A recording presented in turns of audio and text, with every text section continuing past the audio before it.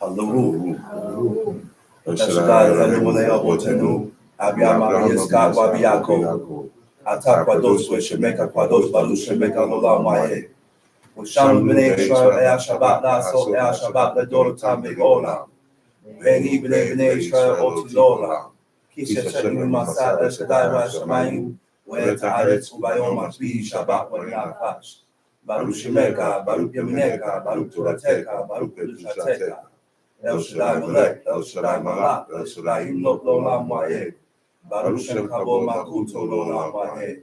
Baruch Kabo Lohim Gomo Molek Elyon. Hallelujah. Lolam Wahe. First of all, I'd like to give all honor and praise to the God of Abraham, the God of Isaac, the God of Jacob, the great, mighty, revered God, the Most High God, who bestows loving kindness, possesses all things, who remembers the pious deeds of the patriarchs, the Most High, slow of anger, great in kindness, forgiving iniquity and transgressions, but who will by no means clear the guilty, visiting iniquities of fathers upon the children to the third and fourth generation. The Most High's work is perfect, for all his ways are justice, the God of faithfulness, and without iniquity, just and right is he. You may be seated. Giving due respect and honor to a head in Israel, my father, chief of chief named Eleazar, to the chiefmen, princes, mother in Israel, brothers and sisters, I say unto you the tongue of my forefathers. Shabbat shalom. Shabbat shalom Lakai.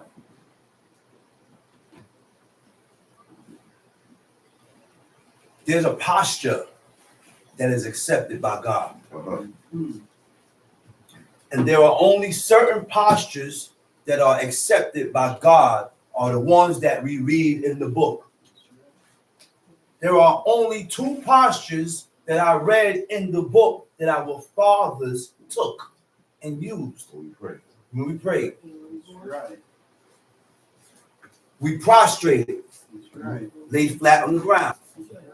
Another form or position, we kneeled with our hands stretched forward as a man that swimmeth. Yeah. This is a wrong posture. That's right. Like this is the wrong posture. Right. We can't do none of those postures praying. Where did I get those postures from? I get it from out the book. When King Solomon sent his prayers up before God, he kneeled and stretched forth his hand, like Isaiah said, as a man that swimmeth. You're not going to swim like this because you're going to drown. That's right. You have to fully extend your hand. That's right. That's right. Fully extend your hand. Yeah. Well, if your hands get tired, you have to bear that those tiredness from your hand because you're trying to communicate with God.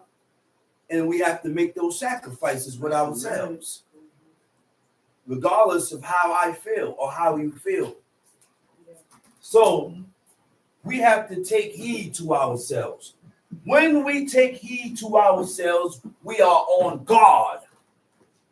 Take heed meaning be on guard with self. When you are on guard with self, you are on guard with your speech. You are on guard with the emotions that stirs up in you, because the emotions that stirs up in you can detour you away from God. I was just talking to my brother this morning, man. I said, we have to correct our emotions and watch our emotions.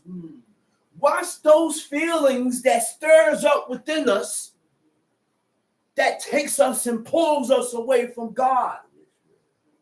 Okay? Because we always got to use the book to correct ourselves. Right. We use the book to correct oneself. We use the book to correct the words that comes out of your mouth. We use the book to correct our pattern of thought. We use the book to correct our behavior and how we walk before God. Why? Because God said, thou shalt be holy, for I, the Lord your God, am holy. And holy means sanctified and set apart, able to distinguish and tell the difference. So this is why when you look up the word akare, akare means to go after. To go after means subsequent to. Subsequent to means to have the same views of. So when we have the same views as the people, or if I think the same like the people, then you are the same. You're the same like Lucille. You're the same like Henry around the corner. There is no difference. We have to put a difference between holiness and righteousness by checking and correcting the way we think. Changing our perceptives of things. How you see it. How you view it. So now we correct ourselves by using the book, and we ask ourselves, would Abraham view it this way? Would Isaac view it this way? Would Jacob view it this way? Would Leah, Raquel, Eve look at this situation this way? And if they look at it that way, then you got to look at it that way. If they accept it, then you got to accept it. Why? Because these are people that God accepted. These are what you call the chosen ones of God. They made themselves chosen. They made themselves able for God to choose them. And guess what? We can make ourselves chosen by God also. Ain't nothing difficult about that, man. I say ain't no difficult about that, man. We have to meet the requirements that God set. And the requirements that God said, you read it in the book. You read it. You read it right here. That's why I told myself, nobody else had to tell me that I have to train myself to only be attracted to the things that Abraham was attracted to. I told myself that. I tell myself I have to love the things that God loved, love the things that Abraham loved. And if Abraham wasn't attracted to it, what am I doing being attracted to it? Huh? Come on, babe. If Abraham despised it, why don't I despise it? Wow. But we make excuses. And say, oh, this is the reason why, and that's the reason why, and this is the reason why, because you got a hedonistic mentality. Wow. Because you think just like them. Yeah. I don't want to think like them. Because that type of thinking leads you to the path of destruction. When you think one way, it starts to show in your actions. It starts to show in your speech and actions.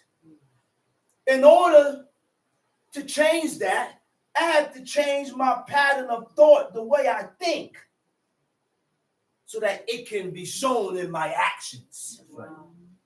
That's the only way. Let's go on to the law. Deuteronomy chapter 25.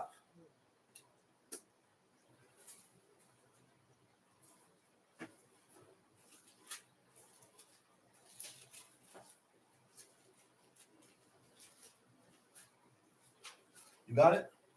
Deuteronomy chapter 25. Time sheet. If there be a controversy between men, If there be a controversy between men, a controversy is an argument, a dispute, right? There's always going to be arguments and disputes and disagreements. But we should be able to settle our disagreements. And it don't pass this level. Come on. I said we should be able to settle our disagreements and it don't pass this level with you or him talking and adding in children and wives and being insulting with your words. Yeah. I don't have to insult you. And you don't have to insult me because we have a disagreement. That's not godly. And when you find yourself doing things like that, you're not godly. Wow. So now you have ways that you have to correct with yourself. Wow. Talk about it. So now you have ways that you have to correct with yourself. We limit what righteousness is. Wow. We say, and we don't say it voice by voice. I said we do it by actions. Wow. Come on. By saying that only righteousness consists of this, and this. But we don't look at everything else. No, come on. Break it down. I said, we don't look at everything else. That was a lot. God has limited your righteousness to a certain point so that you can't see nothing else. Wow. So now what are you doing that's causing me to be blocked? Not blocked. Limited. Limit, that's the word. Limited. Limited. We limit our righteousness by the things that we do that is contrary to God. Most of the laws deals with your heart. Yeah. 95% of the laws deals with your heart. My father used to say, it's like 99% spiritual. That's right. He said 1% physical. That's right. Most of the laws deals with your heart. That's right. And the book shows us the things that we do that implicates and reveals to us that we have a filthy heart. Wow. But we block that part out. Yeah. And we don't pay that part no mind. We don't pay none of that no mind. Because we're only focused on certain things. Let's read. If there be a controversy between men, and they come unto and they judgment, come into judgment, which means what? They didn't. They argued and they had controversy about things that needed to be judged by judges. Do we understand that? Not frivolous things. Not frivolous things. Yeah, true. Who's better than Biggie and Pac? And now I have to judge because after arguing about who's better about Biggie and Pac, it accelerated into something else. Well, that's how it started. He was arguing about Biggie, and I was talking about Pac. I'm scratching my head. I said, this is what y'all arguing about. This is what y'all talking about. Huh? You know what they call that in Proverbs? It's called extraneous matters. Look up extraneous matters and read Proverbs and see what King Solomon said about extraneous matters. Those are matters that holds no weight. Go ahead, read. and they come unto judgment, that the judges may judge them. And Then they shall justify the righteous, and condemn the wicked. And condemn the wicked. We don't justify the righteous and condemn the wicked. Why? Because the wicked and the one that was wrong holds me down. The wicked or the one that was wrong was my son. The wicked or the one that was wrong was my brother. You know, there are things to do, and that's a commandment. God said to justify the righteous and condemn the wicked. Well, how do you condemn the wicked? Not just by saying you're wrong. No, according to law. You want me to show you how you condemn the wicked? To condemn means to indicate. You know what indicate means? Point it out. Point it out, that's right. Point it out. Show him and tell him where he went wrong at according by what the book said. Go point it out. Stop siding with him. Stop siding with her. Sit him down and point out the wrong that this fool done did that was against God first. Wow. Don't get mad at me. This is the book talking. Yes, Right. it is. Indicate the strong disapproval of. Yes, it To is. indicate means to point out or show the person where he or she went wrong at. Right. Facts. But when I go to point it out, the person that I go to point it out at get mad at you. Right. You're a scorner and you can't serve God. In order to serve God, I got to be able to take rebuke. I said, in order to serve God and to keep his laws, in order to fear God and to keep his laws, I have to be able to receive rebuke. Those are the words of King Solomon. Those are the words of King Solomon. So if I can't receive rebuke, you can't serve God. Wow. God gave us a whole list of characteristics, of categories, of listings of what a person would do that has made his mind up to serve God. Wow. And that's one of them. That's the path.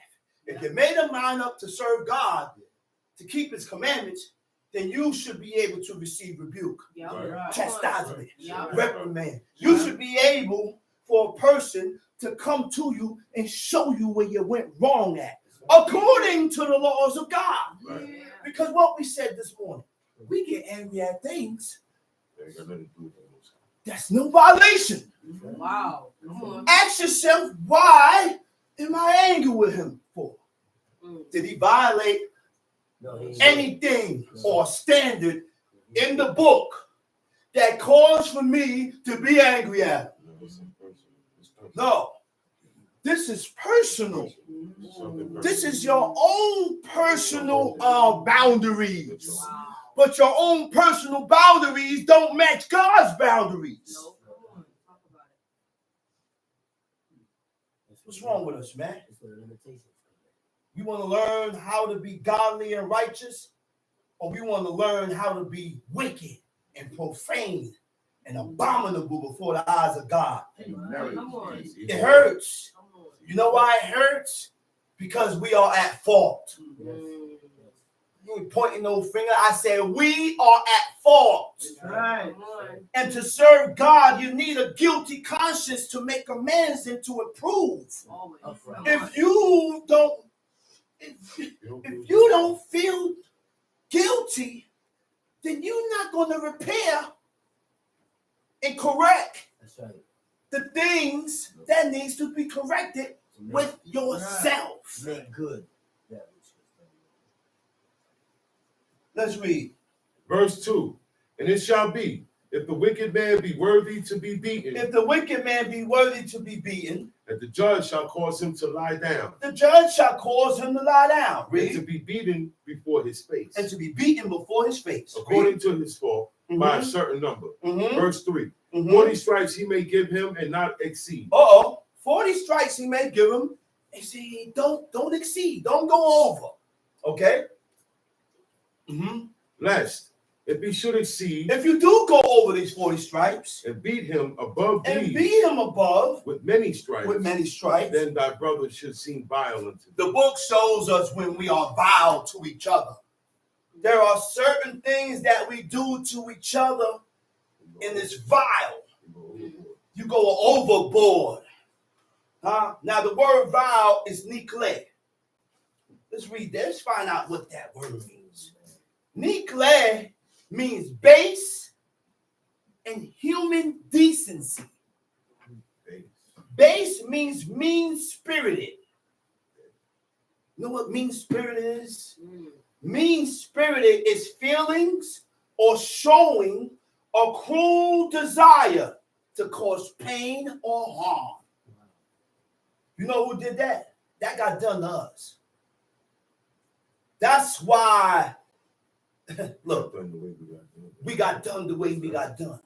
But notice, as you read through the book, Israel wasn't like that. No.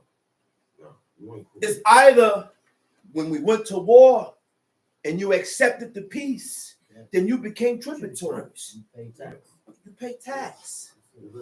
If you didn't, then we moved on you and killed you. We didn't take you and torture you and do this to you. And we didn't do that because our forefathers didn't have that mind frame.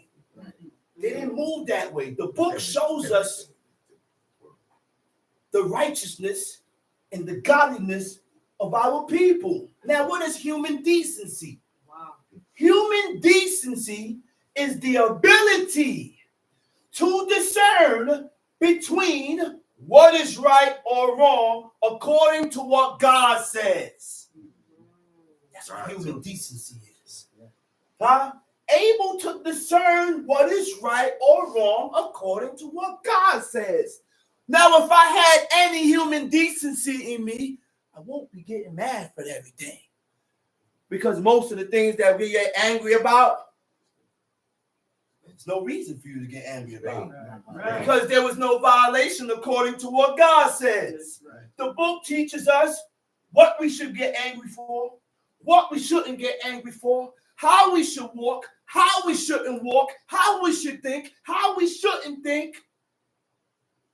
You got to read this book. We're patting ourselves after the things that we read so that we can be better before God, so that we can improve. Brother said that's the goal. Yes, it is. That's the goal. Time sheet. What verse you at? Verse 4. Time sheet. Thou shalt not muzzle the ox when he treadeth out the corn. The book teaches you to have a heart. He said, have a heart. When the ox go to thresh out the corn, he said, don't muzzle them. How you going to eat? Because while they're working the land, they're eating. He's taking a rest. That's called cruel. That's what God shows us and tells us, that those are cruel treatment to animals. There's even the treatment that goes with animals. That's right. Huh? Tom, see? Verse 5. Verse 5. If brethren dwell together and one of them die, If brethren dwell together and one of them die, and have no and child, have no child, the wife of the dead shall not marry without unto a stranger. Her husband's brother shall go in unto her. What part of history did this happen? Judah had 3 sons. Onan, and Shelah. Was evil in the eyes of God, and God killed him. But it never specified what was it. A lot of things God killed the men for in the book, it just said that they was evil. And being that Onan, and Shelah lived together, it was Onan's duty to raise up seed for his dead brother. And most of us, because of our mentality, we look at that and say, oh, ew, not me. Nah, that's my brother. That's my brother-in-law. That's my husband brother. I'm not doing that. And that's why you can't serve God. Because we have to train ourselves to agree with what God agrees with and stop bucking the system that God said. Okay? So now Onan's job was to go in to his husband's brother to raise up seed. But Onan went in. But Onan went in to his brother's wife, right? And he knew that the seed should not be his. Let's hear the key in that. So he pulled out and spilled the seed on the ground. God killed him because he didn't want to raise up seed for his dead brother, because he knew that that seed would not be his. Guess what else? He was selfish. God killed them for being selfish. God killed them for being selfish. It wasn't going to be my seed, so I ain't doing it. Let me spill it on the ground. You see what God killed the people for that he ain't killing us for? Selfish. That's the key to life. To serve this God, you can't be selfish. Only about yourself. We have to be more selfless. And less about me. You can move it. Let's read. Deuteronomy chapter 25, middle of verse 5. Her husband's brother shall go in unto her and take her to him to wife and perform the duty of a husband's brother. Perform the duty of a husband's brother. Read. It shall be that the firstborn which she beareth shall succeed in the name of his brother which is dead, that his name be not put out of Israel. And if the man like not to take his brother's wife, then let his brother's wife go up to the gate unto the elders and say, the man like not to take his brother's wife. He said, so Yeah, Now we got to go to the Gotta go gates. down. The judgment must be. We got to go to the gates now. So now they're going towards the judges. Go ahead. And say, my husband's brother refuseth to raise up unto his brother a name in Israel. A name in Israel. He will not perform the duty of my husband's brother. Uh-huh. Verse 8. Then Uh-huh. the elders of his city shall call him and speak unto him. And if he stand to it and say, I like not to take her, Uh-huh. then shall his brother's wife come unto him in the presence of the elders and loose his shoe from off his foot. Loose his shoe from off his foot. And spit in his face. And spit in his face. Uh-huh. And shall answer and say, so shall it be done unto the man that will not build up his brother's house. Now this is what should be done to the man that don't want to build up, that refuse to build up his brother's house. So now you got to loose that man's shoe and spit in his face. That's the most nastiest thing that you could ever do to a person, is spit in a person's face. Look what God told Moses. He said, if her father had but spit in her face, shouldn't she be unclean or set apart for 7 days? Huh? Because Miriam and Aaron spoke against a godly man. Miriam and Aaron spoke against the man that God uphold. You know what that means? We got to watch what we speak against. If a person is upholding God, upholding the word of God, you can't get mad at the messenger. You can't get mad at those words. Those are God's words. And the reason why we get angry because you don't believe God. That's it. So you don't watch what you say and what you get angry at. There's levels in righteousness, man. I said there's levels in righteousness. Tom Sheet. Verse 10. And his name shall be called in Israel, The house of him that had his shoe loose. Uh-huh. When men strive together one with another, and the wife of the one draweth near for to deliver her husband out of the hand of him that smited him, and putteth forth her hand and taketh him by the secret. Now, two brothers is fighting. The man's wife is present, right? Now she goes to deliver her husband and draw and put her hand forth by the man's secrets. Go ahead. Then thou shalt cut off her hand. Thine eyes shall not pity. He said your hand got to get cut off. You can't feel sorry for or have pity for things that God don't have pity for. That's right. He said don't have pity. I said you cannot have pity for things that God don't have pity for. That's right. We have to train ourselves to feel for what God feels for. That's what we got to train ourselves for. And when we begin to see ourselves moving in the way that's not accepted by God, we need to correct ourselves, correct our ways, so that it can be comparable to God's ways, so that it can be the same as the ways of God. Tom Sheet. Verse 13. Verse 13. Thou shalt not have in thy bag diverse weights, a great and a small. Deuteronomy 25, verse 13. Thou shalt not have in thy bags divers weights, a great and a small. Why? Because these are unjust. These things are unjust. You can't have a scale that doesn't measure out what you're selling correctly.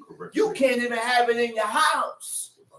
It's an abomination. God detests it. God hates it. God despises it. You got to despise it. Tom Sheet. Verse 14. Thou shalt not have in thine house diverse measures of great and a small.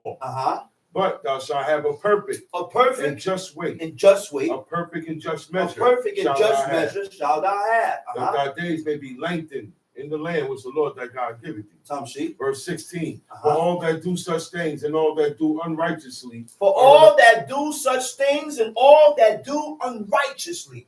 The word for unrighteousness is awel. Ayin wav lamed.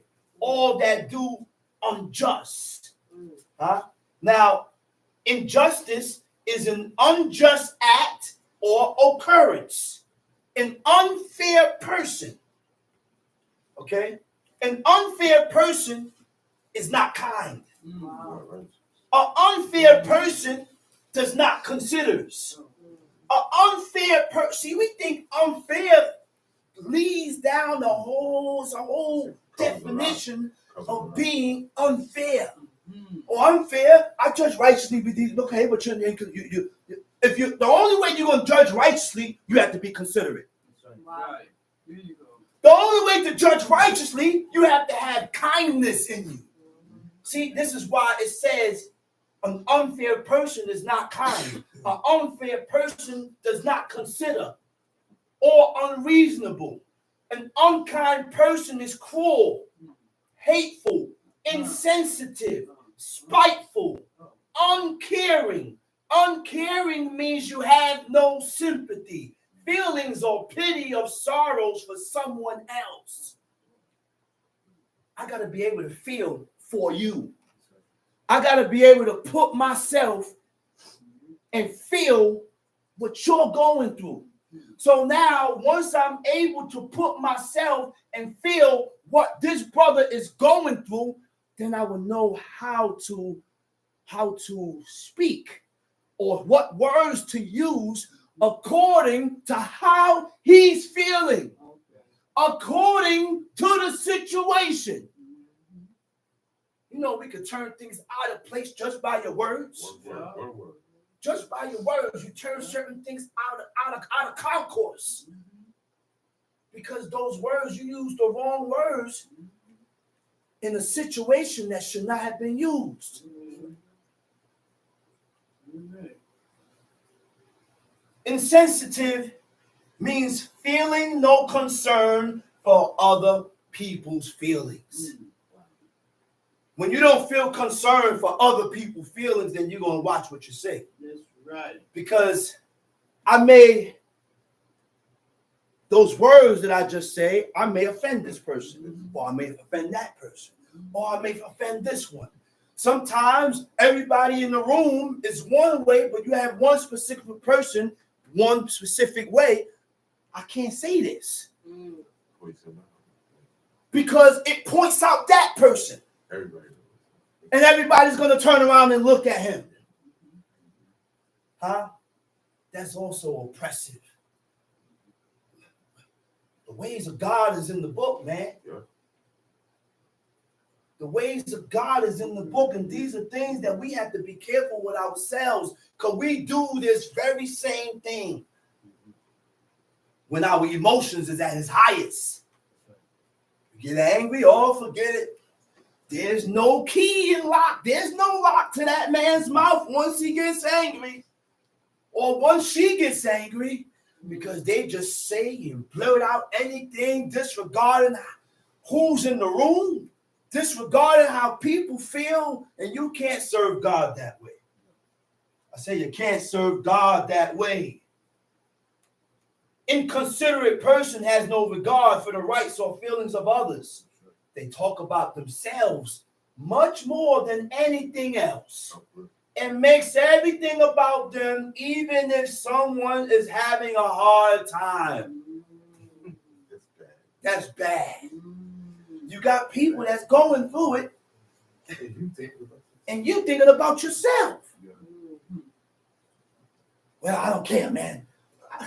I don't care about them. They do it. I forget about all that. Look at what the person is going through. Have a heart.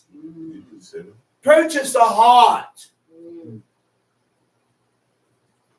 Time sheet. Deuteronomy chapter 25, verse 16. Time sheet. For all that do such things and all that do unrighteously are an abomination unto the Lord. Wait a minute. So everything I just mentioned, God said you are abominable in his eyes. Wow. So if you don't consider, you're abominable in God's eyes. If you are an unkind person, you are abominable in God's eyes. If you are unjust, you are abominable in God's eyes. So now it's our job to find out the definition and the meaning of these words, like I just said, and pull yourselves out of that. so that I or you or we or us don't be looked at as an abomination in the eyes of God. This is why God left the book, so that we can read, learn what to do, what not to do, what to stay away from, so that God can draw back to us. God is not going to come back and draw himself back to us if we keep walking opposite to his ways, contrary to his laws. Tamshi. Verse 17. Remember what Amalek did unto thee, by the way, when you will come forth Amalek. out of Egypt. Amalek is Esau's grandson. Right? Now, I'm not gonna, a lot of things that I read in other books, I can't voice it because I don't read it here. Right. I could read it, but I know not to fully accept it because it wasn't written in the book. Yes. Right. This is the foundation. So what I found in other books, it said that Amalek still held a grudge with Jacob. Yeah, they say Amalek still held a grudge with Jacob concerning the situation between Esau and Jacob. So that's why he ran up behind the nation of Israel and started killing them from behind. But I can't voice that. I can't go by that. And that's not a substantial, concrete fact because you don't read it in the book. And this is what people do. We go into other books and we add on to what God gave us, and you want me to accept it. That's what's happening. We can't accept things that you don't read here. You can't stop calling Eve a liar because God never called her a liar. God never called her a liar. Okay. I never read in here where God said she lied. Eve only messed up one time. And she messed up in her innocence. She messed up in her innocence. But as long as when she ate from the tree of knowledge of good and evil, I ain't read nowhere else in that book where that woman messed up. Never. She ain't messed up no more. That's right. Kawa, Yeah. Eve, mother of all living. You can't touch Eve, man. The men today can't touch Eve. Yeah, watch your mouth. Watch your mouth. So Amalek, God still remembered Amalek. He didn't forget what Amalek did. Because look, Amalek did something to a people that God chose. That was what you about. Amalek did something to a people that came from a man that he called his friend. In the Hebrew, it don't say his friend. He said, my beloved or beloved one.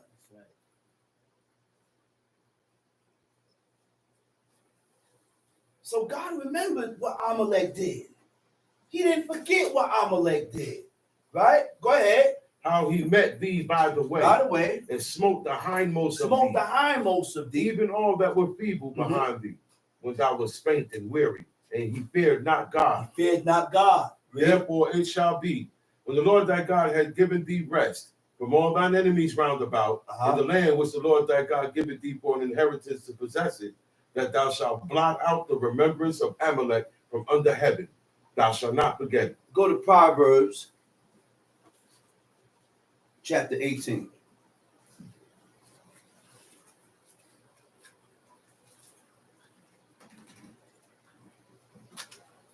Got it? Got it. All right, Tamshi.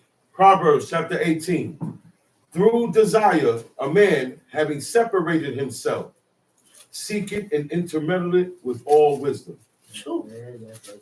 That's it. Woo, woo. Wait, read that over. Where we at now? Through desire. Huh?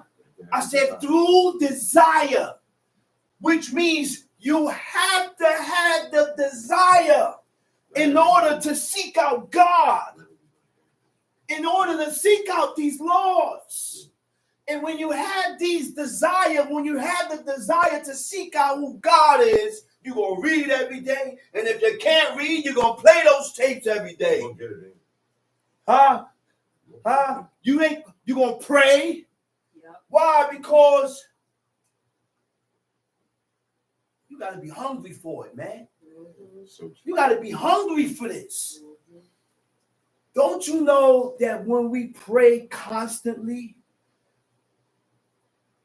it has a godly and good effect on your spirit?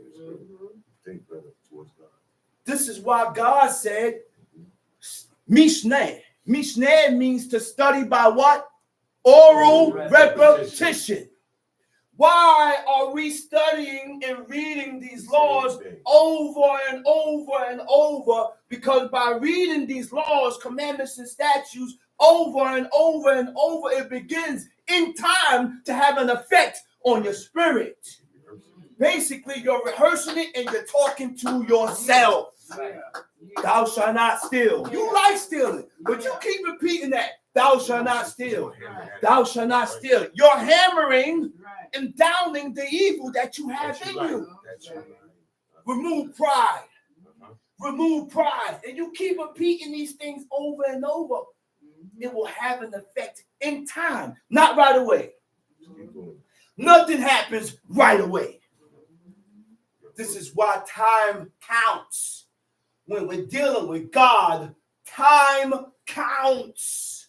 How long and how much time do you have in? What streak do you have in, or how much time do you have in fulfilling and coming to a congregation without violating? How long you been doing this? Some of us just got 6 months. Some of us only got a year. Some of us only got 2 years. And we've been knowing this all our lives. We don't have a streak. God deals with time. Go ahead, read. Through desire, a man having separated himself. Through desire, a man having separated himself. So now you're going to, first of all, you got to have the desire. Right. Then once you have the desire to serve God, you're going to separate. You're going to put a distance. You're going to put a separation between you and that person. Read. Seek it and intermeddle it with all wisdom. With all wisdom. Tom sheet. A fool hath no delight in understanding. A fool had no delight in understanding. What is understanding? Understanding is to depart from evil. Understanding is to eschew evil. What Job said, he said, Job eschewed evil. When you look it up in the Hebrew, it says that he departed. He turned away from evil. That's all Job did. He turned away and departed from all evil. Which means he covered 360. He covered ways of thinking. He covered ways of action. He covered 360. He covered everything. A fool hath no delight in understanding, but that his heart may discover itself. Oh my goodness. He said a heart that may discover himself. The word for discover is galot. Reveal. Your heart will reveal who you are. How you think will reveal who you are as a person. That's why you let a person talk. Let a person talk and you hear what he says. Despite the controversy, I will still limit my words when I'm talking to you. Because I don't have hate in me about you. I don't hate what comes from you. I don't hate who's with you. We just having a conversation. But when you're able to escalate the argument to this, and this, now you're saying something else and you're telling me who you is as a person.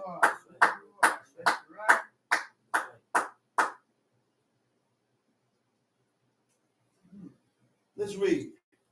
Verse 3. When the wicked cometh, Then cometh also contempt. Wait a minute. Expect that. That's the same word that I read. Where? Numbers 15. In the law. Read the law and you will not be confused. I said the law teaches us what God said. And these are things, contempt comes with a person that is cut off. That is one of the definition in the ways of a person that cuts off, that is cut off by God. So you can be cut off two types of way. Nikrita, hikaret, tikaret. Okay? Okay, so contempt means what? These are things that they ask God to remove from them. These are things that they ask God to remove from them. But in order to ask God to remove contempt from me, I have to recognize that I am a contemptful person. I am a person with contempt. I have to recognize that I'm a drunkard. And once you recognize that you're a drunkard, now I can heal. I recognize that I have a problem. Now I can heal. That is the first stage of healing.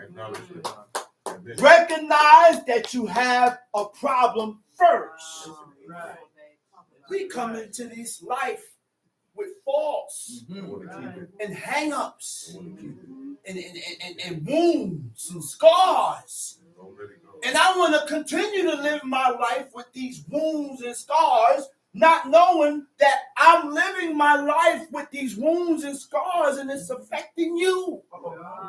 I'm affecting you and I'm affecting my loved ones that surround me because I refuse to heal and fix the wounds that I have in me. I ain't no damn therapist. That's what God shows us. Self-therapy. That's what God shows us by reading His book. So what is contempt? Contempt, the Hebrew word for contempt is booz. Beit shabuk zayin. Contempt means feelings. Again, there you go with that word, feelings. Feelings are things that stirs up in you. It don't gotta be right. I said the feelings that stirs up within you don't gotta be right. Feelings that a person is beneath consideration. It's my job. It's our job to consider others, to consider each other. It's my job. It's our job to watch the words that you say because I may offend you. And you may not like it. But we say things to offend each other. I know what I'm doing. On purpose. On purpose. Go ahead. What's that word? Go ahead. Verse 3. When the wicked cometh. Oh, wait a minute. So these are the characteristics of the wicked. The wicked does this. When you don't consider, when you don't consider, God said you're wicked. When you say things and hurt people's feelings and insult people, God said you're wicked. When you do things without considering it offending people, God said you're wicked. But we think we there. I don't sin. Yes, you do. No, I don't sin. Yes, you do. Because you said things the other day and it hurt this person. Yeah. You just said something to hurt this brother. You just said something to hurt that woman. But you say you don't sin. You said you don't sin presumptuously. But there's a large spectrum.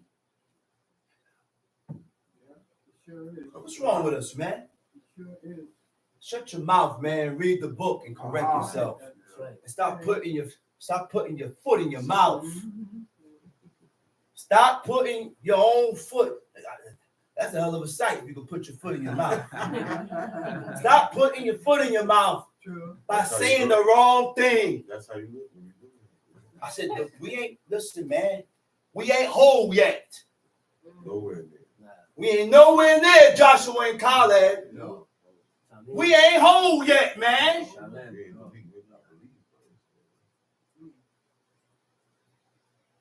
Go ahead. When the wicked cometh, then cometh also contempt, Contempt? and with ignominy reproach. Wait a minute.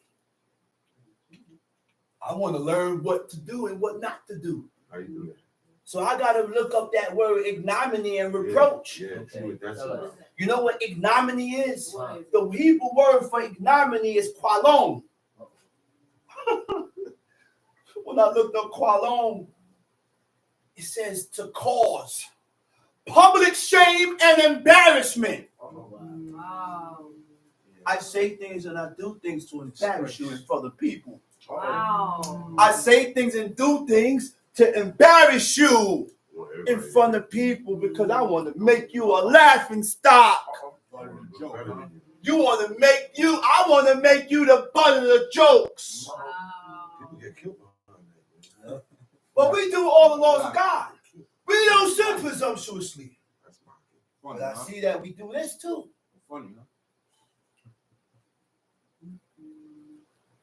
A lot to change. A lot to change. We have a lot to change with ourselves, man. Word reproach. The word reproach is kirpa. Let's read what kirpa is. Kirpa also means reproach. It means to express disappointment. To express disappointment in. To express disappointment in. But God's not disappointed in it. God accepted. So why you don't accept it? Or displeasure in. So let's hear this now. When I blame people, when you blame people, it creates a fog. It fogs your judgment. I say it confounds you and confuses you. It creates a fog in your brain. When you blame, it creates a fog that makes it hard, if not impossible, to see the situation from another perspective. You only see it one way. Because I'm blaming, and I can't see my fault. When you blame, you are not, and you will not be able to see your own fault. You will not be able to see your own wrong. And when you can't see your own wrong, you can't correct it. You still don't see that you started it just by the words that came out your mouth.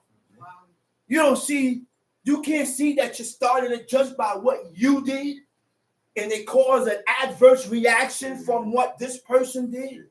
And now all you see is what this person did, not what you did. I said it's almost impossible for you to see your fault. I'm still waiting for people to see their fault. You know why they can't see it? Because you're playing the blame game. You always blame it. And it creates a fog in your mind. And it stops you from for you to be able to see your wrong. When you blame, it creates a fog that makes it hard, if not impossible, to see the situation from another perspective. Those who blame tend to have a fragile sense of worth. They believe they can't make a mistake, or accepting responsibility for something negative will make them flawed. Wow. Yeah, we're flawed. It's okay to be flawed. It's okay to be flawed. Now you know what you The gotta human correct. race is flawed. Now you know what you We've gotta been correct. flawed since Adam ate from the tree of knowledge of good and evil. And I'm not afraid to say that I am flawed. Now you can get better. Now you can improve. Yeah, I'm flawed. I got flaws in me. Right. But that's why I don't gotta live with it neither. Right. I ain't gotta be that way. You can improve. I ain't gotta stay that way. Why I ain't gotta stay that way? What shows I gotta read this book. That's right. And God shows me my flaws. Take the medicine. I said, God shows me my flaws. That's right. So now I know I have to correct. Yeah, you know right. Now I know what not to do, how I should be. Make amends. Make amends with God, man. Tom sheet. Verse 4. Verse 4. Proverbs 18. Verse 4. Tom The sheet. words of a man's mouth are as deep waters. The words of a man's mouth are as deep waters. Uh-oh. Yes, it is. Deep waters. You know you could bring death to yourself just by the words of your mouth. Oh, yeah. You know you can bring life just by the words of your mouth. He said there's a word that brings death, but it shall not be known in the seed of Jacob. That's right. It's not known. God said It's not known. It's not going to be known. It's not going to be found. Go ahead. And the wellspring of wisdom as a flowing brook. In the wellspring of wisdom as a flowing brook. Tom sheet. Verse 5. Verse It 5. is not good to accept the person of the wicked. Wait a minute. Whoa. It is not good to accept wicked people. Uh-oh. It is not good to support wicked people. It is not good to exalt That's right. wicked people. Uh-oh. You know what God told me to do with the wicked? He said, feed them. That's all you can do. He said, feed them. Feed them food. Right. And I will heap hot coals upon his head. But I can't support you in your wrong. Okay, yeah. That's right. I can't Huh? agree with you. I said, I can't support you and agree with you in your wrong. That's right. That's the reason why Paulie was ahead of his time. He's going there. He said, why are you walking with him and you see I'm angry with him?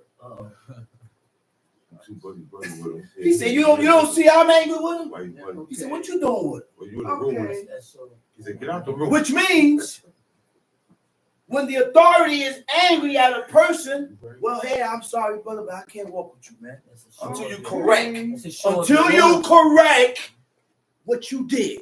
That's a show of your loyalty. That's a show of who you're loyal to. Come on. Like saying, Who you loyal to? You loyal to God or man? Wow. You're loyal to your parents or the violator. Wow. The book shows you that. That's what it said. How can two walk together except there be agreement? You must agree what he did. You must agree what she did. Yeah. But the book shows us and tells us how we should be. Okay. And it cuts. Cuts everywhere. You know, some swords just got one edge. Right. Most of them. You know, bottom line swordsmen had two edges. So I cut both ways. It cut Right. both ways. Cut myself. That's the law. That's Cut- the law. cut everything that's That's right. the laws of God. Cut My the law, job cut is the not law. to get angry at what I read here in the book, but to look myself in the mirror and say, I'm that way. Okay. This is what I do. That's right. This is how I am. That's And I need right. to stop. That's You right. hear that? You Right. need to stop being that way Right. and be the way God wants you to be. Okay. You a saint. You gotta talk to yourself. Crying out loud. Some shit. It is not good to accept the person of the wicked, Uh-huh. to overthrow the righteous in judgment. To overthrow the righteous. The word is saleh. It means to pervert or to change. Huh? Go ahead. A fool's lips enter into contention. A fool's lips. You done said the wrong thing. Now you're in an argument. There you go. Now you're in hot water. Go ahead. And his mouth called for strokes. And what you said calls for a beating. Go ahead. A fool's mouth is his destruction, Uh-huh. and his lips are the snare Or of the his soul. snare of his soul. Tom shit. The words of a talebearer are as wounds. Wait a minute. The words of a talebearer are as wounds. So when you look up the word for talebearer, it says nirgan, right? Nirgan means a mischief maker, a backbiter. Okay. A mischief maker is a person that starts trouble, stirs up trouble. All right? A backbiter says mean or spiteful things about a person. Mean or spiteful things. Spiteful things are hurtful things. I said spiteful things are hurtful things. Yeah. So we say things to hurt each other. That's why you said it. And that's why you said it. It's not gonna hurt. It's not gonna like it. Tom Sheep. The words of a talebearer are as wounds, and they go down into the innermost parts of the belly. Uh-huh.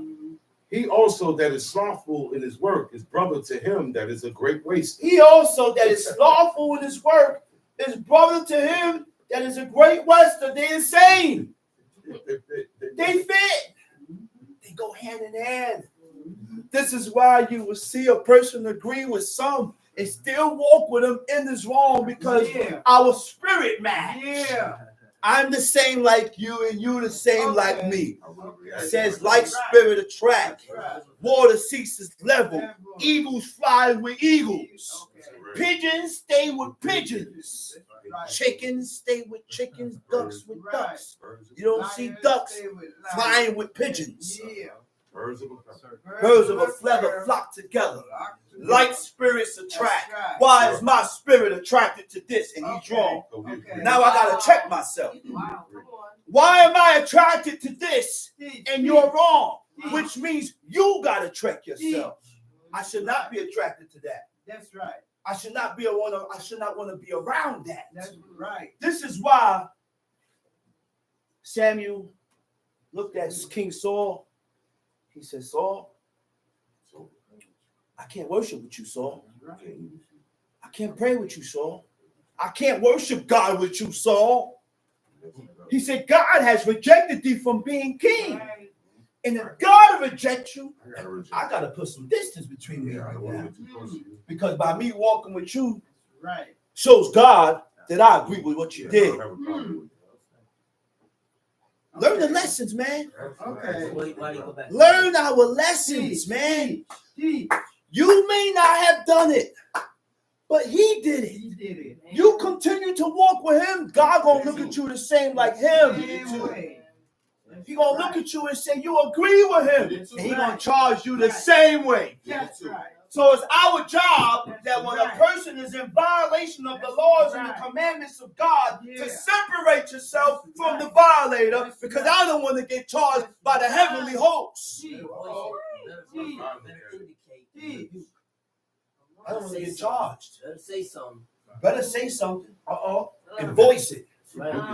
Show where you stand. Okay.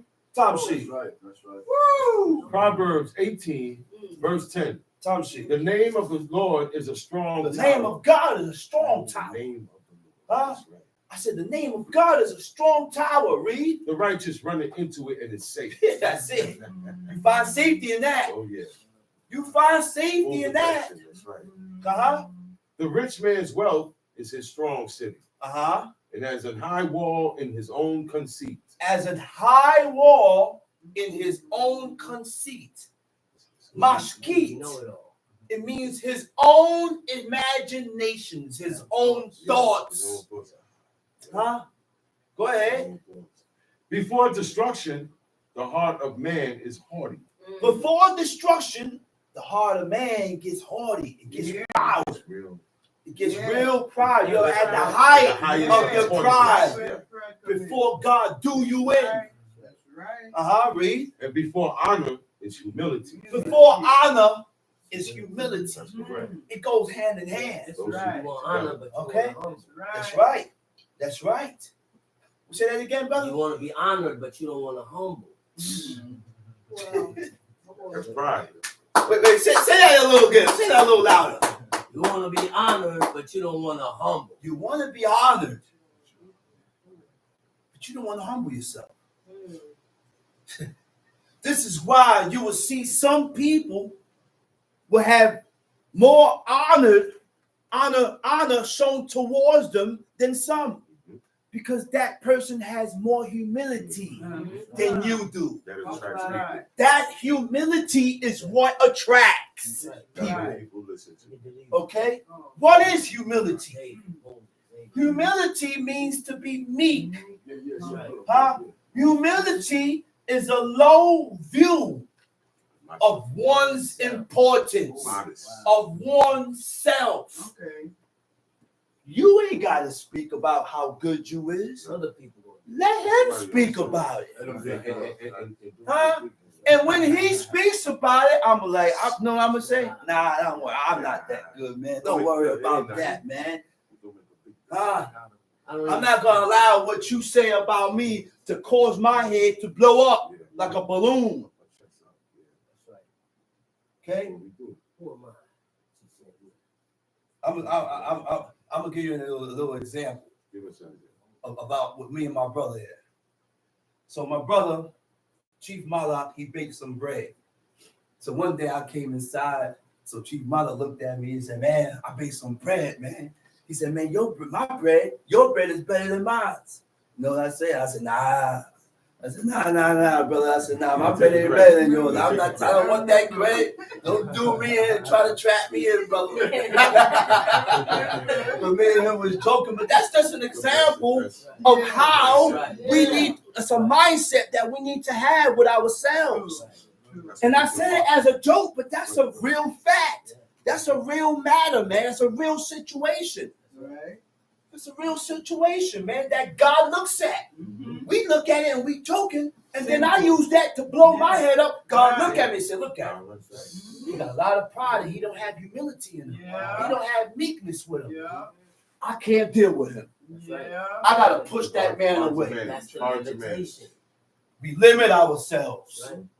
I don't want to limit myself, God. Right. That's right. I need to be an open vessel so that I can Right. be used by God, There you and go. He can pour His knowledge There and the you secrets go. and give me that, so I can Yeah. learn Wisdom. the ways and the path of God Teach, Shama, teach. by keeping and maintaining meekness That's and right. humility. That's right. The feelings or attitude that you have, no special importance that make you better than others. Verse 13, Tom sheet. He that answereth a matter before he heareth it, it is folly and shame unto him. He that answereth a matter before you hear it first, hear what happened. Hear what took place. Hear what took place. Find out what happened. What you think in your head, it didn't happen that way. Ask questions. Find out. Inquire. Inquire. But you got so, your emotions are so stirred up. Now I don't want to hear nothing. Now again, I'm playing the blame game. Why? Because by me playing the blame game subconsciously in my subconscious mind, it makes me what? It makes you feel that you're right. It makes you feel that you're right in your subconscious mind. That's why we blame. That's right. You're running from addressing yourself. You're running from addressing self. Tom C. The spirit of a man will sustain his infirmity. Woo. The spirit of a man will sustain his infirmity. Wait a minute. We that over. The spirit of a man will sustain his infirmity. The spirit of a man, right, will sustain. Let's go into that word first. The word for sustain is yikalakel. Yikalakel. It means to maintain. The spirit of a man will maintain him. Yeah, hold your strength. You will hold your strength, right? Will maintain his affirmity, right? Go ahead. But a wounded spirit, who can bear? But a wounded spirit, who can bear? Who can forgive? Who can bear? Nobody can bear a wounded spirit. That's something hard to bear. And these are things that we need to consider. Yeah. When a person's spirit is wounded and bruised and wounded and bruised, he's going through it. Choose your words that you use with that person because he's going through a situation. Lift him up. Lift him up. He's going through a situation. You know what I learned from my aunt? And she don't know God. So she told me, we was talking about something. But one thing that stuck, what she said. So I'm like, man, I don't know, Auntie. I said, you don't listen. Then I keep telling them over and over. She said, Shama. She said, I'm your aunt. She said, calm down. Okay. She said, I'm your aunt. She said, calm down. She said, I ain't your father. She said, but I'm your aunt. Calm down. Now listen to me. You know what she said? What she said was wise. She said, when a person is wounded and you keep kicking at the wound, they're going to buck what you got to say. they're gonna bark what you gotta say. What you saying is right, Right. True. but your delivery is wrong. Right. Your approach is wrong. Undigestible. You can't. It's undigestible. You would consider. Because guess what? You wouldn't wouldn't. consider. That's right. You wouldn't even take it. That's right. And we have to realize these things when we are dealing with each other. When we are dealing with each other, we have to be considerate of what the person is going through. So you choose your words and the things that you do. That's righteousness. That's godliness. Tom Sheik. The heart of the prudent getteth knowledge. The heart of the prudent get knowledge. Only the heart of the prudent would get knowledge. Right? When you see heart, it says leb. Your leb is your mind, your will, the inner man.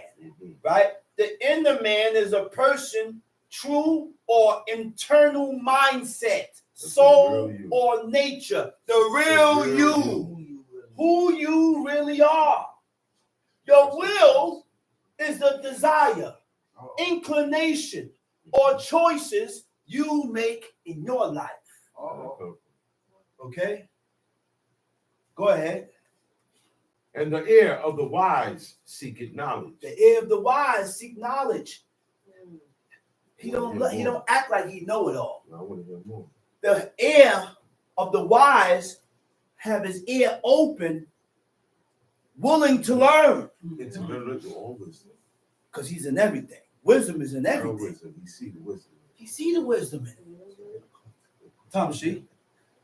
A man's gift maketh room for him. A man's gift maketh room for him. Read. And bringeth him before great men. Tom Sheik. He that is first in his own cause seemeth just. Wait a minute. He that is first in his own cause seems just. You seem right. Why? Because I took the problem to the person first. And I was able to tell my story of what happened first. I was able to tell him. So now because you was able to come tell me, It seems like you're right. it seems like you're right. But you left out things. You left out what you did. You only telling me half about what they did, but what caused them to do what they do. We got to be right in all aspects, That's man. being just. We got to be just in all aspects. Did you really start it? Was it you that really started it? What caused this man or this person to do what he did to you? What did you do to cause this? Okay. Nobody is just going to jump up and do what they do if you didn't start it. Okay. And we got to be just with ourselves, man. We got to be just with ourselves, man. Go ahead. He that is first in his own cause seemeth just, but his neighbor cometh and searcheth him. He that is first in his own cause seemeth just, but his neighbor comes and searcheth him. You know what I mean by search? Kakwa. It means to investigate, examine. The one that examines and investigates, that's the one that is doing things according to the path and the way that God said. Which means I can't take your word. Yeah, you came to me and said what you said, but I still need to find out what took place. Diligent inquisition. I need to do diligent inquisition and find out the whole matter of things. Find out what happened before I condemn, There's 3 sides there. before I uplift. That's right. Okay, Tom Sheik. The lot causeth contentions. The lot. Yeah, they had lots. That lot is what was used for systematically making decisions. In that words, that was a real thing. Oh, yeah. They took that lot and whatever you call and it falls on him is right. Even if it's on you. It's true. Tom Sheik. And parted between the mighty.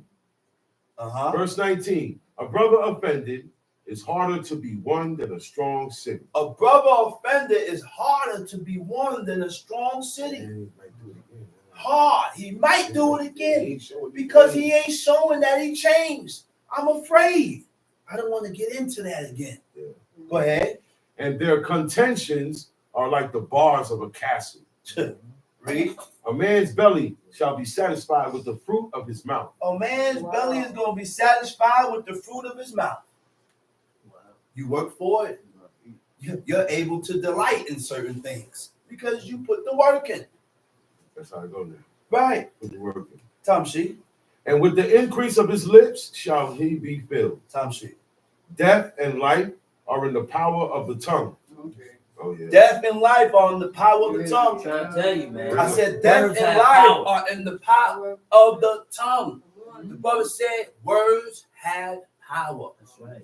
You have the power to speak certain things into existence. Yeah. Speak Just by keep speaking and saying over and over. Oh, what's happening? So now, I don't tell myself I'm wicked no more. No, I gotta be righteous. And in order for me to be righteous, I have to seek out the wickedness that I have in me and remove it by taking heed, by countering it with the laws of God. With your words and your actions. With your words and your actions. That's right. I teach my son that.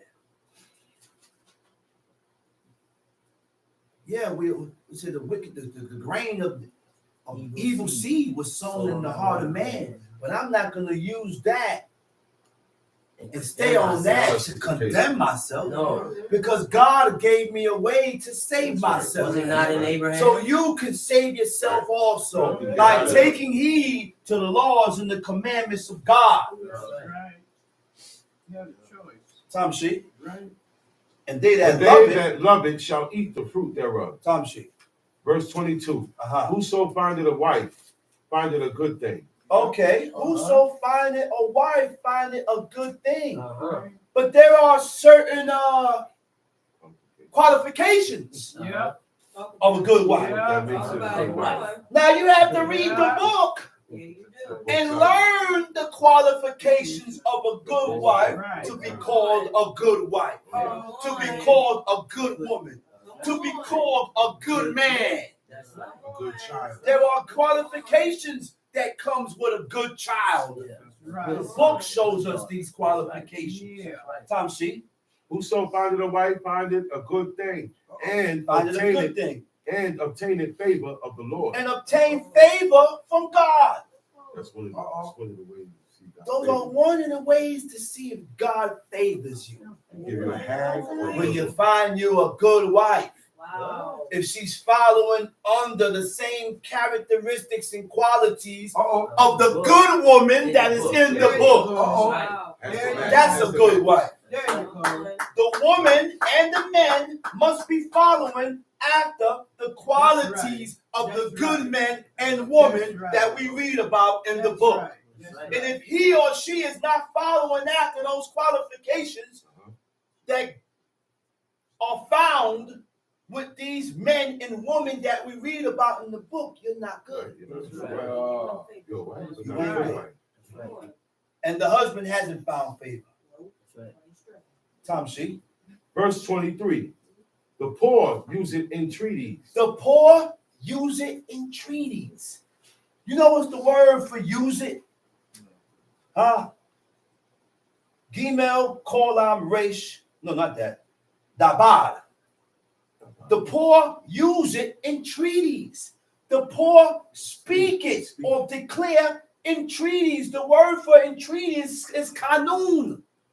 The poor speak or declare his supplications. His supplications, his mercy. Tom C. But the rich answer it roughly. Uh-huh. A man that hath friends must show himself friendly. A man that had friends, you gotta show yourself friendly. You don't have friends. That's right. Guess what? Which means you gotta sacrifice yourself first. So, Like my father said, he said, Yeah. listen, man. He said, I took you in as a friend. I went and I let my guard down first to show you with open arms that I'm coming with as a friend. And you, in return, you're supposed to recognize that and shoot back the same treatment. Right. That's right. Reciprocate. Tom, see? A man that hath friends must show himself friendly, and there is a friend that sticketh closer than a brother. That's right. Sure. Tom, Yeah. see? That's it? That's it. Okay. Chop that. Go to Proverbs 11.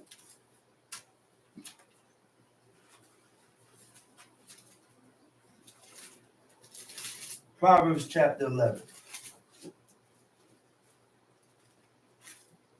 You got it? Proverbs chapter 11. Read. A false balance is abomination to the Lord. A false balance, a deceitful balance is an abomination to God. But a just weight is his delight. Tom, When see? pride cometh, then cometh shame. Okay, when pride cometh, then cometh shame. The word for pride is zadon. Zadon means presumptuous, insolence. Okay? Presumptuous, when we are presumptuous before God, we overstep.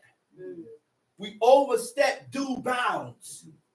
We overstep due bounds, taking liberty when you don't regard how God feels about what you are doing against his laws, commandments, and statutes.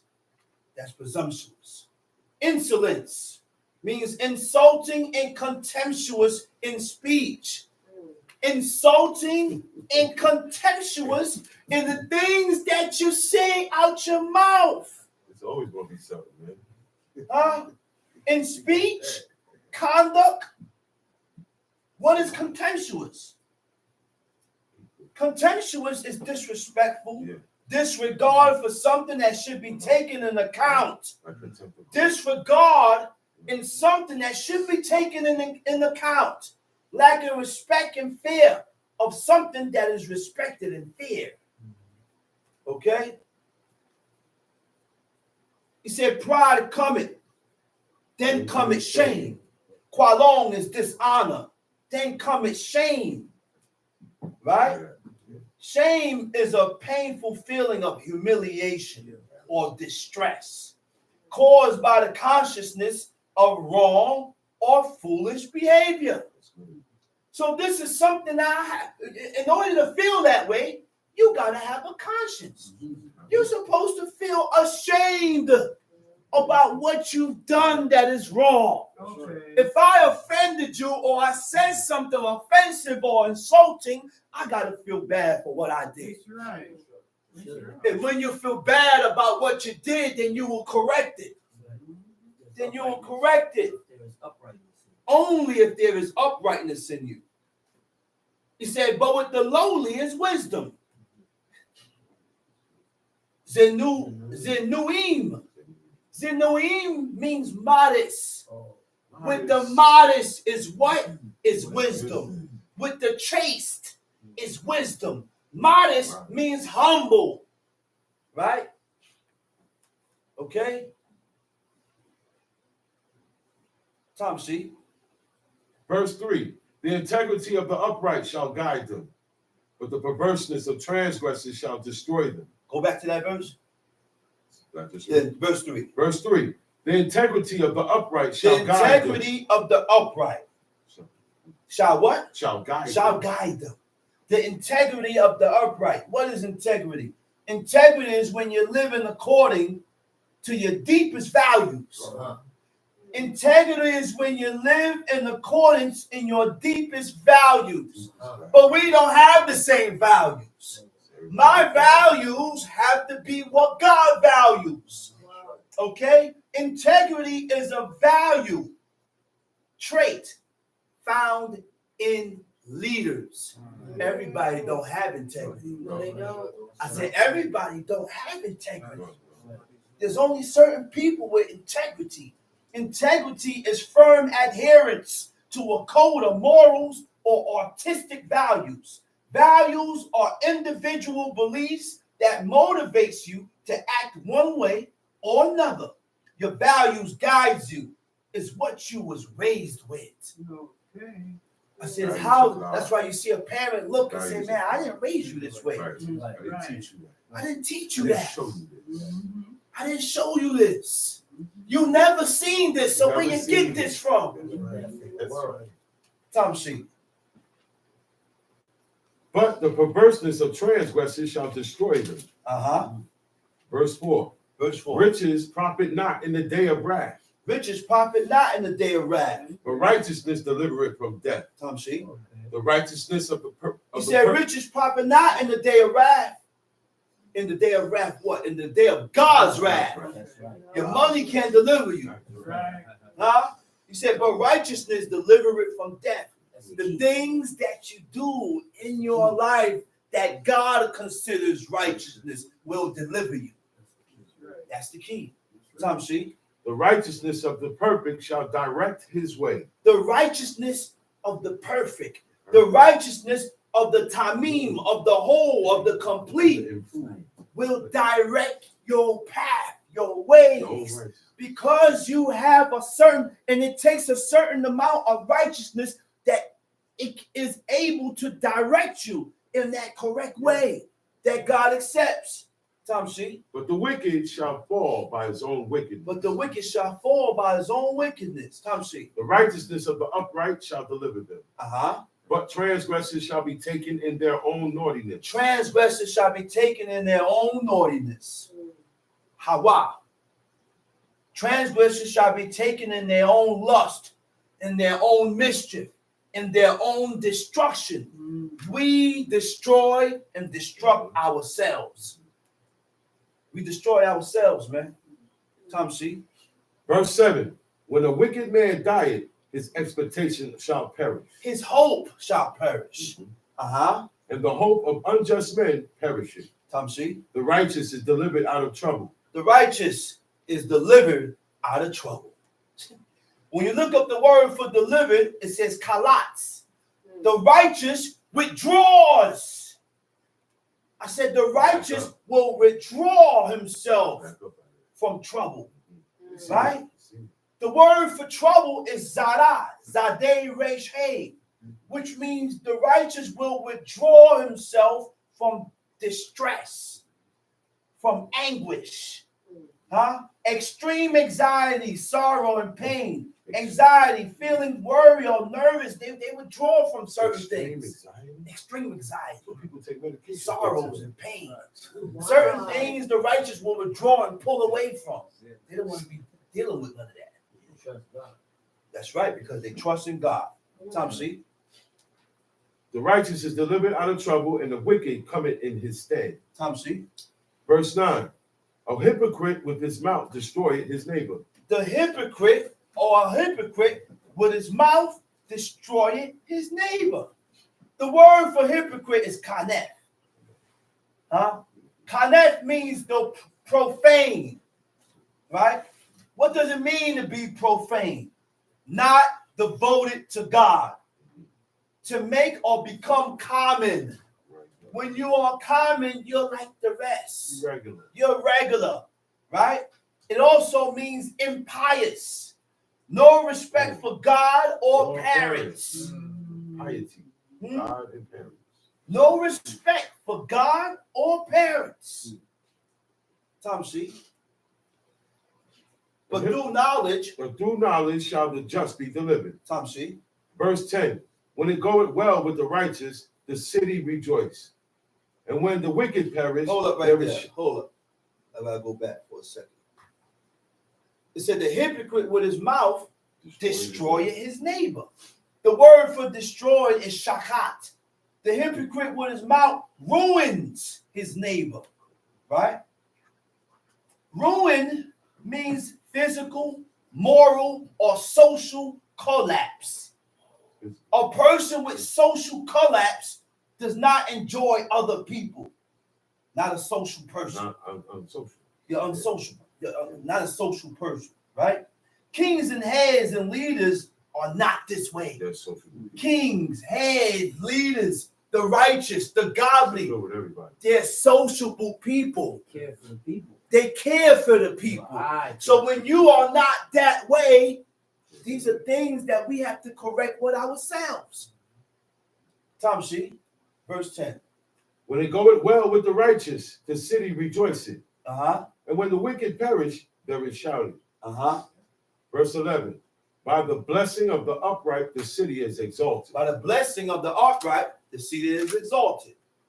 But it is overthrown by the mouth of the wicked. Tom She. He that is void of wisdom despiseth his neighbor. Woo. Right there. He said, he that is void of wisdom despiseth his neighbor. He that kasar lev. Kasar lev means when you lack a heart. Huh? Huh? Kasar lev means he that lacks a heart. He that lacks a heart despises his neighbor. But a man of understanding holdeth his peace. A talebearer revealeth secrets. Right? You know what's the talebearer? A talebearer is a rakil. A rakil is a slanderer. A slanderer is one that defames a person's character. A false oral statement about a person that's not true. Revealeth secrets. But he that is of a faithful spirit concealeth the matter. And with that, who already got what was bought. And I'm going to call up the next teacher. Teacher D. Teach Mikhail. Ben Levy. Smooth.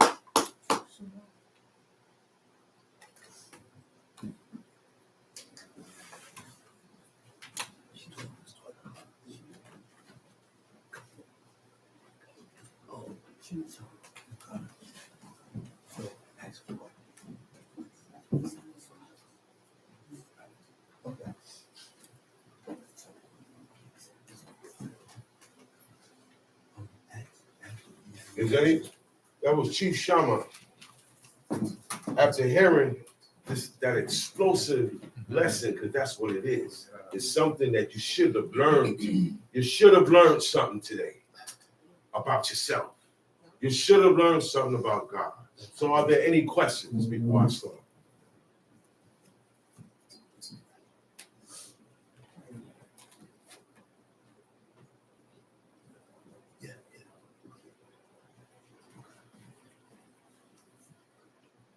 No questions? Okay, we're going to move ahead further.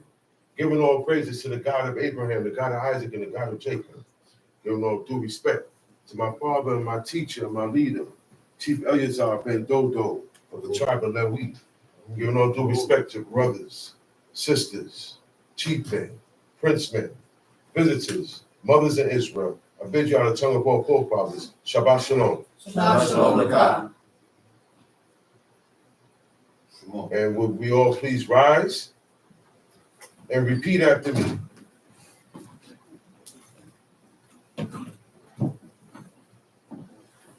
And God spake all these words, saying, And God spake all these words, saying, I am the Lord thy God, I am the Lord thy God, which have brought thee out of the land of Egypt, which have brought thee out of the land of Egypt, out of the house of bondage. out of the house of bondage. Thou shalt have no other gods before me. Thou shalt have no other gods before me. Thou shalt not make unto thee any graven image, Thou shalt not make unto thee any graven image, or any likeness of anything or any likeness of anything that is in heaven above, that is in heaven above, or that is in the earth beneath, or that is in the earth beneath, or that is in the water under the earth. or that is in the water under the earth. Thou shalt not bow down thyself to them, Thou shalt not bow down thyself to them, nor serve them. nor serve them. For I, the Lord thy God, am a jealous God, For I, the Lord thy God, am a jealous God, visiting the iniquity of the fathers visiting the iniquity of the fathers upon the children, upon the children, unto the third and fourth generation of them that hate me, unto the third and fourth generation of them that hate me, and showing mercy unto thousands of them that love me, and showing mercy unto thousands of them that love me, and keep my commandments. and keep my commandments. Thou shalt not take the name of the Lord thy God in vain.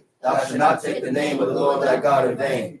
For the Lord will not hold him guiltless that taketh his name in vain. For the Lord will not hold him guiltless that taketh his name in vain. Remember the Sabbath day, Remember the Shabbat day, to keep it holy. to keep it holy. 6 days shalt thou labor, 6 days shalt thou labor, and do all thy work. and do all thy work. But the 7th day is the Sabbath of the Lord thy God. But the 7th day is the Sabbath of the Lord thy God. In it In thou shalt not do any work. thou shalt not do any work. Thou, Thou, nor thy son, nor thy son, nor thy daughter, nor thy daughter, thy manservant, thy manservant, nor thy maidservant, nor thy maidservant, nor thy cattle, nor thy cattle, nor thy stranger that is within thy gates. nor thy stranger that is within thy gates. For in 6 days the Lord made heaven and earth, For in 6 days the Lord made heaven and earth, and all that in them is, and all that in them is, and rested the 7th day. and rested on the 7th day. Wherefore the Lord blessed the Sabbath day, Wherefore the Lord blessed the Sabbath day, and hallowed it. and hallowed it. Honor thy father and thy mother, Honor thy father and thy mother, that thy days may be long upon the land which the Lord thy God giveth thee. that thy days may be long upon the land which the Lord thy God giveth thee. Thou shalt not murder. Thou shalt not murder. Thou shalt not commit adultery. Thou shalt not commit adultery. Thou shalt not steal. Thou shalt not steal. Thou shalt not bear false witness against thy neighbor. Thou shalt not bear false witness against thy neighbors. Thou shalt not covet thy neighbor's house. Thou shalt not covet thy neighbor's house. Thou shalt not covet thy neighbor's wife, Thou shalt not covet thy neighbor's wife, nor his manservant, nor his manservant, nor his maidservant, nor his maidservant, nor his ox, nor his ox, nor his ass, nor his ass, nor anything that is thy neighbor's. nor anything that is thy neighbor's. You may be seated. Shavu. And all the people saw the thunderings and the lightnings and the noise of the trumpet, and the mountain smoking. And when the people saw it, they removed and stood afar off. And they said unto Moses, Speak thou with us, and we will hear. But let not God speak with us, lest we die. And Moses said unto the people, Fear not, for God is come to prove you, and that his fear may be before your faces, that ye sin not. And the people stood afar off. And Moses drew near unto the thick darkness where God was. And the Lord said unto Moses, Thus thou shalt say unto the children of Israel, Ye have seen that I have talked with you from heaven. Ye shall not make with me gods of silver, neither shall ye make unto you gods of gold. An altar of earth thou shalt make unto me, and shalt sacrifice thereon thy burnt offerings and thy peace offerings, thy sheep and thine oxen. In all places where I record my name, I will come unto thee, and I will bless thee. And if thou wilt make me an altar of stone, thou shalt not build it of hewn stone. For if thou lift up thy tool upon it, thou hast polluted it. Neither shalt thou go up by steps into mine altar, that thy nakedness be not discovered thereon. That was what we call the 10 Commandments, the 10 words, the Decalogue. This is the first batch of laws that came from God, given to Moses to teach the people. These are the commandments that they were supposed to be keeping while they were in the wilderness, with the laws of the manna. Because God made it rain manna every day for them for 40 years. That didn't just happen for one day or a week. That happened every day for 40 years. And then it said, and then the manna ceased. When the manna stopped, is because that was the day that they went into the land. And it said they ate the corn of the land, because they wasn't eating it in the wilderness because nothing can grow there. That's right. Do y'all know where these people was at? Ma'aba called it a hostile environment. That's right. You know what hostile mean, right? Man, why you acting so hostile? Now, we know what a person acting hostile. How about an environment that's hostile? Well, you can't plant nothing. There's no rain coming down. The air is too hot or too cold. Dry. Whichever way is uncomfortable for you to manage to live and survive. Okay, the animals and the insects and the creeping things that are there are dotted with poison. And who they trying to sting? Who they trying to sting? Right. You don't see them stinging each other. Who the snake trying to bite? Yeah. Okay, man, God said, I'm going to put the hatred of your children and the serpent children. I'm going to put that on there. It's the sign of what this went down. God makes them certain things that go down. God does things to make a sign of this. Because of this, this is going to be there. Because I flooded the earth, I washed out everything, I drowned everything. God drowned everybody. And every man, beast, creeping thing, even look, the fish died too. Yeah. Just because they're in water don't mean they're going to live. Mm-hmm. Make it turbulent. Shake the fish bowl up. You're going to die. All right? God drowned them and he said, now, I'm not going to destroy the earth like that no more. And that's why you see a rainbow. A rainbow is not, when you see it, you don't say a prayer. You don't have to say a prayer. You don't have to say nothing. Don't add on. This is what the heathen do. They add on things and customs as they go. We don't pour out liquor. Look. I got to go through a couple of things, a couple of customs that I see in Israel and I see in the heathen. Something's wrong. I'm not supposed to see the same mannerism. Okay? I'm not supposed to hear the same words. Now, when somebody dies, we don't pour out no liquor. Right. You know where that comes from? Tupac. That's a drink off. It's a drink offering to the dead. Old Egyptian custom. Everybody would be quiet in the temple of whatever. The dead body is right there. Right in the middle of everybody. Okay? That's called the wake.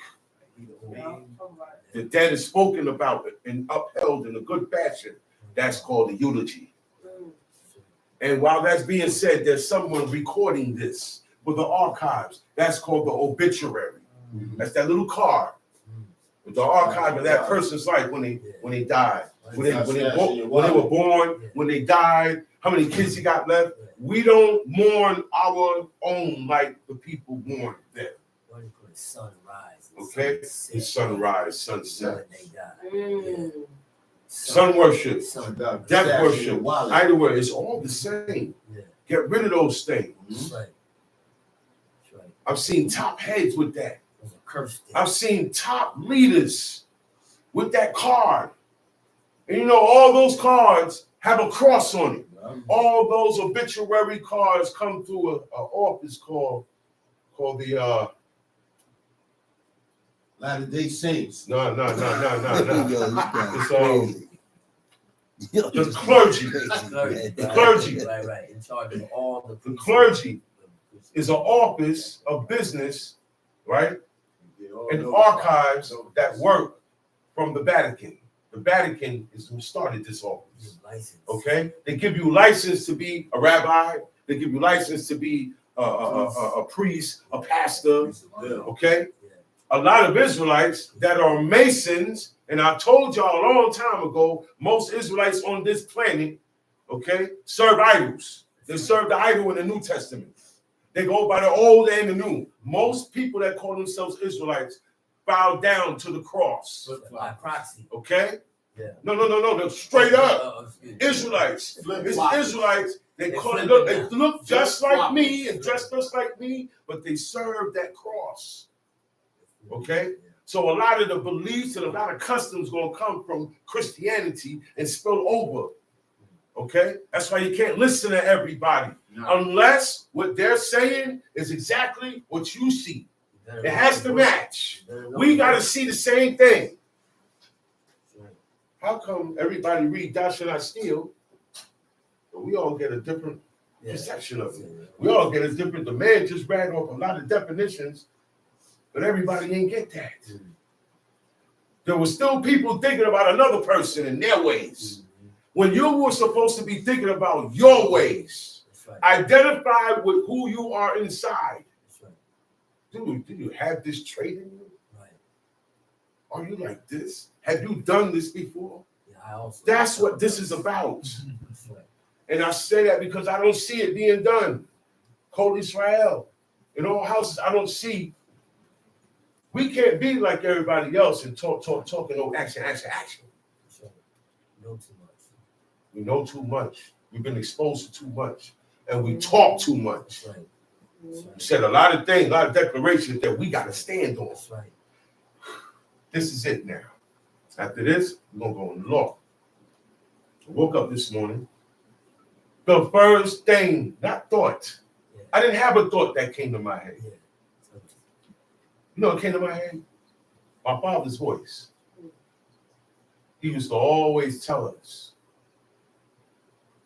if you live up to your name that you chose, you ain't going to sin no more. Remember that? Remember that? Yes. That was it. That right there hit me like a boulder. Bang, that seeps. Everybody's name. Think of your name. You know what your name means. Mine is named Mikael. Who's like Mine is the God? roughest. Who's I like have to be like God. God. So I ain't got no time to play games. I can't get emotional about nothing. I gotta be like God. Now think about your no. That I ain't got nothing. No. That's my whole life right there. That's my whole life right there. I have no choice. That's my name. So think about your name.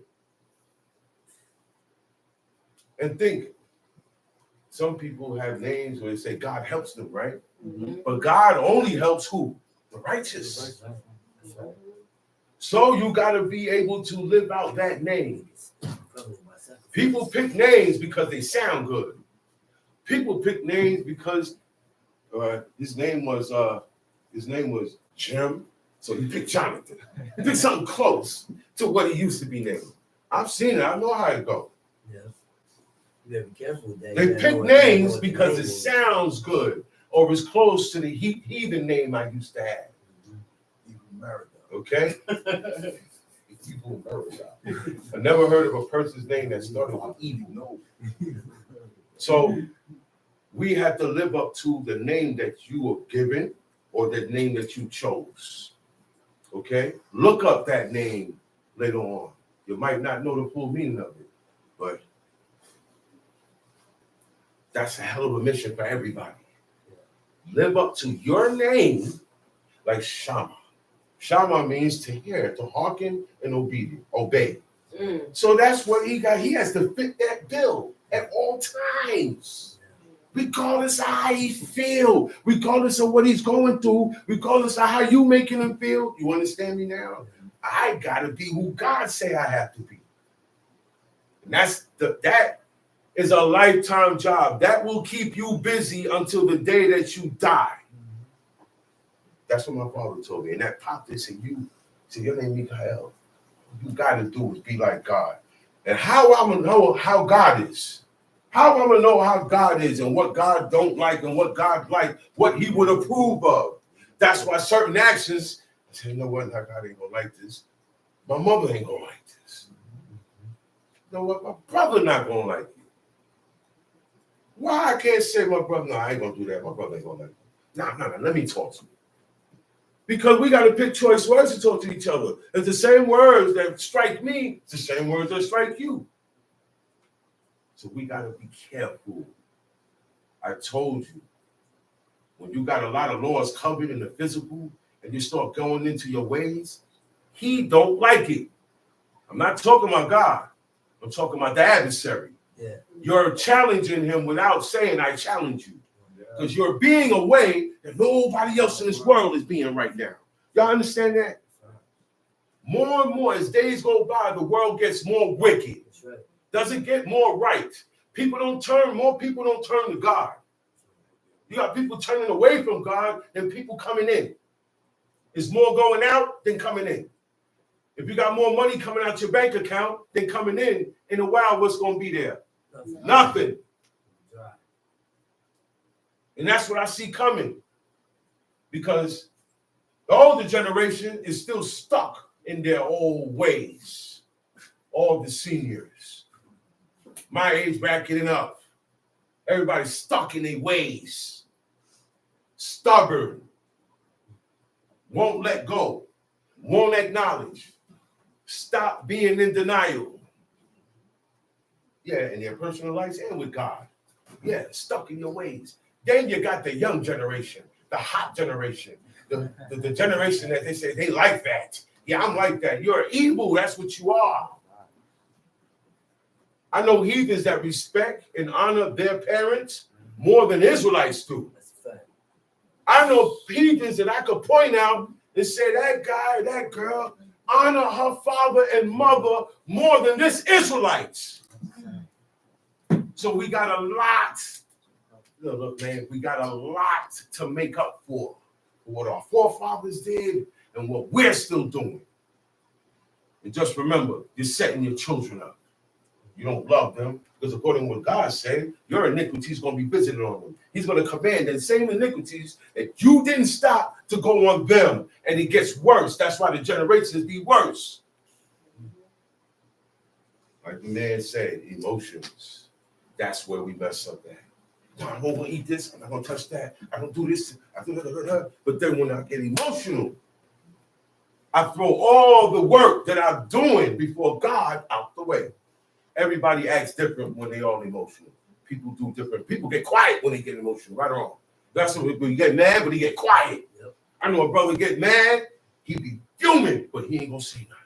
That's how you know he upset. He quiet. He isolates himself. He be right there, but he's quiet and isolated. And I know another brother, when he get upset, fire, lash out. You didn't do nothing, but you're getting into it if you're around. So everybody does it different, but it's still the same, acting upon emotion. Okay? We're going to go to the book of Judges, because we want to define certain things. Okay?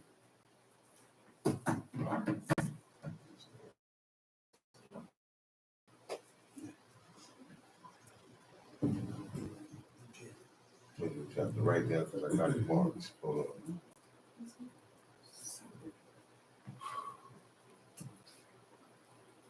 I'm going to read about Samson real quick. A couple of things in here. Judges 14. There's a lot of stories about Samson. Y'all know that, right? Oh, yeah. What we read here and say about Samson, that's what happened. That's right. There are a lot of other movies, books, Yeah.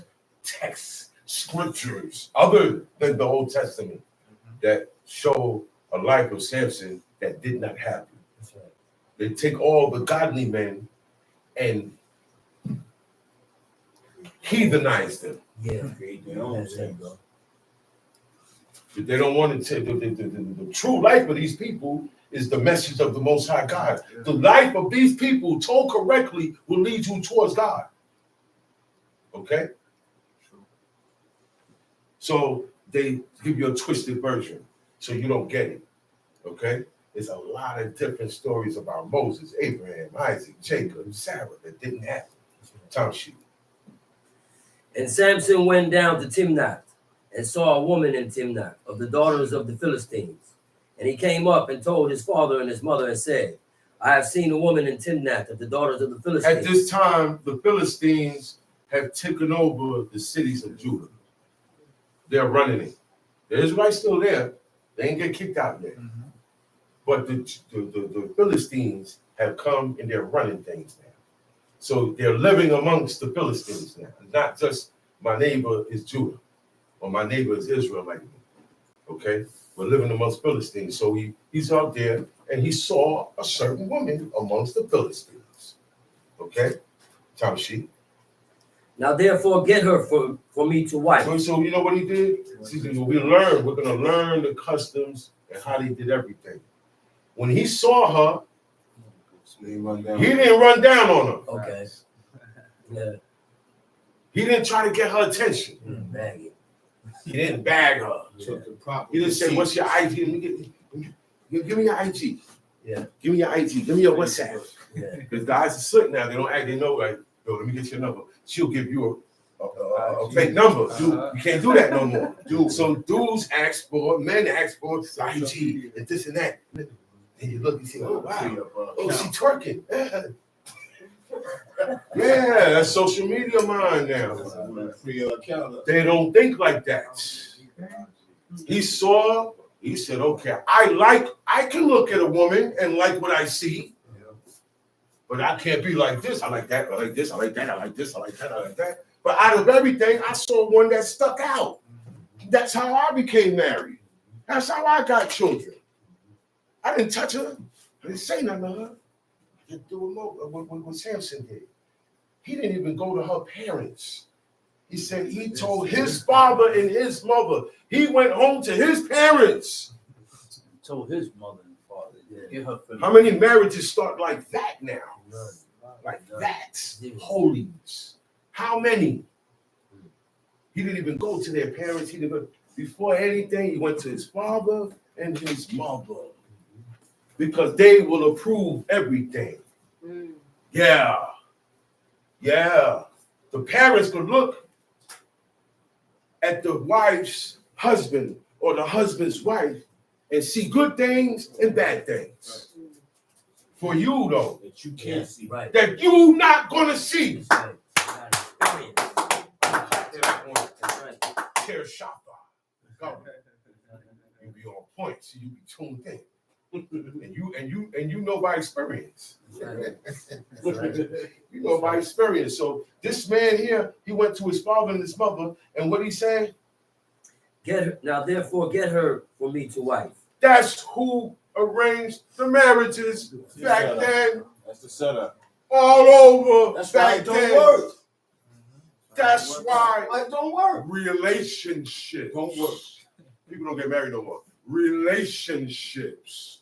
That word ain't supposed to come out of certain words ain't supposed to come out of Jacob either. Yeah. Baby daddy, baby mama, relationship. I ain't talking to my mom. I ain't talking to my pops. Sweet. Situation. Going.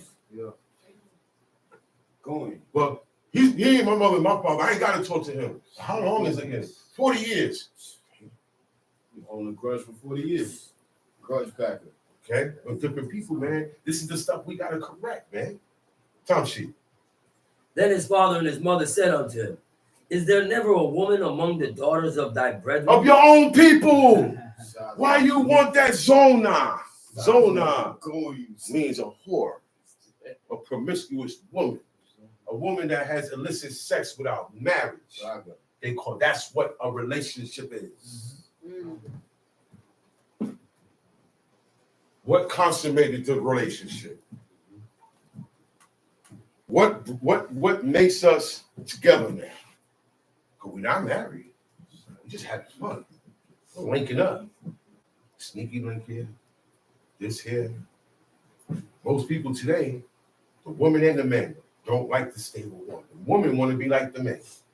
The men are out of control, so the woman said, look, I want to be like you too. So you doing it. So two wrongs don't make a right. That's what they say. And it's true, correct. I can't justify myself, right? When you violate and I do something because you violated, I go and my reaction is a violation also. See, you got to remember, before me and you was God. When I violate against you, I transgress before God first. That's right. Because his commandment told me not to do this with you. God told me to be this way with you and not be this way with you. So when I steal from you, I transgress God's word first before the actual violation. So you got a lot of things to answer for. Okay? If I come to rebuke you, look, if you come to rebuke me, whether I take it or not, you show that you got love for me. You know that? You show that you love me. Whether I took it or not, you show that you love me. That's love. That's love. That's how you show love, man. That's right. That's right. Don't rub each other in our faults. No. We break each other down over, yo, but you know you was wrong, right? No, I'm just because I'm the eldest. My brothers can tell me when I'm wrong That's right. with God and my parents. That's right. That's right. And I should be able to do the same. Right or wrong? That's right. That's right. I should. That's right. It can't be one-sided. That's right. And then in here I read it said, let the elders speak for it become of him. There are times, and he said, well, you the oldest. Why you ain't say nothing? Right or wrong? Yeah. You, why you ain't, we're here. So there are times the oldest going to say something. You may not like it. I may say something to stop your production or how you feel. But that's what calls for the elders. Responsibility. Responsibility. This thing is getting out of hand. That's right. That's right. This party or both parties are out of hand. So the elder, and it don't have to be me, the elder of whoever's present. So we and then we gotta submit ourselves. That's right. I'm not submitting to you. I'm submitting to the word of God that you're telling me. Right. And we taking it too personal, There man. you go. There you go. And that's what my pride got me telling me. Oh man, he come telling me, what God said. That's right. God said. The Lord God said. The Lord God told Moses to tell the people. Now I'm telling you. And I ain't telling you in front of everybody. Because I know how I know people don't take the spotlight good unless it's good. Yeah. Big up. Praise. Yeah. Right? Okay, let me talk to you, man. That's not supposed to happen. That's right. That's not supposed to happen. Another bad trait we got. It's whispering. Mhm. We read about it. It say what God said to do to the whisperer. Curse. To do what? Curse. To do what? Curse. So we gotta watch it. Now you see me sitting there and you see my mouth moving. That person know what I'm saying. I ain't whispering. Everybody, even online, can see what I'm saying. That's not good. What I'm gonna do is,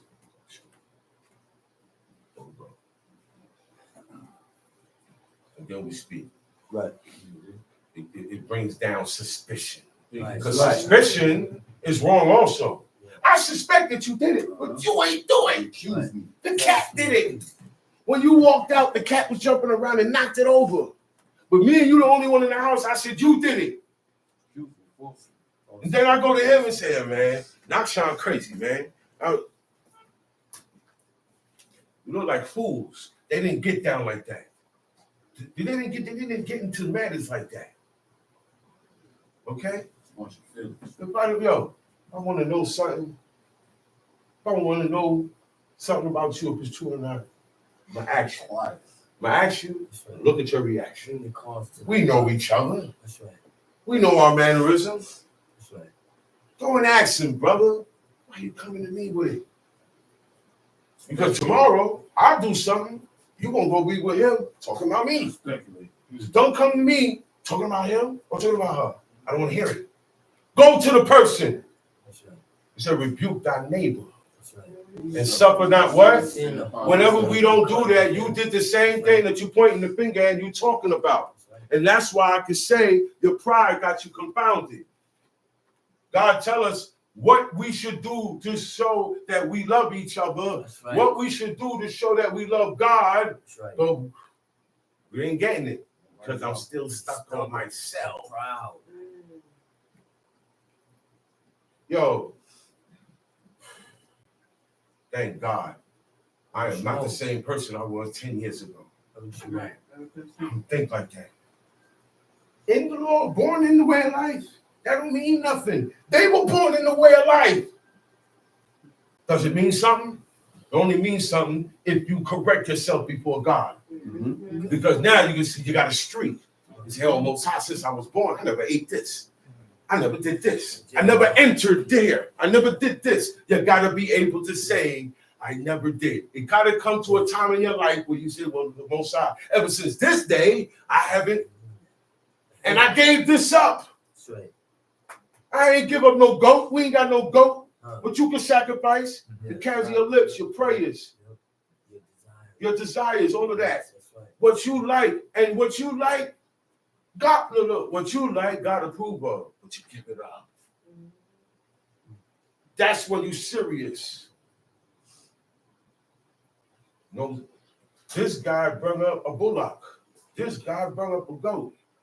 Does it make this guy any better than that guy Yeah. that brought the goat? He got two oxes. Yeah, he brought bigger. Does that make it better? Yeah. No, we got the wrong mindset with these laws. That's right.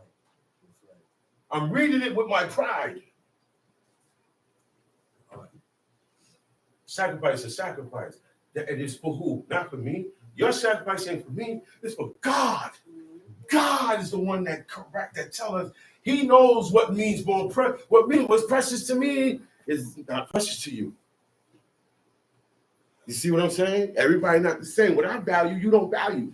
What worked for me don't work for you. So what you gave up and I gave up, it counts before God.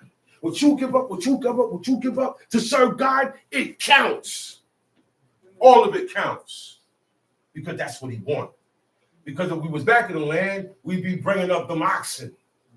We'd be bringing them animals. And there's nobody saying, I got more animals here. I'll bring up more sacrifice to you. They didn't get down like that, man. Time sheet. Or among all my people, that thou goest to take a wife of the uncircumcised Philistine. The uncircumcised Philistine. Now, the woman doesn't have a private member where she's circumcised or uncircumcised. So what's she mean by that? The people, how they live their life, how they think, what they feel. Everything about them is uncircumcised, raw and unadulterated. But adulterated means it's corrupt. Okay, like adult films. Those films are corrupt. That's what see the word adulterates. Okay, so anything that's been adulterated has been corrupted. Time sheet. And Samson said unto his father, Get her for me, for she pleaseth me well. We just like kids, we don't listen. We still want what we want. Against the advice of our parents. Yeah. Against the advice of the people that have been around before us. Don't see it happen. See you going through what they went through and didn't fail like you did. They said, man, listen. Don't you want one of the women of your kind? She has another God in her heart. That's what makes her uncircumcised. The only thing that's going to look, the man can only show. The woman has to adhere the same way the man do. The man cannot make her heart acceptable. We would love to do that. Right. That's impossible. We would love to do that. But then that God, if that was the way, if that's the case, God would have made us that way. Right. Walking around with like zombies or something. But he made us like gods, to be sentient, like him, to know the difference between right and wrong. Knowledge of good and evil. Knowledge of gods. This knowledge wasn't meant for man to know. Right? God said, stay away from it. This knowledge of good and evil you don't need to know. You're good the way you are. Come shoot. But his father and his mother knew not that it was of the Lord. Now, don't think you could do stuff like this and go against the word, go against it, and think, hey, because God ain't got nothing to do with this. You got nothing to do with this. You're not that close to God. You're not that close to God. These people were doing things and didn't know why they were doing it. David's sons were doing things against. They didn't know why they were doing it. We know why. David know why.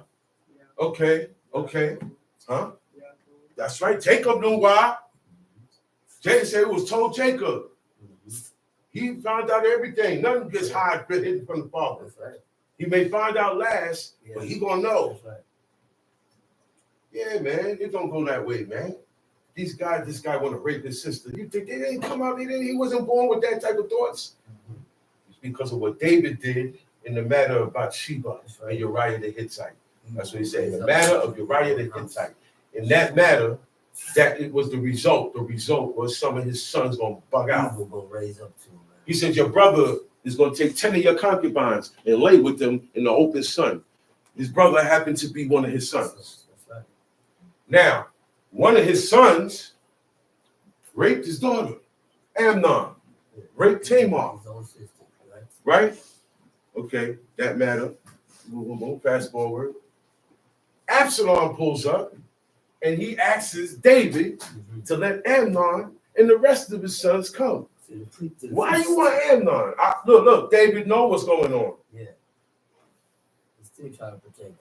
He's still trying to protect him because he know why that boy did. He blamed himself. He blamed himself. Why my son acting up like this? It's No, another man. level, man. It's another level. And so what he's doing is keeping him close to him. Yes. So look. When you stay close to your father, you won't sin. He's keeping him close to him. And here you come now, and he pressed him, and he pressed him, and he pressed him. And he said, okay, go. But Amnon was the oldest. Yeah. Each and one of those brothers are princes, Yes. sons of a king. Right. They got captains, and they got soldiers under them. Each son has a captain that answers. My captain don't answer to you. And I can't come messing with your captain. You can't come messing with mine. His own personal guard. Got our own personal guard, like Jacob's sons. Yes. Jacob's sons had their own personal guard too. 100 men. You think it was just them alone that fought all over? They had men with them. Still outnumbered. So he said, man, I'm not letting you go. Absalom pressed him, he let him go. Absalom killed him. He said when David heard it, he was content. People don't understand that. Don't mean he was, oh yeah, man, good, he got hit. Yeah, yeah. He said, the Lord, give it. The Lord, take it away. Blessed be his holy name. And he kept moving. That's what you do when you are content. Means you agree what happened because you know it came from God. That's right. That's what content means. I'm ease. That's what it meant when he said he wasn't happy about that. I'm not happy that my son raped my daughter and my other son want to kill him for that. And then the other son want to kill me and take the. That's what happened. But David knew why it was going down like that. So we must be patient with each other. We must be brothers be patient. Okay? Our parents are patient with us. God is patient with us. But we're not patient with each other. We're not patient with our children. That's our problem. Tells you. That he sought an occasion against the Philistines. For at that time, the Philistines had dominion over Israel. See, God is making things happen because he don't like those people. Anytime you hear he says he had the controversy, plain and simple, I got a beef with them. They got to go. It's something how they live and things that they have done that I'm going to stir this guy up to be a nag, an irritant, okay? But they're never going to get their hands on him.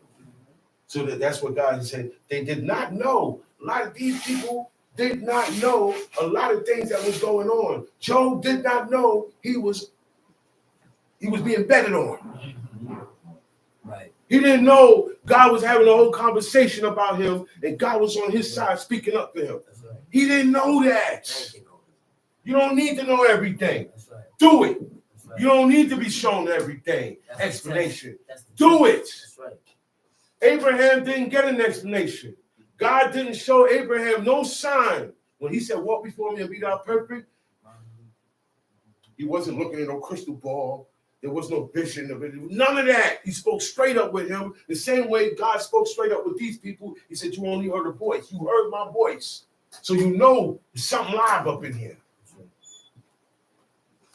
He told Abraham, walk before me and be thou perfect. And we just read what the perfect will do. Okay? Put it together. Read a little here, a little.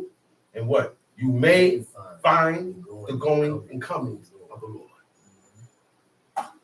You know why I say you may find it? Because people read it and don't apply it. That's right. So that's why they don't find it. That's why I say you may find it. But if you read it and you apply it, you will find it. God, all over, God said, look for me. Seek me out. I ain't coming looking for nobody. He's God.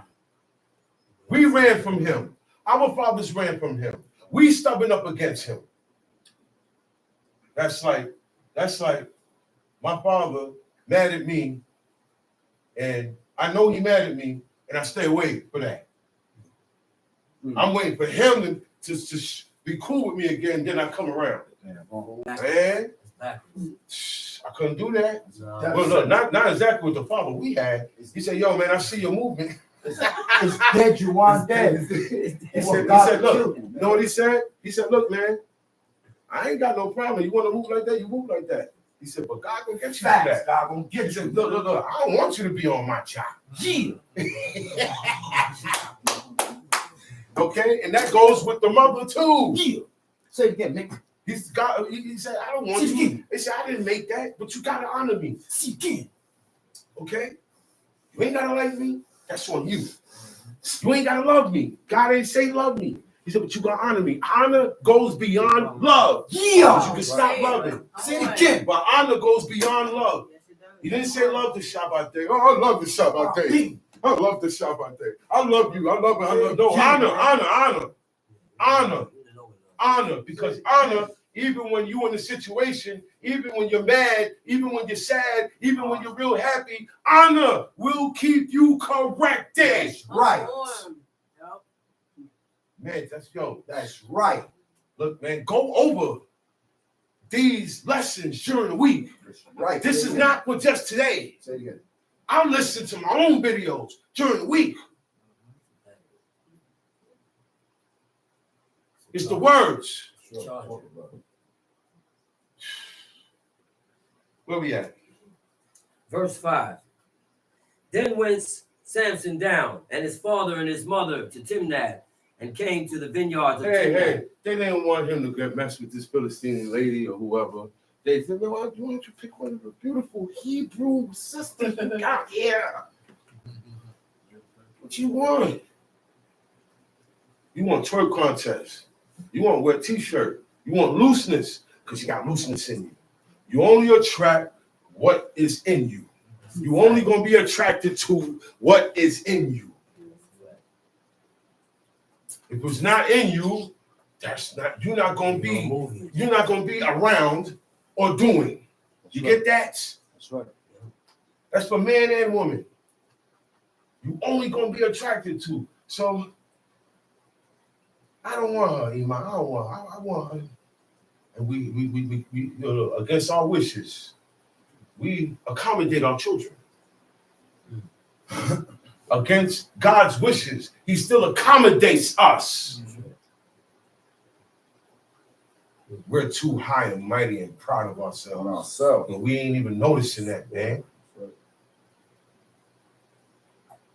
One man said he's insignificant. The only thing matters is what he does before God. But he is insignificant. You know what that means? I don't matter. I'm just here to do God's bidding and then I die. That's it. I'm not even worried about when I leave here, nothing. I am only considering what I'm doing here in this lifetime now. Because everything else I'm thinking about is a distraction. Y'all all get distracted. You distract yourself and allow yourself to get distracted. I got one foot in that, brother. Yeah. Yeah. Me too. Yeah, I got one foot in that. No. You think I'm talking to when I'm up here? I'm the main one. I told you what my name means. I gotta double up and triple up. Say, yo, Mick, you got triple up. Now, your name means who's like God. Oh boy. I gotta get all of it. I don't know about nobody else. I gotta get all of this down pat now. I gotta force myself. It's not to where I got time. I am forcing myself. I'm hard, so I can force myself. I can make myself. I can't make nobody else, but I can make myself. And I hype myself up. Sometimes it looks like I'm upset. Sometimes it looks like we be at, man, it's not that, man. It's a zone. We call it a zone. Oh, when he's spitting, he went into a zone. When you in this and you interested in this, you go into a zone. Oh yeah, you get zoned out. Now watch my father have it to where he stayed in that zone. He kept himself in that zone. And I saw what he did. So now I got to copycat it. Yeah, it's time. It's time. But he keep messing with me. He keep messing with me. Y'all know what I'm talking about, right? He keep messing with me. I'm messing with my family. I'm messing with my people. Messing with my relationship. Messing with my head. Messing with my children. Because he don't want us to do correct, man. Stop listening to him, man. I ain't going to be no sucker before God. God created me to run everything and even my spirit. That's what a man is. Then you follow God. You gotta command your spirit in order to follow God. Right or wrong? So I gotta put a leash on me. I gotta put the leash on me. You try to put the leash on me, it's not gonna work. It's not gonna work. I'm gonna be tugging. It's not gonna work. Tell she. And behold, a young lion roared against him. So while they were going down to go and meet this woman, his mother and his father, they said, okay, let's go. You know what they're going to do, right? They're going to the parents. Mm-hmm. This is a custom of old, man. And the old customs is what keep everything alive and going. Ah, man, that's that old stuff, man. But that's what old stuff that God approve of. People call old-fashioned. Where do you think old-fashioned come from? The ancient way. Old-fashioned is back in the day we call 1960 or the old-fashioned. That old-fashionedness, right, come from traditions and cultures of the ancient world. Okay? We can't be like the people of this land. You cannot be like the people where we live at. That's right. We cannot be like the people where we live at. We are not in Israel. I can love the neighbors and treat them well that live across the hall, but I can't live like them. That's right. That's right. I can't, and I don't accept how they live, but I accept them as a neighbor. I'm not going to commit adultery with the man's wife. I'm not going to steal from him. And I'm not going to do nothing to anybody I don't want done to me. That's what I'm on right now. A lot of times I hesitate in my move. I say, wait a minute. I have to make sure, man. I get put in positions where I got to judge between people, man. Even outside in the street. People come to me, yo, man. And I'm like, oh, wait a minute. Hold on. I got to question both sides. That's what a judge do. Okay?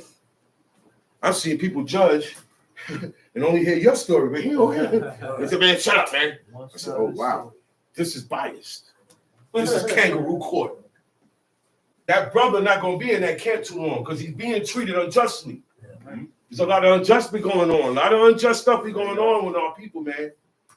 A lot. That's why you got camps always splitting and breaking up. You got this guy go off and he make his own camp. Then somebody come 2 years in, then they find out a little bit about God and they think they know everything, and then they go out and they make their own. And everybody got a camps, everybody got websites, everybody's a teacher, everybody's righteous. And everybody eat blood, and everybody eat fat also. Let's not forget that. Look. You got Israelites that still eat shrimp. If you have Israelites saying that the woman can wear pants, there are Israelites eating shrimp. Tartar. What was it? Oh man, it was a Cantonese dish. That's the Cantonese. Something shrimp tartar, something like that. That's what they eat. Shrimp tartar. King crab. That's right. You gotta eat all that stuff like the mustard. There's nothing to bite in because it's the shell on the outside. It's salty. People got to use garlic sauce. If you don't eat garlic, you don't like it, but you use it to eat the seafood. Yo, do y'all understand the ways of the wickedness, man? Yeah, this Israelites says if they eating blood and fat, I'm telling you now. In the book, the born Jacob people ate, it said, the rabbit and the swine. Yeah. It said they were behind the grove. Yeah. Right? The grove is the bush that was used to hide the idol. That's right. So they go and they get low and go in the bush. The idol is there, and the sacrifice is something unclean. That's right. The sacrifice of the idols were never an ox or a goat, Right. unless it was in devil worship. Right. But the sacrifice they used to eat was always a pig or a horse or a camel, depending on where you was. Yeah. It was always an unclean animal. That's why I said the Israelites went behind the crows and they said they ate swine and they ate the coney, rabbit, they're all the same, Right. or hare, Right. okay?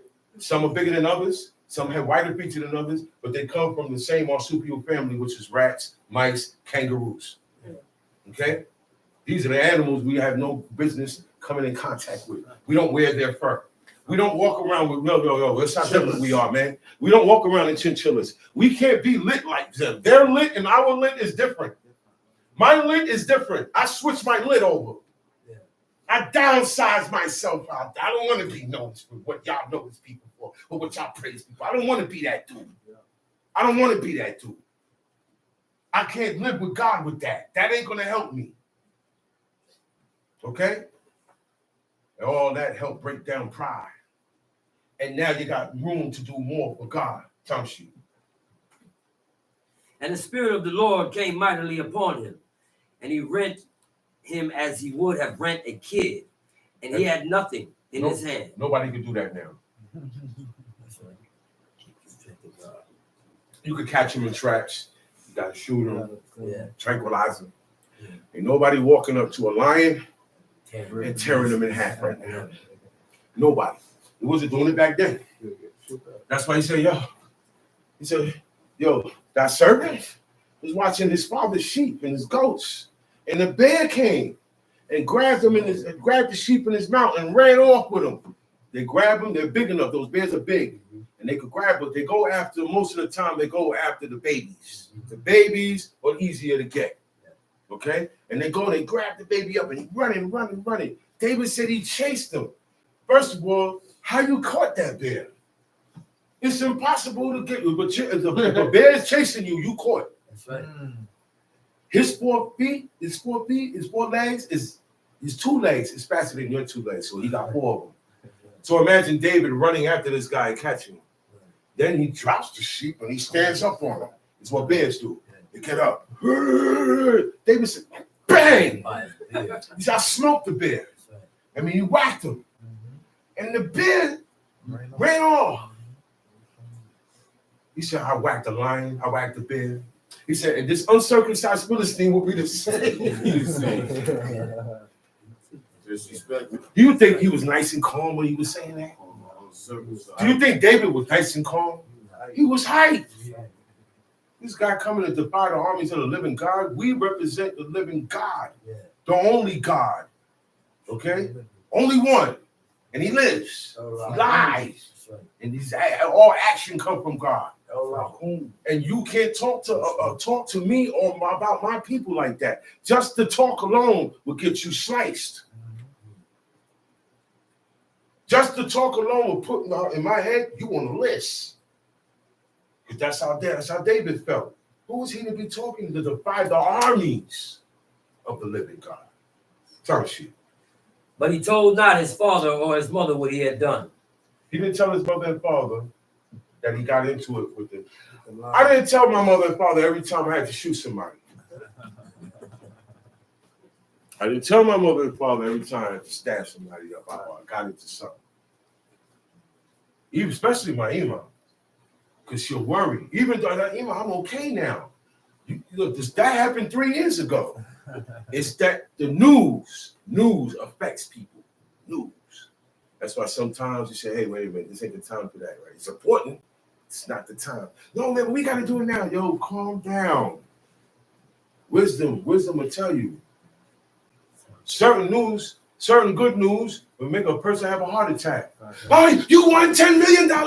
Oh, fall out. Is that a blessing?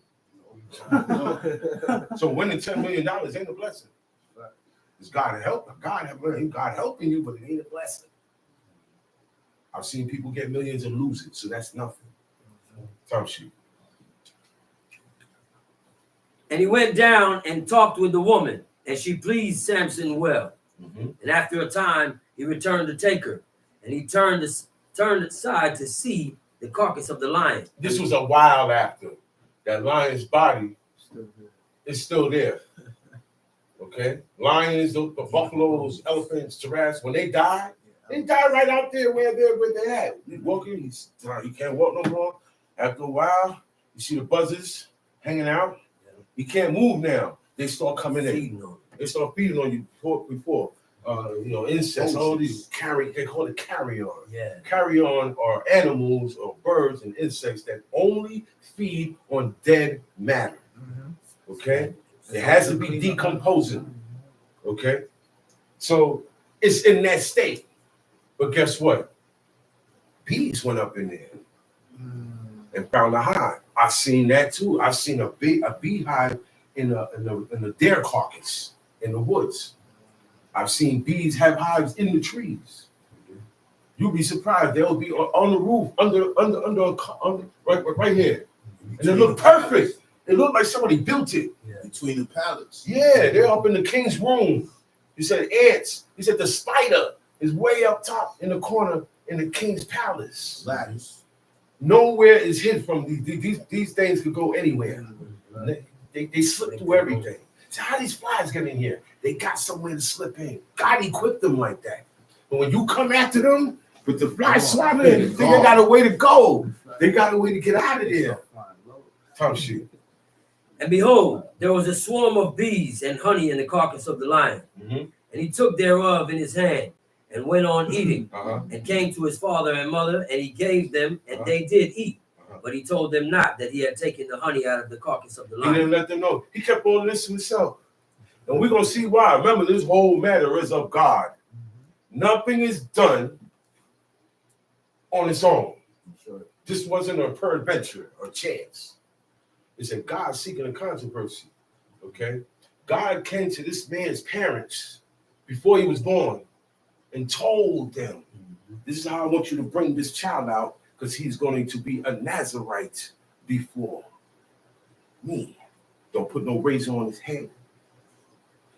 You matter of fact, when you're pregnant with him, you can't drink no strong drink, no wine, nothing from the vine. You can't eat nothing from the vine. And it's nothing he can't eat, you can't eat. So that tells me when the woman is pregnant, right?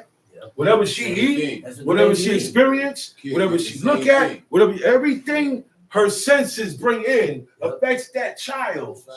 Absolutely. So I said, man, what you doing, man? Look, man, you can't watch certain things while you're pregnant. In the slave days, okay, they'll take the pregnant woman and make them watch the slaughter of the slaves. Anytime a slave had to get killed, they bring the pregnant woman out. So that the fear will be instilled in that child when they come out. They automatically fear any face that's lighter than theirs. And that's a fact. Okay? That's a fact. And while they did it in the name of the cross. Christianity. Those slaves were introduced to Christianity when they got here. And if they weren't, they were introduced to the missionaries that came to them in Africa. That's how they grabbed slaves. You know that. Time sheet. So his father went down unto the woman, and Samson made there a feast. For so used the young men to do. So where's the feast at?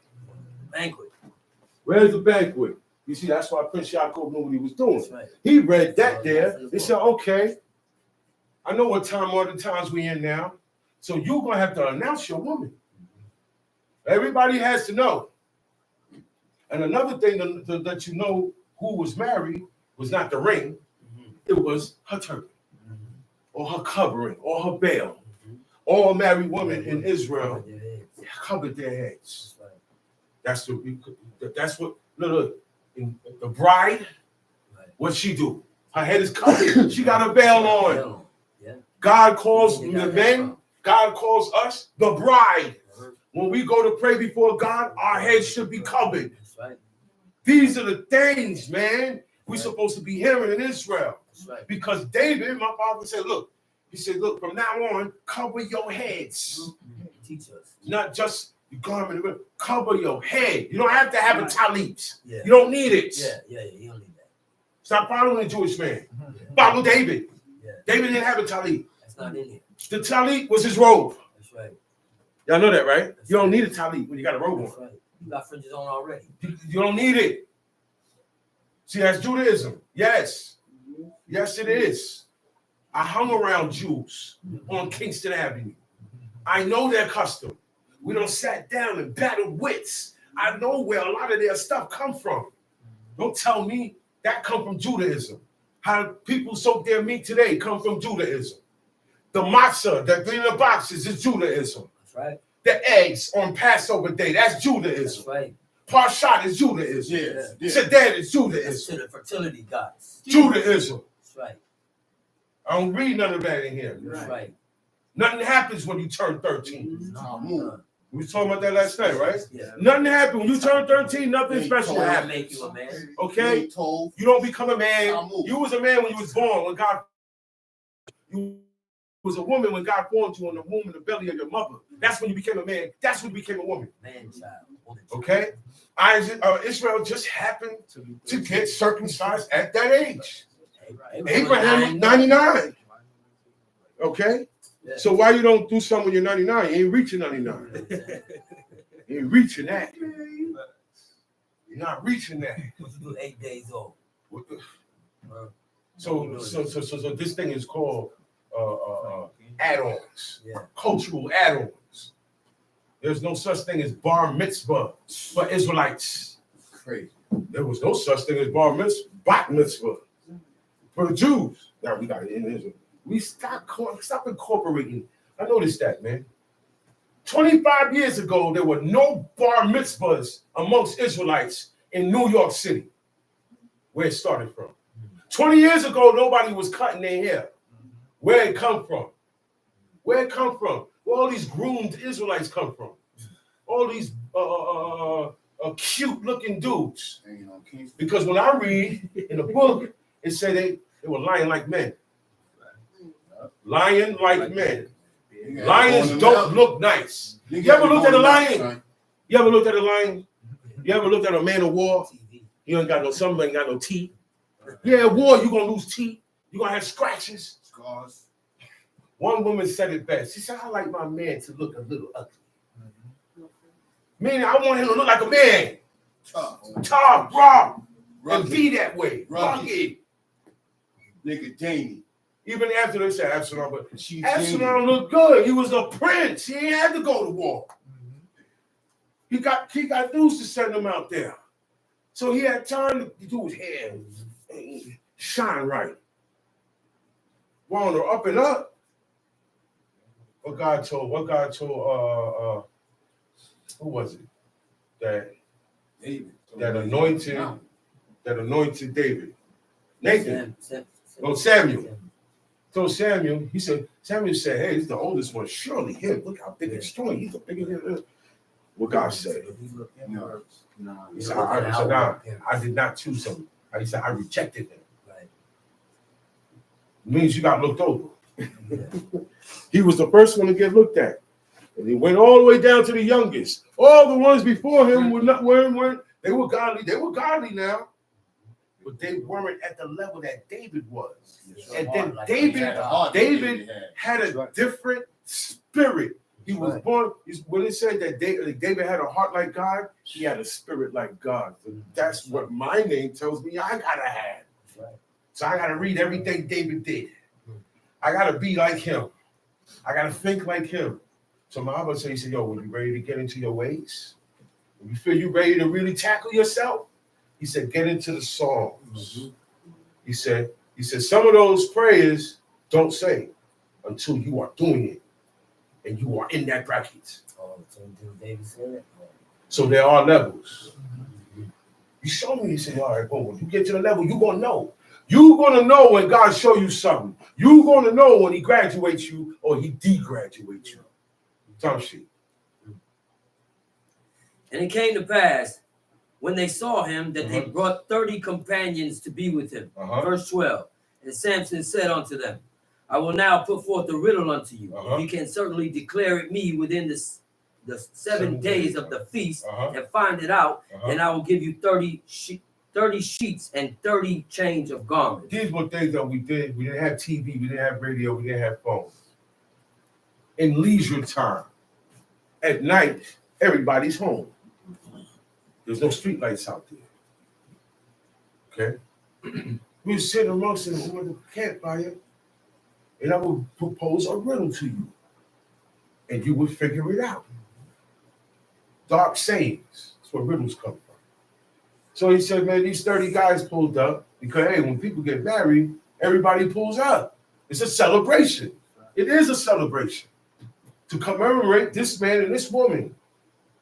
2 families being joined behind this. So he said, look, I'm going to give you a riddle, and you got 7 days to come up with the answer.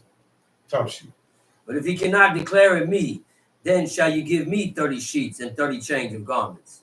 And they said unto him, put forth thy riddle, that we may hear it. So whoever wins the bet now, this riddle is 30 changes of garments. That's 30 of these. That's a lot. And they were valuable. They were treated valuable. Okay? He said 30 sheets and 30 changes of garments. The 30 sheets are sheets of linen. You can have more. Look, 30, all of that. Look, they I gotta go shopping for one clothes. I buy clothes. They ain't had to do that. That's a lot. Certain men only have one robe. Yeah, like Elijah the Tishbite. Samuel. His mother brought a robe Every year. once a year. So that means he wore that same robe every day. For a year. And no, it wasn't smelly and dingy. No. Because they weren't smelly and dingy people. And they didn't eat smelly and dingy, unclean things. That's why they weren't smelly and dingy. That's why they didn't have bad breath. That's why they didn't have underarm odor. That's why women's period was set right. That's why men didn't just ejaculate all over the place. Yeah. All right? Okay? That's why we didn't have all those problems. We didn't have to brush our teeth. Toothbrushes didn't exist back then. These things happen because of our diet and wickedness. You don't have to believe me, but that's what God said.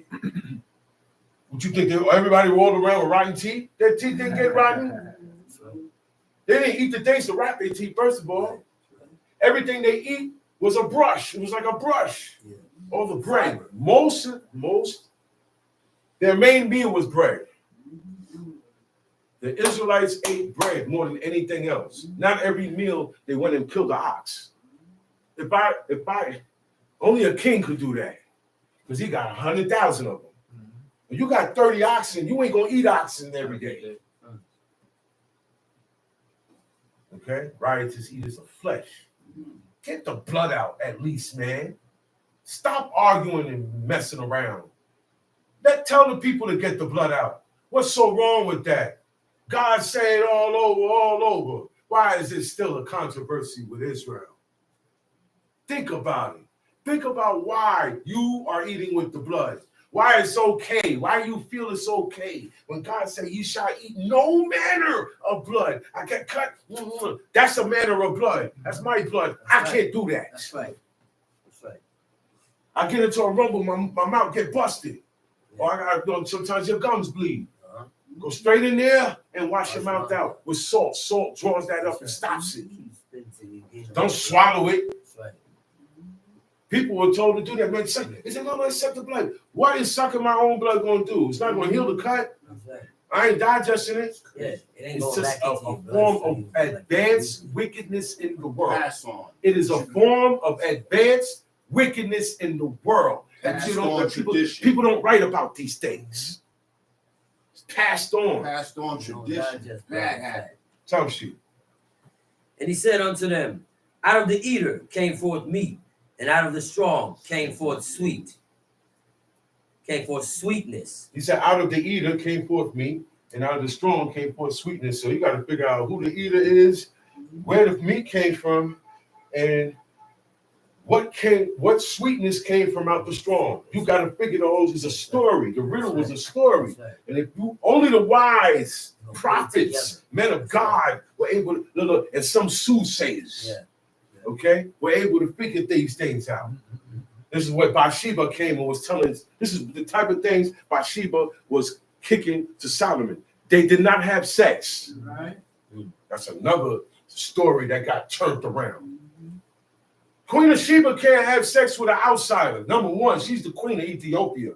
If you ever studied about her and her tribe, they are warrior tribes that are not going to give up their kingdom to Menelik, the son of Solomon.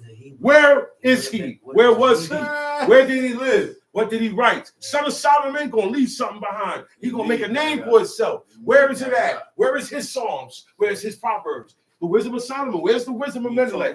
Stop believing these things. It never said. It said she came down here to see if this man is as wise. And that's how I heard about the order of your servants and the behavior and how your servants carry themselves. Their discipline. I don't have that in my kingdom. I gotta kill my subjects. Wow, Saul, it's true. And she went back to say, yeah, it's true. She wasn't the only one. It was other books that said that other kings came to see Solomon. But in here it was recorded Queen of Sheba from Ethiopia, of the land of the burning faces, the sons of Ham, of Cush. Ham had Cush. The Ethiopians come from out of Cush. Township. They could not in 3 days expound the riddle. 3 days passed. They couldn't figure it out. And it came to pass on the 7th day. Time's up. They said unto Samson's wife, entice thy husband, that he may declare unto us the riddle. Is that fair or equal? Cheat. That's what cheaters do. And he threatened her. Word, it's corny. Smoking.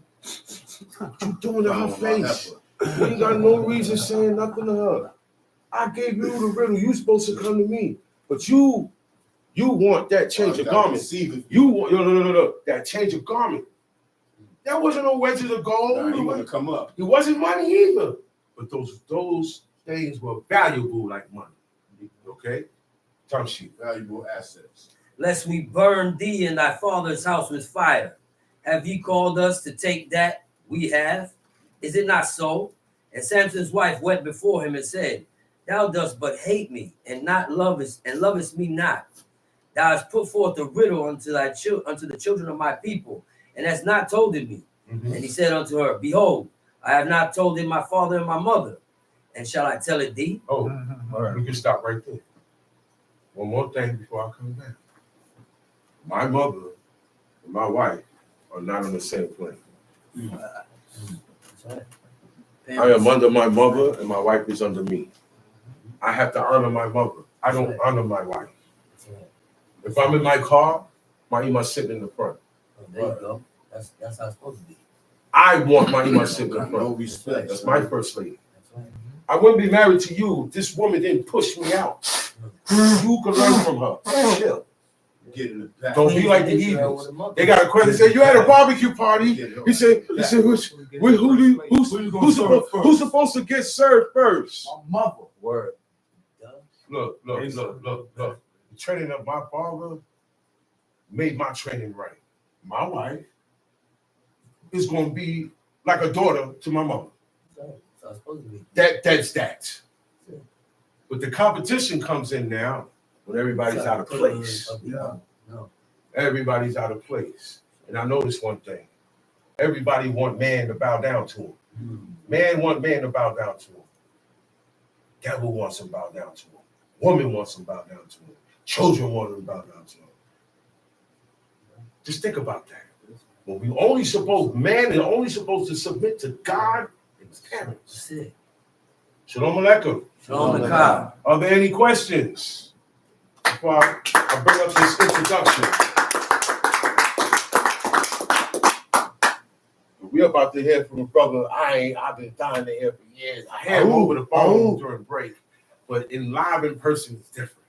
So we don't have no questions on that? It's been years. Nah. It's been years. It's been years. So we're gonna let the drummer get some. We're gonna get the drummer some and let the band play. We're gonna rock out. Prince. This is fun, y'all. That's right. This is my idea of fun. This is what your idea of fun should be.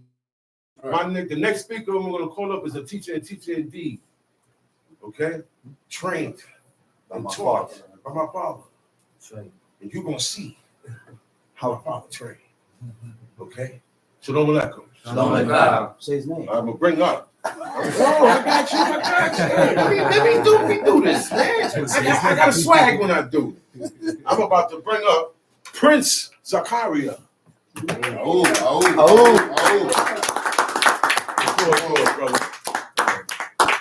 Highly mixed. Shalom. Baruch Shemon. Don't say it's long.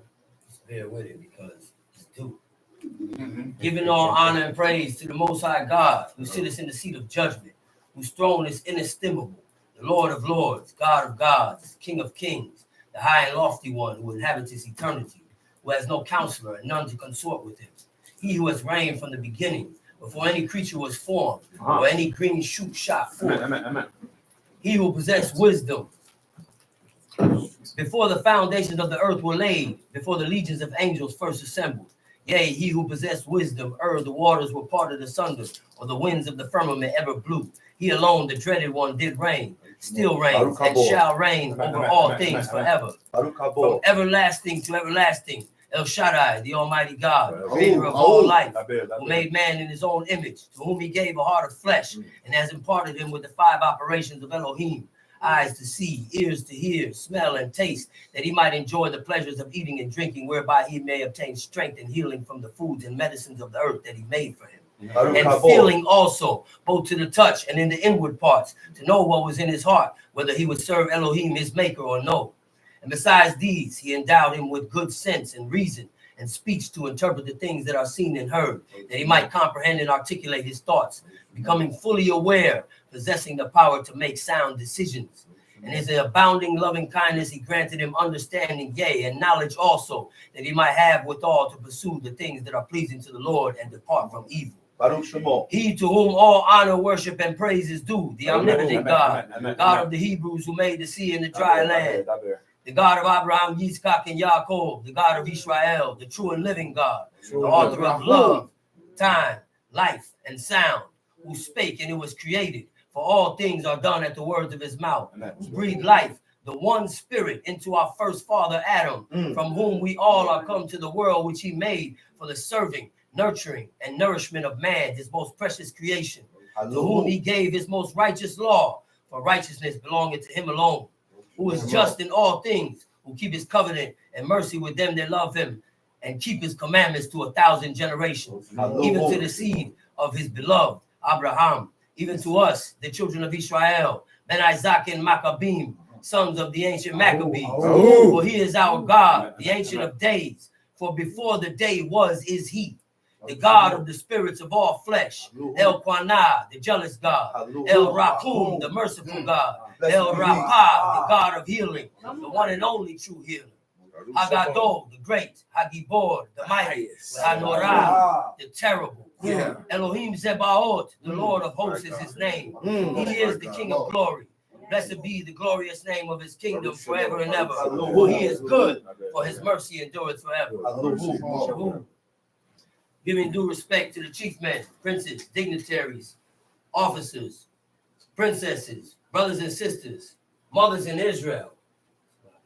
I stand before you this day, Prince Zachariah, a title bestowed upon me by the order of Chief of Chiefs Eleazar, Ben Lewi, Ben Dodo, a.k.a. Matithia, father of the house of the Maccabees, my teacher and leader, in whose honor I speak and continue the legacy of his name, works, and teachings in the name of our God, and the holy law given us at the mouth of his prophet Moshe, reinstituted by and in accordance with the protocol set forth by Nasi Yaakov, head knock of all the Hebrews, teacher, leader, and founder of Ben Isaac, the first Hebrew Israelite congregation in the United States of America, whither we have been exiled because of our sins and the sins of our fathers, whom our God commissioned to bring his people together to the intent that he might open our eyes and give us ears to hear and a heart to perceive as it is at this day, so that we may keep his commandments, return to him, and repair the breach.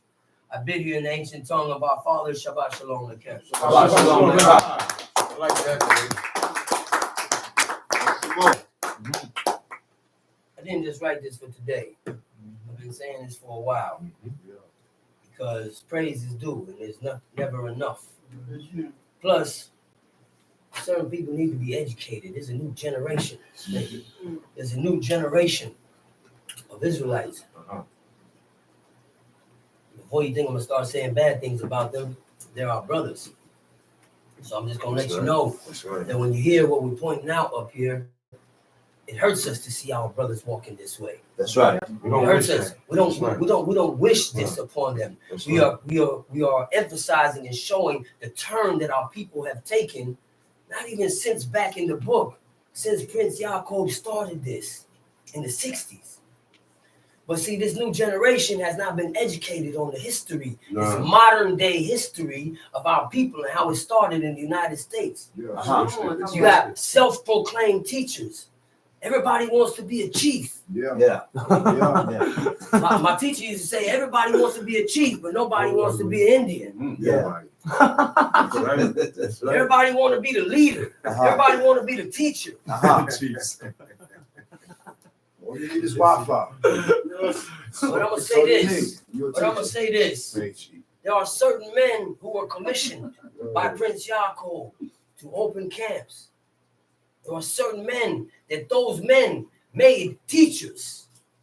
And if we read the book, there were certain men that God sent a prophet to commission and make them, anoint them either prophets or kings. That's right. And the ones that were not anointed were self-proclaimed and did it of their own mind. Not to say God didn't raise them up for their purpose to be kings, because all of the kings in the northern kingdom of Israel Yeah, it was messed up. were not anointed. It was But not to say they weren't still risen up by God. See, one thing that we got to remember That's right. is that I don't care what happens in the earth, God never ceased to be in charge. Not bad, Come not bad. on. Come on. Not bad, Don't not forget. bad. Don't forget. So don't get bent out of shape because this guy got elected president.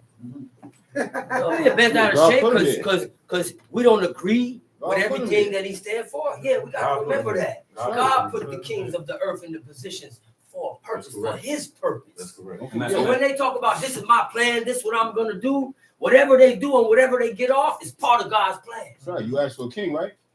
That's Don't right. forget that. Not only that, we wanted to be like the nations, and now we're subject That's right. under their hand. Because we are subject unto their hand, we got to deal with this, and this is a reminder of our sins and how far we are separated from our God. Not bad, not bad, not bad. That's a brutal way. So, Yeah.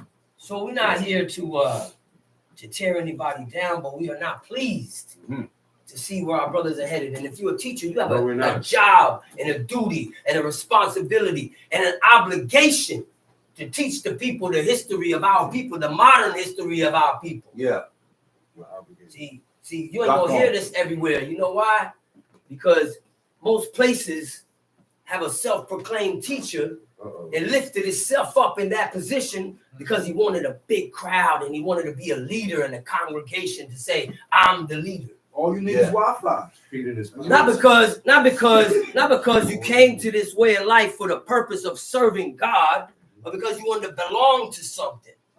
Now we have to question ourselves. Why are you here? Yeah. Because it's not an Facts. accident What that is your you're here. purpose? Facts. It's not an accident that you got here. Facts. Uh-huh. Yeah. Why? Deuteronomy chapter 4, we're going to bounce around a lot, and I'm going to quote certain things, but I'm going to cite the chapters. Right. Okay? So whatever I don't go into, I'm going to cite the chapter for you to check it out for yourself. I'm going to tell you like my teacher always taught us.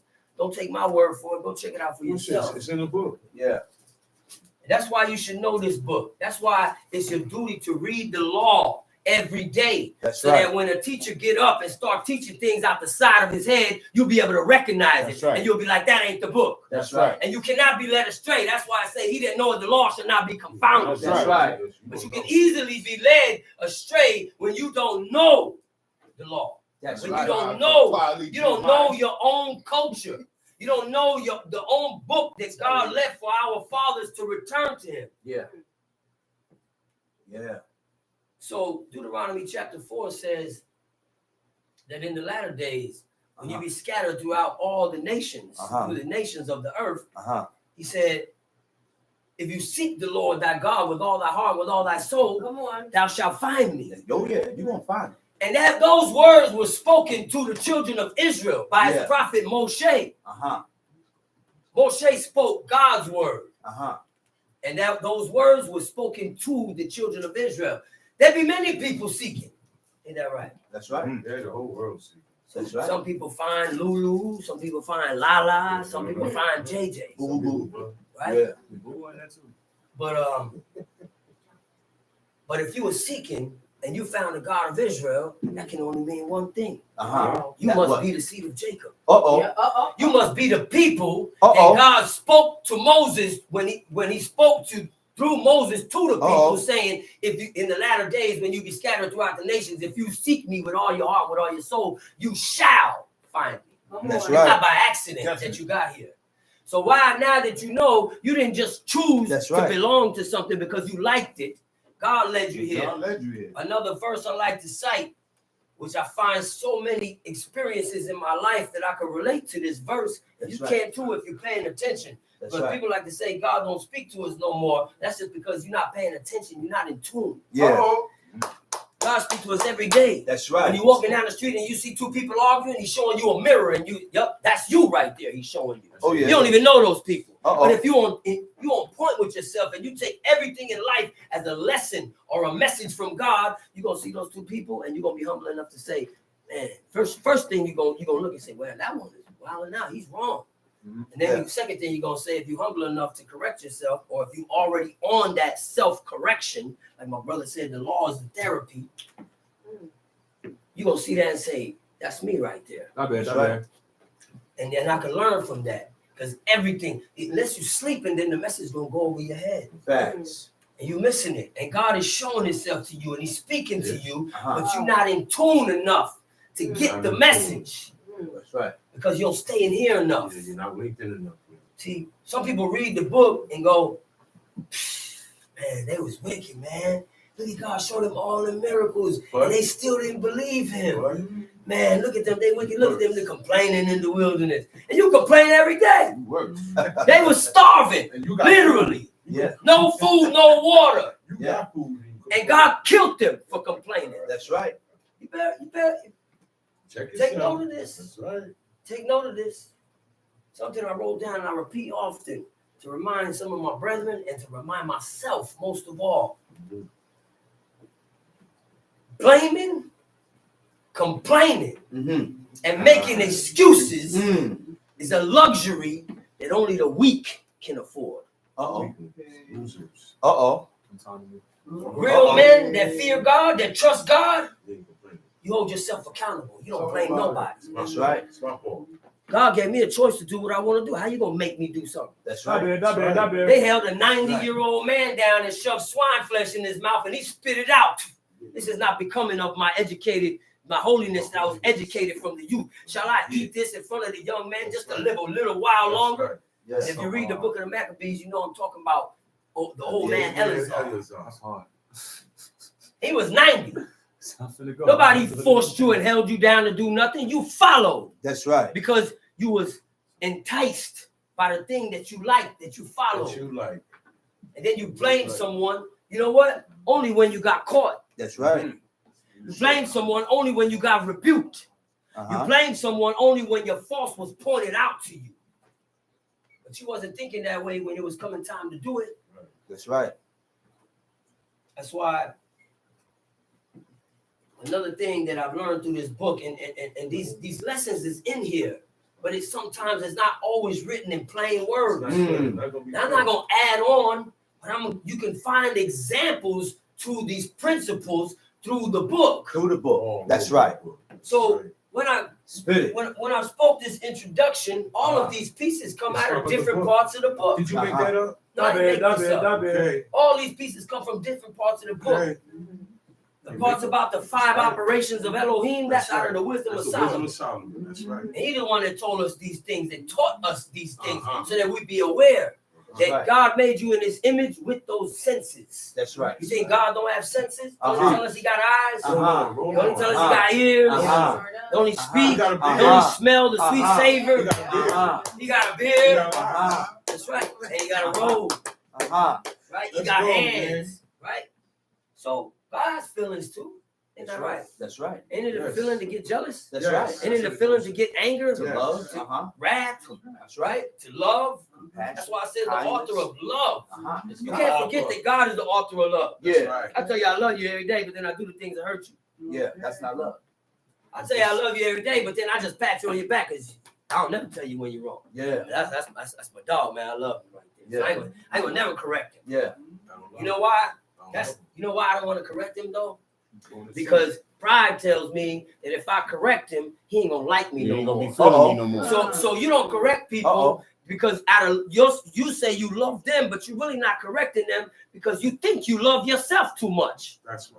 But that ain't I even agree. love. That's why I say you think you love yourself too much. Mm. Because if you really love yourself, to love is to do good to yourself. That's And right. if you do good to yourself, you're gonna keep these laws. Facts. So you're gonna say, I gotta rebuke my brother Yeah. because God charged me with the sin. I that's going in. got it. That's right. That's right. Unless you don't believe that.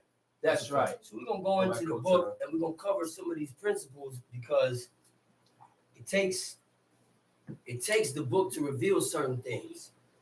And our senses is what's causing us, or is what lead us to temptation. Right. So when God gave us the senses, the eyes, the ears, the touch, that's why I said feeling not only to the touch, but in the inward parts. He didn't only leave us with the senses, he also he imparted us with the ability to reason. That's right. Well, if this is like this, then that's like that, then that means this. You have the ability, the cognitive ability to be able to deduce and figure out something by the evidence that is presented. That's right. That's correct. And that's why we're able to read the book and find certain things if you're reading the book like it's a mirror. That's right. Because that's how the book's supposed to be for us. That's right. The book is a mirror to me when I read it. It's a mirror to you when you read it. It's not for me to read it and shake my head at these men and go, man, they was wicked, man. Oh man. And then all of a sudden in my mind, I'm counting myself. Yeah, I was like, I would have been like Moses. I wouldn't do that. You know what I mean? I would have been like, Not bad. I would have been separated like the Levites. Not me.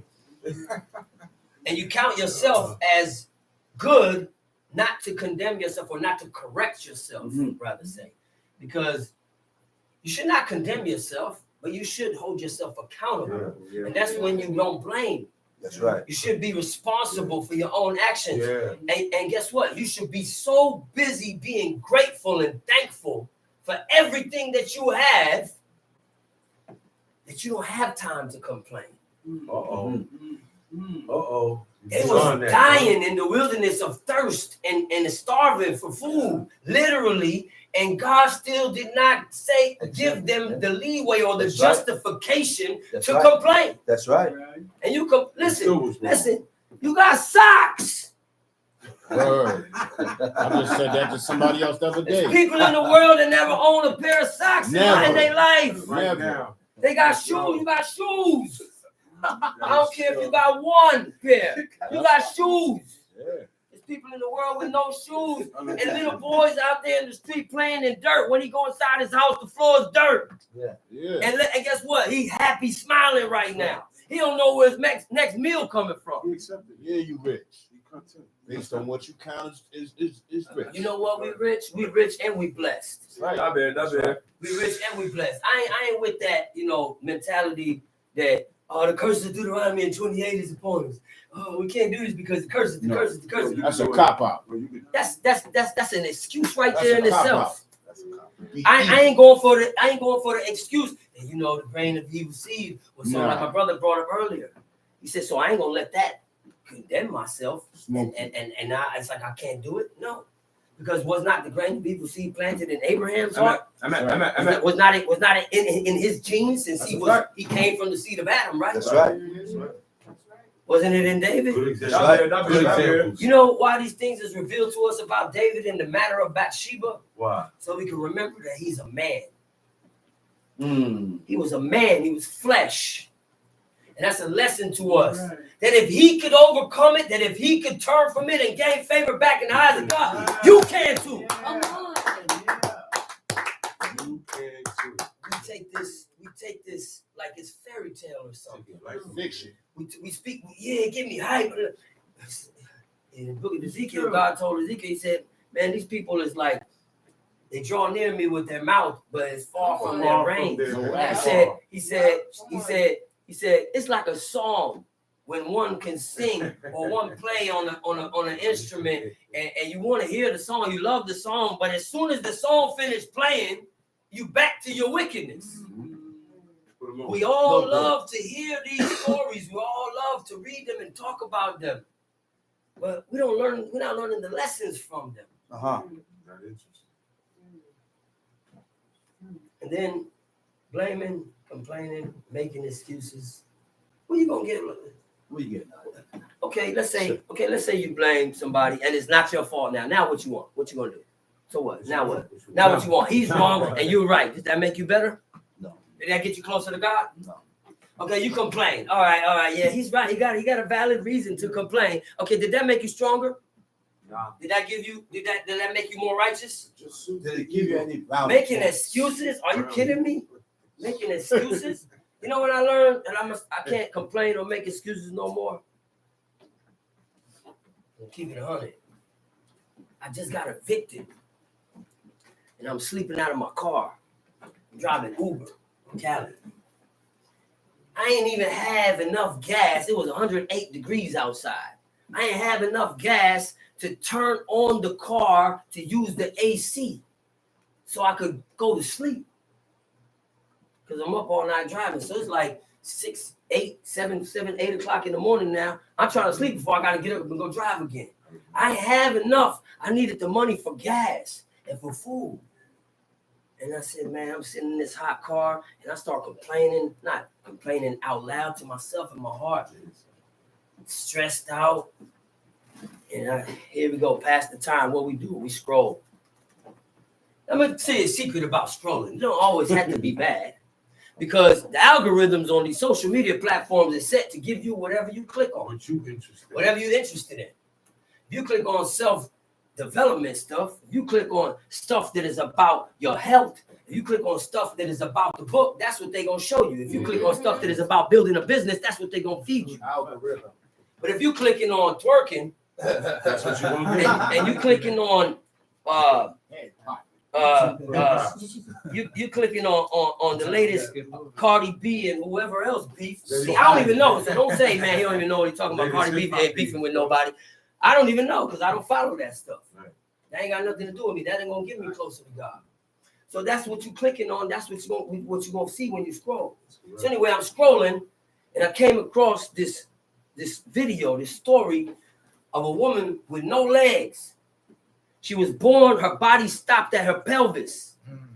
Her parents, she was born to a Romanian parents. Her father wanted an Olympic gymnast. That's who he wanted to raise, to have her win the gold medal in the Olympics. So when he seen his daughter was born with no legs, he gave her up for adoption. An American family took the baby, raised her, said, you could be anything you want to be. And they interviewing the parents. He said, we told her she could be anything she want to be. But when she said she wanted to be a gymnast, we were like, okay, we couldn't tell her no now, but they didn't believe it. They went through finding a coach for her. They couldn't help it. They couldn't find it. One man said, all right, I'll take her. Trained her. Shows videos of her falling on her face, trying to do flips, falling on her head. Before you know it, she doing flips. No legs. She got no spring action. She doing flips from her pelvis. That's crazy. She's gold medalist in the Special Olympics. Wow. Then she started doing research to find out who her family was. She found out that her real biological sister that was born after her is the gold medalist for the real Olympics for Romania. She contacted her. They talking, become best of friends. The interviewer says, "What about your parents?" And she, well, we spoke, blah blah blah blah. The parents listening to her story, telling her story. I mean, the interviewer listening to her tell her story the whole time, and like almost when it's over, she said, "I'm watching you tell your story, and I'm noticing that you didn't once get choked up. You just have nothing bad to say about your biological parents." She said, "I'm hearing you, and it's like you're happy. You're smiling the whole time." She's like, "Was any of this like too hard for you?" And she says, "Of course it's hard." She goes, but I never looked at myself as having a disability. She said, "I just looked at myself that I have to do things differently than everybody else." Wow. That's it. I said, here I am sitting in this car, sweat beads dripping down, smelling like corn and old cheese. And I said, you know what? I ain't gonna complain about nothing. I ain't gotta complain about nothing. Why should I complain? I have 2 arms, 2 legs. I have my health. And you know what the last thought came to me? You know God. God, open your eyes to show how to deliver your soul from the pit. Come on. And you got the nerve to complain. You got the nerve, The audacity. to blame somebody, to make excuses. Whatever we did it to ourselves. And guess what? You still got less than you deserve. Wow. Thank you. He said, Deuteronomy 28, the curses said, you shall serve gods of wood and stone until you perish in your enemy's land. Are we serving gods of wood and stone? No. Definitely not. Are we perishing No. without knowing our God, without giving a way to return to him? No. How to repair the breach? We perish right now. You got this thing twisted, man. You know why we think the way we think? Because Why? we lift up ourselves too much in pride. That's right. That's it. That's right. That's it. I say this all the time. Quoting Solomon from he said, get knowledge, get wisdom. He said, in all thy getting, get understanding.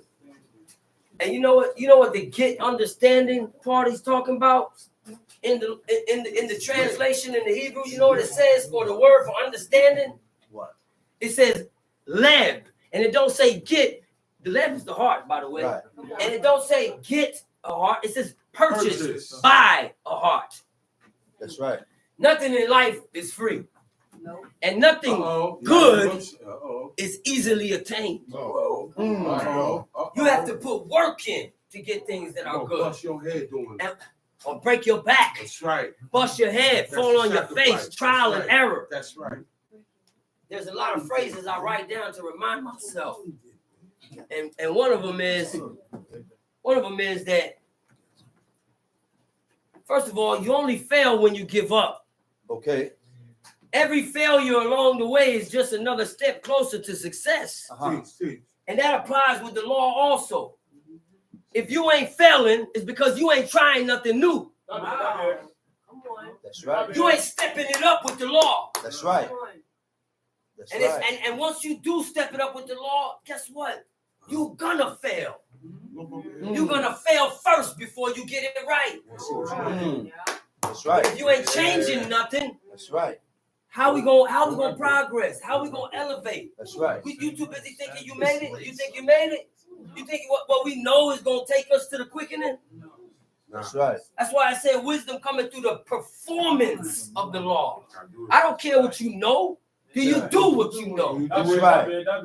That's right. That's why, man, I can say this without a doubt, hands down, without bragging or boasting. We had the best teacher out. We had the best teacher ever in this way of life. Straight up. And Right. I'm not saying this to offend nobody else, man, but I am saying this to big up my teacher because he went, look, I used to sit in the room with him hours, overnight, for years, studying, reading, checking stuff out, researching. You know, he was there. How much he dropped on us in them rooms, how many, in that room right there, and in this room first? Yeah. Huh? How many jewels he dropped on keys of life that he gave us that you ain't gonna find in here the first 10,000 times you read it. You know what I said? This ain't a book where you can say, I read that already. That's I right. know everything. I got it. You read this already and you put it down. Then that means you wasn't interested in Yeah, it. you wasn't. You mean you only read it once and you still didn't find it interesting enough to pick it up again? Mm-hmm. See, people are afraid to read these first 5. You know why? People don't like to be told thou shalt and thou shalt not. That's Come it. on. That's Don't like it. to be That's restricted. it. That's it. There's too much restrictions. Come on. That's yeah. it. Come on. But when you come to serve the Lord, it says seek him in simplicity of heart. You have to come as if you know nothing. That's Yeah. right. You don't bring the baggage that you learned in school when they told you that the earth revolves around the sun. Some old sun worshiping ideology. I don't read that in here. I read in Psalm 19 where he said, the sun runneth like a man that runs a race. And we believe in so much of the things that they taught us in school, and we don't believe the book, and you believe it over the sight of your own eyes. You watch the sun go like this all day, and you think you the one moving. The book says the foundation, the earth sits on the foundation, the pillars of the earth, it shall not be moved. Wow. That's right. You see, we don't read this with like we're trying to learn. Right. We read this like we know already. That's it. And you're trying to match the book up with what you already learned. That's backwards.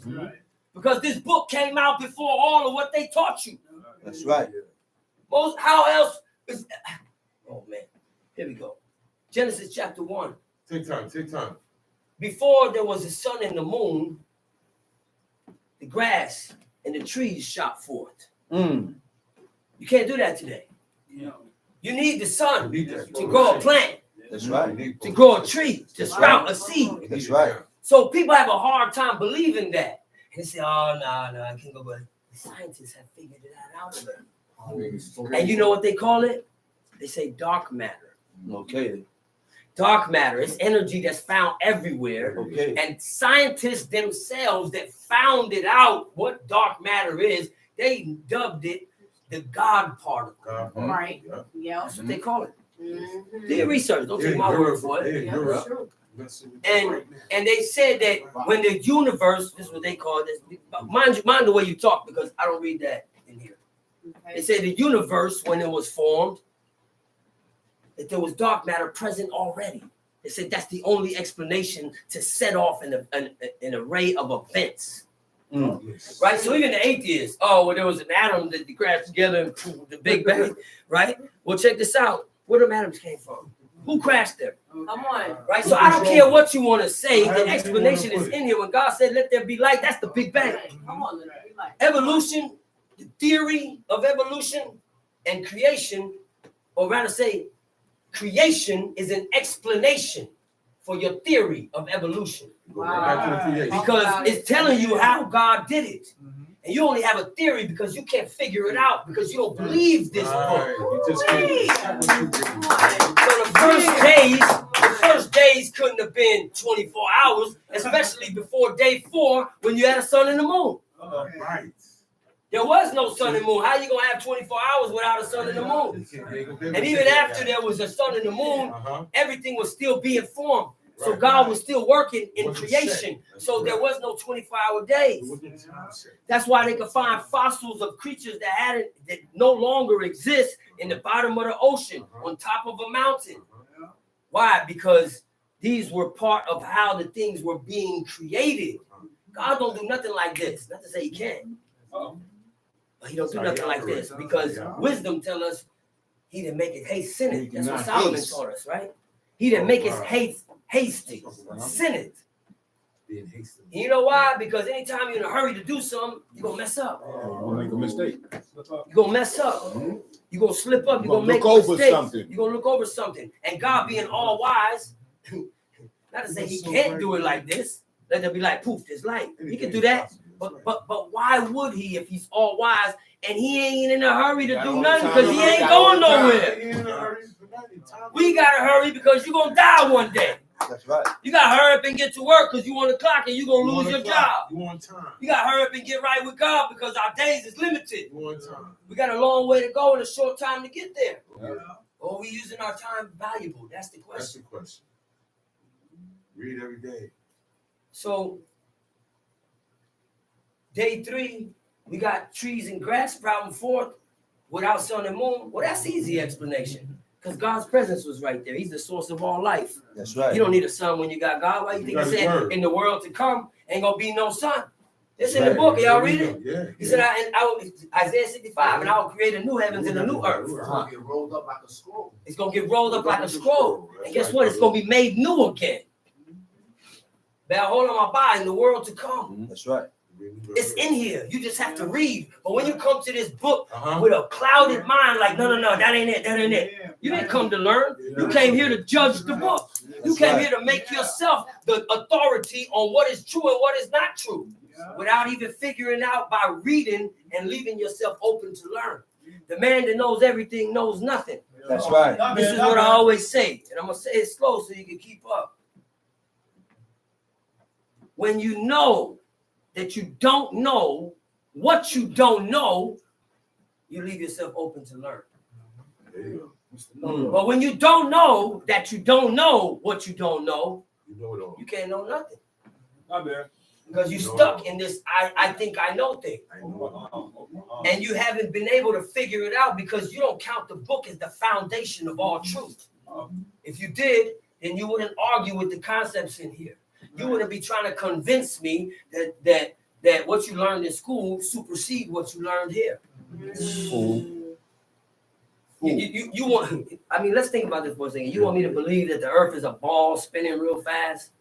Like you want me to believe that they went up to the moon? No. It's morbid. I mean, the internet should tell you, man, if you're awake, man. They filmed it in Arizona. In Arizona, yeah. The sun orbit. Like, come on, man. And then they filmed the same thing on the filming of the moon in black and white, right, or color, and they modify with blue screen and all of that. You ever notice it? If you look in the back, there's no stars. No. It's pitch black. The moon. Hey, Prince Zachariah. The moon lights up, right? Exactly. Yeah, it's too bright. Why is it dark when they on there, man? Why it ain't lit?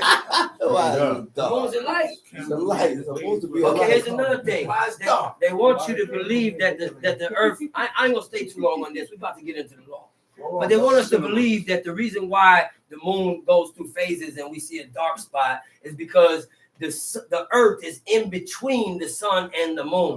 Now think about this. That makes sense when you got the sun and the moon in the same sky. The same path. And the earth is going to be in between it, but it's inside of it at the same time. Nah, Come on, think, man. God made us free thinkers.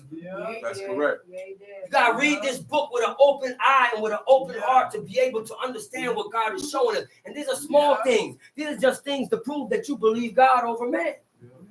Because if you don't believe God, let's check this out. Question I asked my son last week. I said,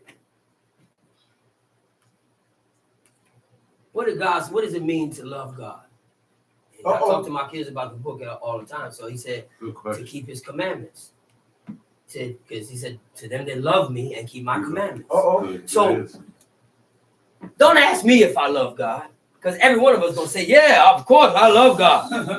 Ask God if I love him.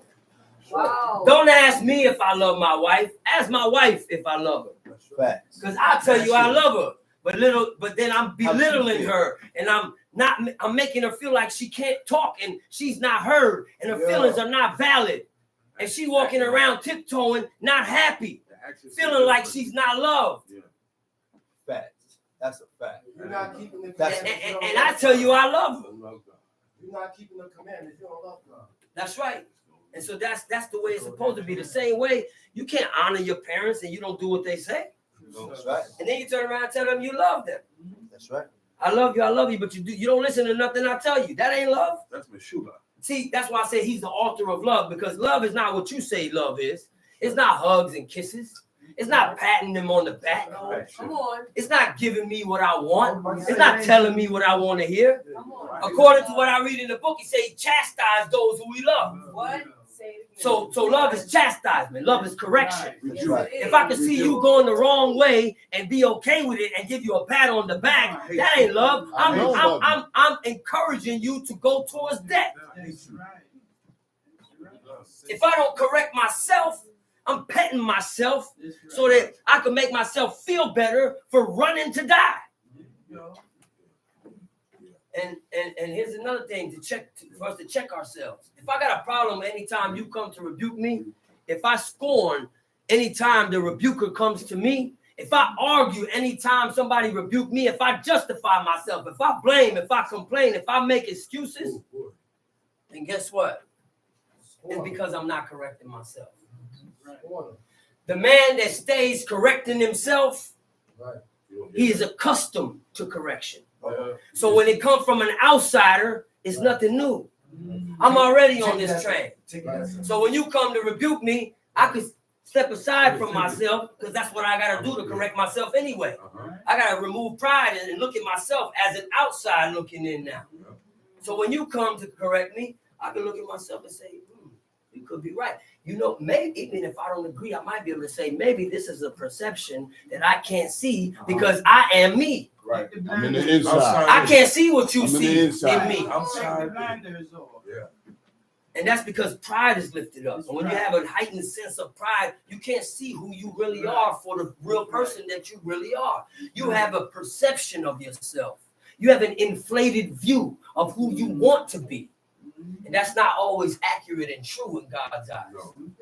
So it behooves us to listen. My brother brought a good point last night. I wanted to start there first. Oh, man. Proverbs 13. I hope y'all be paying attention, man. Watch these teachings, man, and pay attention. Pay attention. Come back to it during the week. Look up this stuff. Go over it again. Because you can learn a lot, man. I'm trying to tell you, man. There's so many keys drop off this platform every week. Pay attention. Ain't nobody gonna come up here and tell you what we think. No. We're gonna show you from the book. And look, and that's not to say always we 100% right. You know, because we might speak inadvertently, we might make a mistake, but guess what? If I've done that, I'm gonna come and correct it. I'm gonna say, hey man, last week I spoke inadvertently. And anybody could call me out on it. Because we declare that whatever we teach, we can show you in the book. That's correct. So if I said something that I can't show you in the book and you want to call me out on it, that's fine. Let's do it. Let's go. And if it's not in there, I will correct it. I'm humble enough to say I was wrong. I spoke inadvertently. I spoke my own words. That's been done before. Somebody said, hey, y'all gonna know who this is. He said, hey, teacher, I heard you say this, man. I was looking for it in the chapter you said it was, and I didn't find it. He said, could it be possible that it's somewhere else? I said, let me check this out. I'll get back to you. I look again. I said, I spoke inadvertently. I said, I didn't back that up by going into it. That's why a lot of times if you ain't sure, go into the chapter. Make sure. Look at it. That's right. Before you bring it or while you bring it. That's right. Review it. I said, on the side to open your eyes. Ask the Most High, open my eyes. And this is part of the prayers that we should be saying. Open my eyes to thy law. Let my soul pursue thy commandments. Remove pride far from me. Remove a lying tongue from my mouth. Let me not follow after the sight of my eyes. Yeah. Those are the things that are blocked. That's right. Those are the things that block us. That's right. He said, purchase a heart. Purchase a heart. The I'm hyped. So I sometimes go over. I might say something and not finish the point because I'm so hyped. I want to get to the next So thing. much stuff. But I do it too. But what is the price of something? Everything that you buy, you got to give up something. Everything that you buy, you got to pay for it. That's right. So what is the price of a heart? Pride. That's it. Pride. Vanity and You got to give up pride. Yeah. Pride is what you give up to buy a heart. That's right. Because in order to have a heart, you have to become more selfless and less selfish. Yeah. That's correct. And you can't have a heart if you're all about yourself. That's right. See, you gotta be careful with what you see on social media and what you follow because Please, those videos are there to console you and comfort you in your wickedness. So when somebody come on and I hear a woman that's been broken because of her relationships that she's been through, and she say, well, I had to learn to love myself first. And she got 1 million views and 1 million likes. And she say, so I make sure I do what's right for me. And I put me first and me this. And everybody going, yeah, you're right, girl. You're right. And they're all single. But let me tell you something. They're When you all do for single. you first, I'm going to tell you, here's the breakdown. Here's the breakdown. To love thy neighbor is to love God. Amen. And here's the root behind that according to what we read in the law. Where you at? I'm gonna go over this verse. Hold on. Give me Proverbs 13. Take time. And I'm gonna go over this verse that to finish this point in a second. But I want us to hit this before I forget. All right, Proverbs 13, and it was verse. Oh man, it was so good. Verse 10. My brother brought this last night. Chief Shaman brought it last night. Got it? Proverbs 13, verse 10. Only by pride cometh contention, but with the well-advised is wisdom. Only by pride cometh contention. Bizadon, pride, presumption. When you lift it up, that's the word for pride. That's right. Rak bizadon, yitain matzah, from contention. That's right. Right? Wow. Strife. That's right. Quarrel. That's right. So from pride and from presumption is given to quarrel, is what it says, is given to contention. Now, here's the part that I like though. Mm-hmm. It says, but with the well-advised is wisdom. Mm. So what's the word for well-advised? Wet noatzim. Noatzim. Noatz is counsel. Noatz is advice. The noatzim is them that have been counseled. Them that have been advised. With them is found wisdom. So that means to say, God gave us 2 ears and 1 mouth. That's right. So you listen twice as much as you speak. That's right. You're supposed to hear if you're going to be counseled. You have to pay attention. It's called paying attention because your return on investment is going to be greater from you listening than from you talking. And who you think advised the well-advised? The ones that are able to counsel because they are grounded in the law. The teachers, the leaders, your parents. Yes, even your parents that don't live this way of life. Because they know what's best for you. The same way, getting back to what I told my son, if you show God you love him by keeping his commandments, and I said, well, would you do what a person says if you don't believe them? My son said, he thought about it like, no. If you don't believe them, you ain't gonna do what they say because you're gonna be leery. I can't trust this person. I don't believe them. They might be leading me the wrong way. So what are we actually saying when we don't keep God's commandments? Well, believe him. You don't believe him. And therefore you don't love him. So don't ask me if I love God. Ask God if I love God. That's right. Stop walking around like we high and mighty. Or holier than thou. Pointing fingers. Don't forget, every time you point the finger, you got 3 fingers pointing right back at you. Always, every time you A lot of times you just telling on yourself, but you don't even know it. Because the same thing that you pointing, condemning the other person for, it's you. And God made you see it to see if you was going to dig yourself. But instead, you blame them and forgot to address yourself. So sometimes it's better for us to remain in a humble state by being aware that God is still speaking to us. At the end of these teachings, we're going to get into the biggest message of all, to know that God is still speaking to us today and that he still has mercy upon us, not just us, on mankind in general. That's another thing, to love your neighbor like you love yourself. And listen, we say, well, your neighbor was Israelites. But I read it here when he said the Egyptians, thy neighbors. okay. So then safe to say, according to the book, we can say the Americans, our neighbors. We can say people on the other side of the world, our neighbors. Are we not all of one man, born of one man? Here's the kicker. We were still all of one spirit. God breathed one breath into Adam.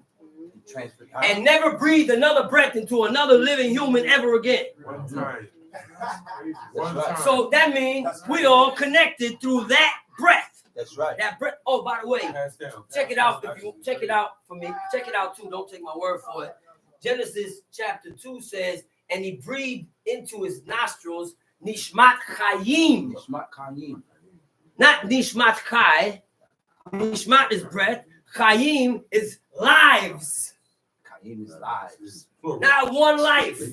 He breathed the breath of lives Plural. into Adam. That's right. Because all life was going to come from that one breath. Therefore, it's transferred through what? Through the DNA. Through DNA. That's Transferred right. through the DNA. Transferred On the way through that God DNA. made for man to procreate. That's right. That's right.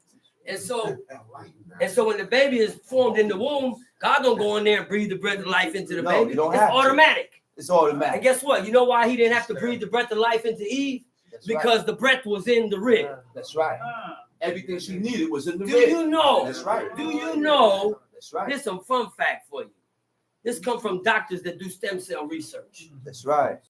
There are DNA or cells for every part of our bodies, in your skull, in your spine, in your pelvis, and in the ribs. And in the ribs. Everything is in there. That's right. And guess what? You know why God didn't use his head? Because then he ain't going to have a head. You know why God didn't use his pelvis? Because he going to need that. You only got one. You know why he didn't use his spine? Because then he won't be able to walk. It'll be like spaghetti. So he used his rib knowing that he's going to create a woman out of the rib. And that's why he made us that way, for these parts of our bodies to have every single cell inside of those particular parts of your body. We're called the templates. And so the rib also, another fun fact about the ribs that are connected from the sternum to the spine, not the floating ribs, the ribs that are connected from the sternum to the spine, if you remove the whole rib, it will grow back. The only bone in the human body that if you remove the entire bone, it grows back. So Adam wasn't walking around ribless for the rest of his life. No. No, it grew back. And that's because God made it that way because he knew. See, this is what we got to understand. The more closer we get to understanding this, you will accept so many things in life and you won't have nothing to complain about. That God knows past, present, and future. He's present in all timelines at the same time. See, man's timeline has a beginning and an end. God's timeline is a ring. It's never ending and never beginning. There's no timeline. And he's present in all places at once. The word is ubiquitous. He is ubiquitous, presence in all places at the same time. So if he knows what's going to happen. He said, from everlasting to everlasting. And neither of them have a beginning or an end. So what you mean from and to? It's just, that's why when we speak about God, it goes into like high philosophy. You can't even figure it out. It's too high for us. And that's our problem. We think we can figure out and give an answer to everything. It comes from forever. That's right. Can't even fathom Where's that. that at? So we have to be mindful that the things that we read in this book, it will open your eyes, not for you to look like you smart, not for you to be like, "Whoa, look at how good, like how well he spoke. Look at how good he knew this stuff, and look at what he knows." No, it's for you to gain favor in the eyes of God, because by revealing this stuff to us, you will believe him. And you ain't gonna do these laws without believing him. You ain't gonna follow the person that you don't believe. And this is not a person. This is your creator. And this goes back to why he said honor our parents. You don't recognize that we owe it to our creator to understand that he knows what's best for us. He made you. How you gonna determine what's best for you? You just following your senses. Oh, it tastes good, so you want to eat it, but it's unclean. He told you what's clean from unclean because he knows that anything you eat that's unclean gonna do your body harm. He also knows that it's going to do your spirit harm. But you don't care about that. Because it's like the story with the 4 kings.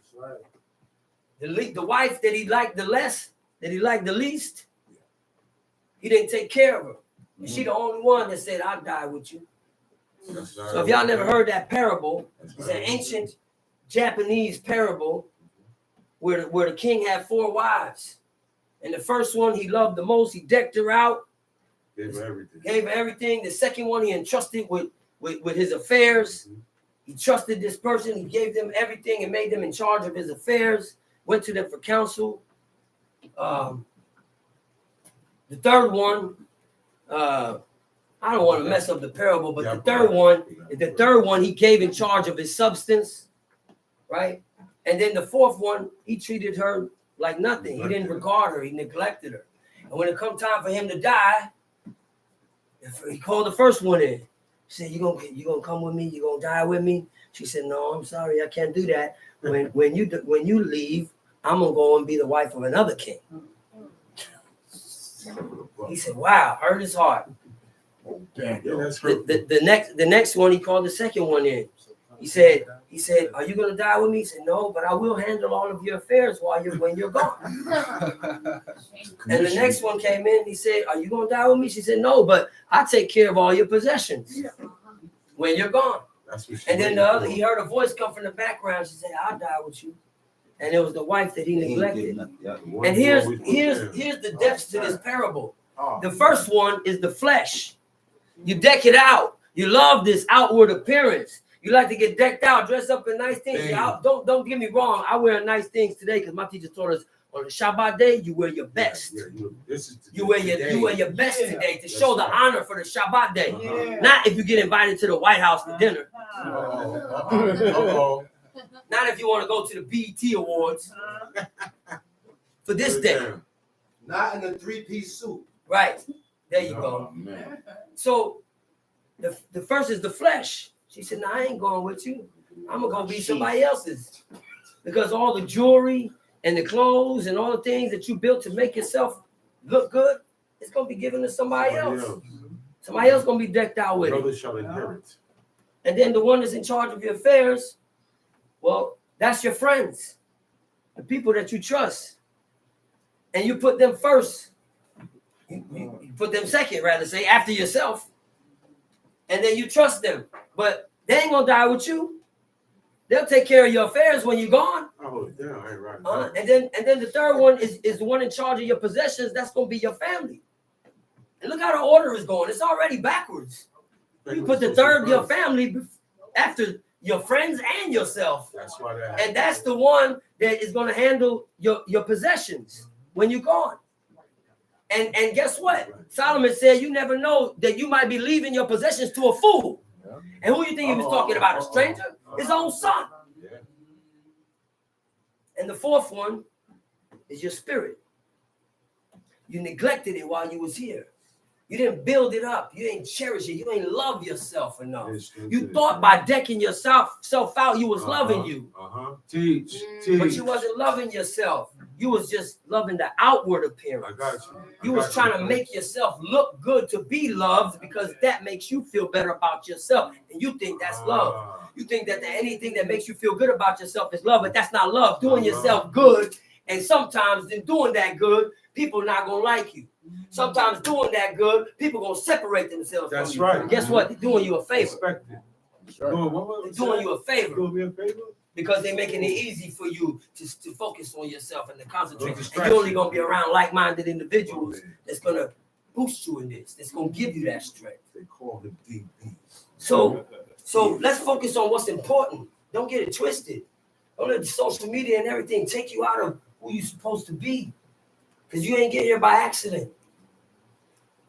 So the ones that's counseled, that's where you're going to find wisdom with. Them that are counseled. So what that tell us? So yeah, but here's the key. We got to learn from a person. Right. You're going to have a teacher. Be under somebody. If you don't have a teacher, you're going to have a guide. You're going to have a counselor. A person that knows more than you, or that God gave wisdom or insight or experience to lead you in the right direction. That's right. If you despise that, you despise your own soul. That's right. That's why I said, he that reject reproof despises his own soul. So what do you think counsel is? Correction. That's right. What do you think guidance is? Correction. No. Not yet. You're doing a great job, man. You're doing a great job. That ain't counsel. That ain't guidance. Life is about correction. That's right. And if you get mad, or if you feel away, or your spirit rub you the wrong way when you get corrected, You got a long way to go. no. I'm gonna go deeper. No, I'm gonna go deeper than that. You cut off. And now we're gonna get to the first verse. Going into the law today. Go to Exodus chapter 20. Because when you're going the wrong way, it's because of one thing. You're following the lust of your own heart. And I read in Psalms 81 where he said, because they would not hearken to my voice, therefore I gave them up unto their own heart's lust. Gave them up. So if you're not hearkening to the rebuke and the correction, or if you listening to teachers going, that's him. Yep. That's her. Look at these people, man. Yeah, that's them other Israelites. Man, they ain't no good. And instead, you're supposed to be listening going, that's me. That's me too. I also have done thus and thus after. Yeah. He said, Cain. He said, okay. All right. That's right. I got you. Because this is the view you're supposed to have. Teachers is a mirror. The book is a mirror. That's right. Yourself. Everything is for you. Don't sit in the teaching and say, man, he's talking about me. Sit in the teaching and say, he's talking about me. I need to fix it. You see the same words but different tone? See how I denote what you're thinking? I love it. One way he said, the teacher talking about me. And the next guy saying, the teacher talking about me. I'm going for the Same words. But it's all your perspective, your perception. Are you looking at yourself? Are you correcting yourself? Let me tell you like this, man. You're supposed to be a saint. I want to be perfect. God don't make mistakes. No. If you're hearing this today, right now, you're supposed to be a saint. Get on that road. Because God don't make mistakes. He don't reveal this to just anybody. Nothing. You're not listening to some teachers or somebody talking out the side of their head. You're listening to what we learned our teacher that taught us that only teach what comes out of the book. That's it.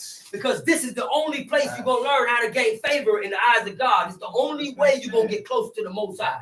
It's the only way you're going to deliver your soul from the pit. One way. And if you don't think the pit is real, you better read some more. But here's the thing I told one of my brothers, man. He said, man, I keep showing them in the book, and like they still don't get it. And I said, well, here's the problem. How you going to expect somebody to react off of what you're reading them out of the book? And number one, they don't even believe that the book is true. They don't even know that book. So the bottom line is you only going to do what you believe. That's And right. if you ain't doing it, it denotes you don't believe the book to be true. That's right. And if you don't believe the book, you don't believe God. Right. Name me another book that give you an account of the creation that matches up with what scientists have found out today, No. what God has revealed to scientists. No. Because scientists say everything started from water. And I read it here when the Spirit of God hovered over the face of the waters. Water was first. Before they ever? I read it here where he said all the moving creatures on the waters on the fifth day were made first. That's right. Same thing scientists say. They say, give life. Because God, this is just not that they so smart. This is God's mercy revealing to them his truth so that the people that only believe science could be able to connect the dots. Maybe they connect. Maybe. Because if you have a stout heart and you don't want to see what the book is telling us, or you have it that science and the book is no. It can't be having a link. It can't have a link. You know, science is just the study of things. God revealed to them certain things. And whatever else they want to put as a see, they have laws of physics, right? See, they have theory of evolution, right? They make up as their own set of rules for a law and a theory. Right. But things that are proven, it's not a hypothesis. Things that are proven, they go down in the history books and in the science books as a fact. You put hydrogen and nitrogen together, you're going to get an explosion every single time. That's a fact. I don't care how many times you do it, it's going to have the same reaction. 1,000 years later. So that's proven. They found Noah's Ark. Oh, yeah. That's right. It's been proven that life came from the waters first. Same thing Genesis 1 is telling us. They found Lot's wife. Listen. They found chariot wheels underneath the Red Sea at the same part where they crossed. There used to be Takeheed on this side and Baal-zephon. Horse hooves, bones, chariot wheels. The places in the book is mentioned. Yeah. Now they found evidence of King David by finding stuff that was inscribed with the king's ring that said son of David. Only one person on that ring. Come on, man. What's it going to take for us to believe this and walk in it? He said, how long will it take for me to Exodus When 20. it's too late. Let's start from Exodus 20. Exodus chapter 20. When you on that spiritual journey. And God spake all these words, saying, I am the Lord thy God, which have brought thee out of the land of Egypt, out of the house of bondage. Thou shalt have no other gods before me. Thou shalt have no other gods before me. Lo yihye lekah. There shall not be to you Elohim acharim, strange gods or other gods, al panai, before my face. So, I asked this question before. What's the number one god of the people of the earth today? What is it? Self. Money on Okay, you They say self. Money on They self. Money on Yourself. That's true. Themselves. Because even if they're going after money, they're following what is important to them. That's right. Even if they follow Jake, it's because Jake lets you be whoever you want to be and he'll still accept you. Oh, yeah. Whatever religion they choose is because it's appeasing to their own heart. This is the only way of life that you're going to find that it says thou shalt and thou shalt not. That's right. And you're going to have to fix your ways and turn your heart away from who you used to be in order to walk in it. That's why the number one birthday is birthday. Yeah. No, not. Finish it. The number one, the highest, look it up too again, don't take my word for it. The highest holy day of Satanists. Right. And it's found on the Church of Satan website. That's right.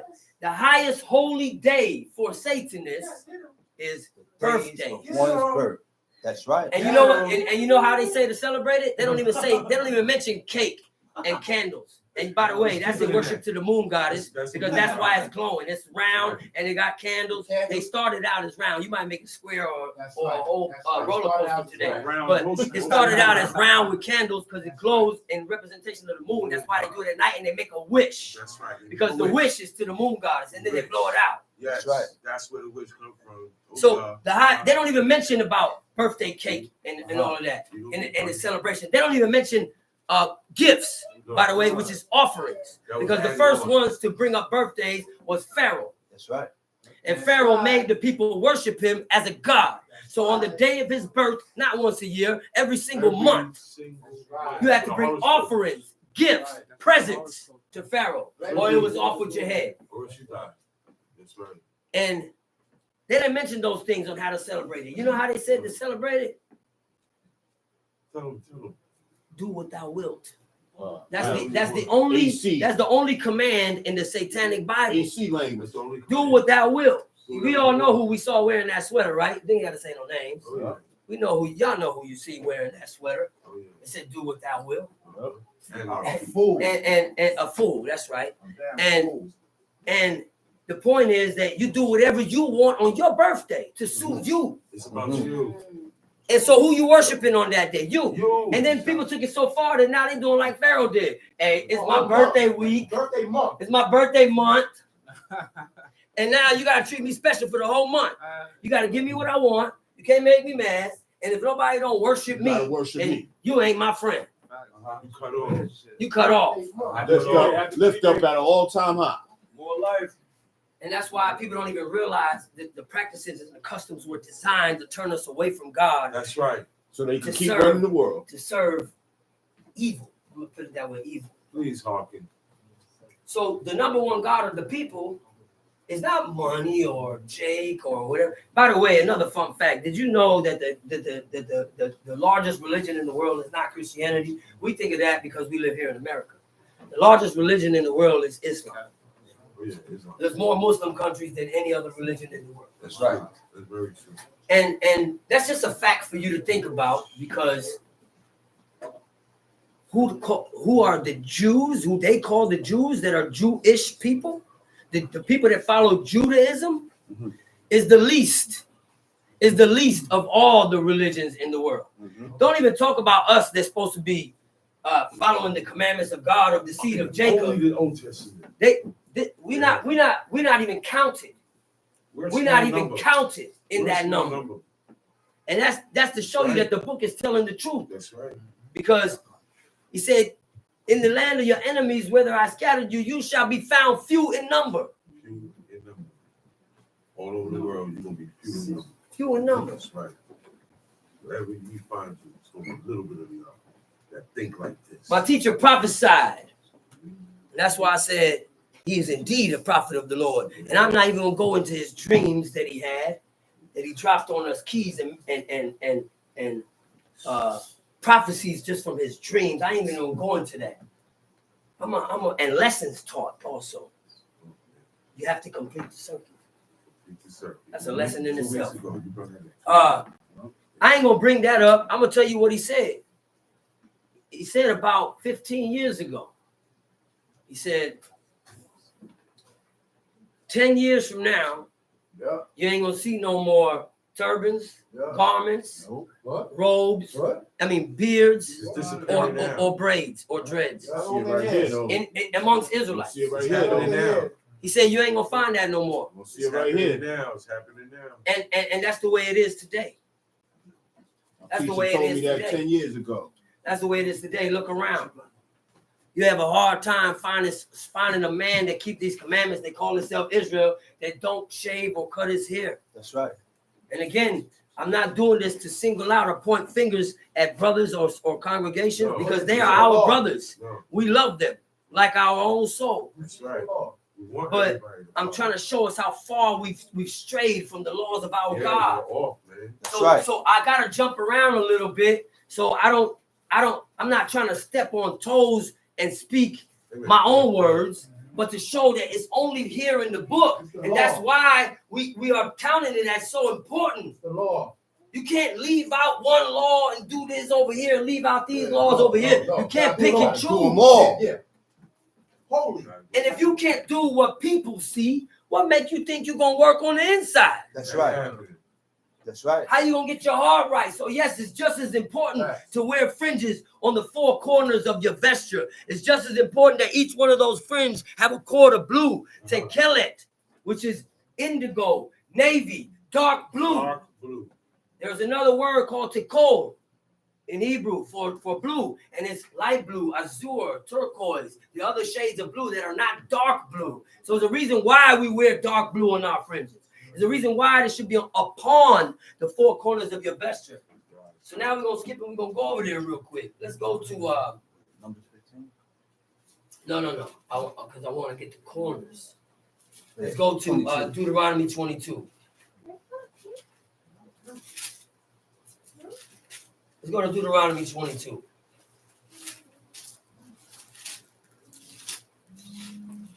Let's go straight to the spot. I believe it's verse 5. Deuteronomy chapter 22, verse 5. The woman shall not wear that which... Okay. It's gonna get bad. the woman shall not wear that which pertains to a man. Neither shall a man wear. We can start there. Let's go. Tom Sheet. The woman shall not wear that which pertaineth unto a man. That's it right there. Neither shall a man put on a woman's garment. Okay, in the Hebrew it reads differently. That bear. It says, Lo yihye keli geber. There shall not be lo yihye keli geber. Man, geber is man or masculine. It's right there. Keli is a thing, a tool, a utensil, an instrument, a weapon, an article, an artifact, a vessel, a container, a dress, a garment, an implement. All this is These are material things, right? Material things. You look up an implement, that could be just about anything. This is an implement. This is an implement. Now, these might be for everybody in the house, right? But if I got one that's mine, it might be a special looking pen that's mine. That alone separates it and makes it a man's thing. Yeah, I saw. This is my book. That makes it a man's thing. Don't worry that it's all beat up. That's because it get a lot of use. That's right.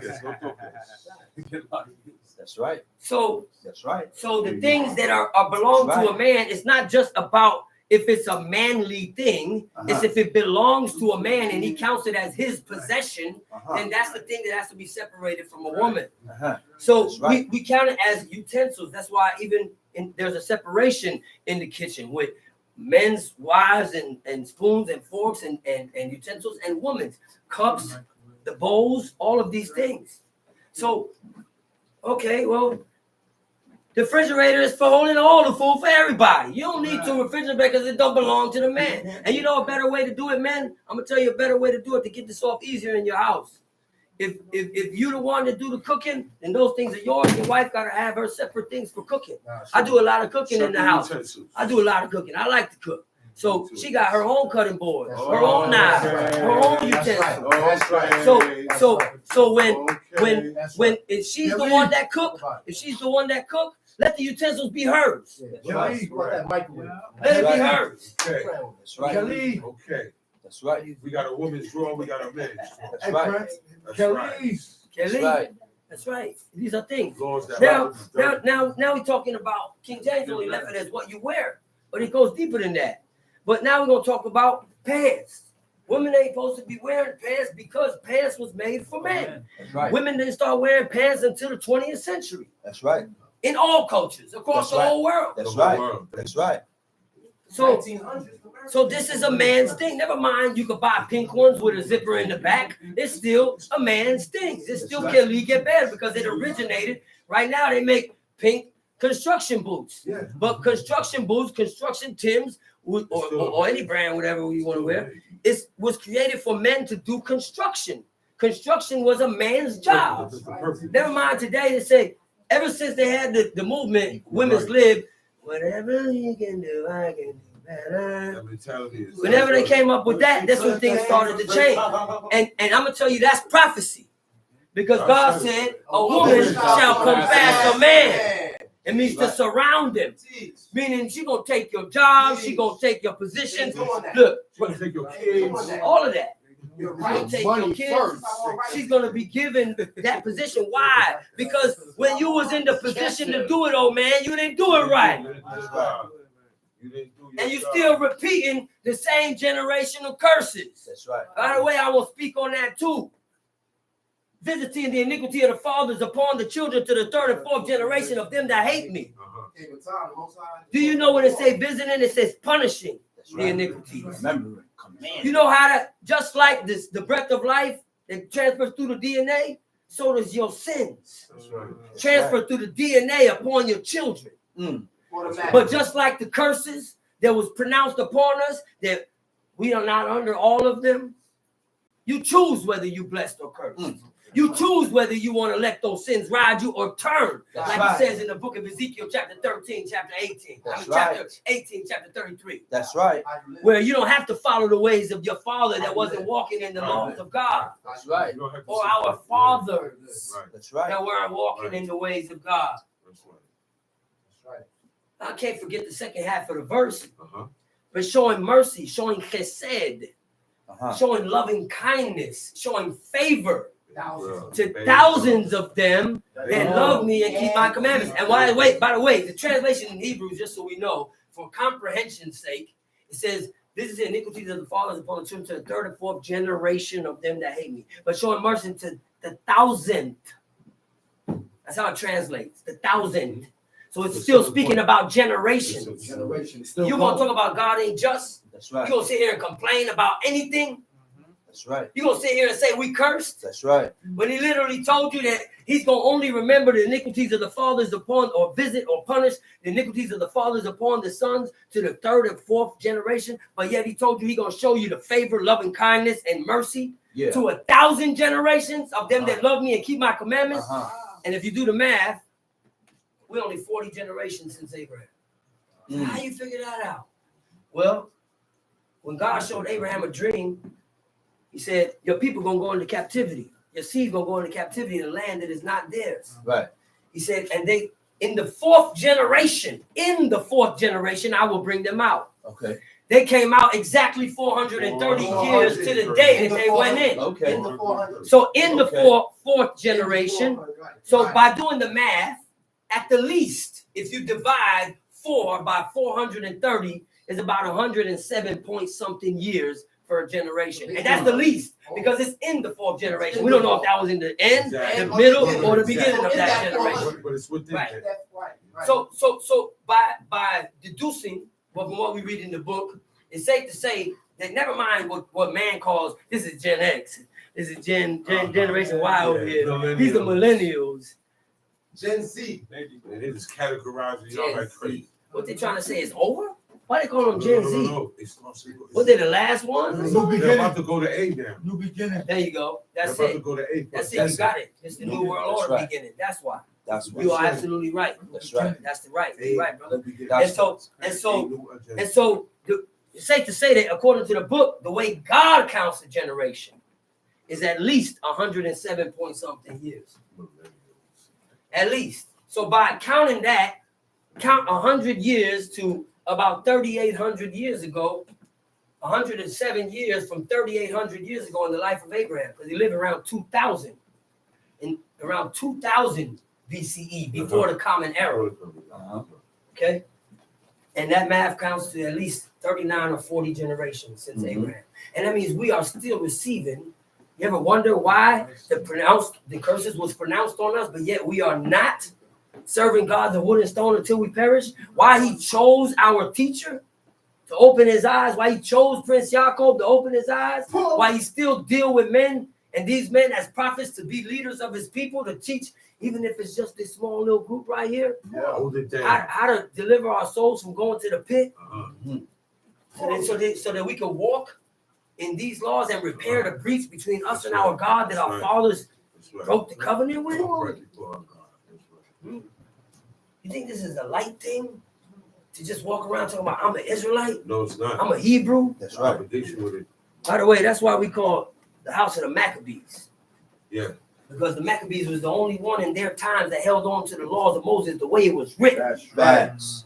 They're the only ones that Facts. kept it exactly the way Moses wrote it. Didn't Facts. change nothing. You had the Don't Pharisees, change the Peretzim. Peretzim coming from the line of Pharez, the line of King David. Spit that. You had the Sadducees, which is the Zaddiquim, Spit that. which is coming out of the line of the high priest Okay, Zadok, that's out of the right. line of Aaron. That's right. Then you had Spit that. the Chassidim, What's next? who call themselves the pious The ones. pious ones. Because they, even though they didn't keep the law exactly the way Moses wrote it, they held on to certain things, but they also incorporated what they learned in Babylon, what our fathers, the priests, the Levites, brought out of Babylon to teach to our people.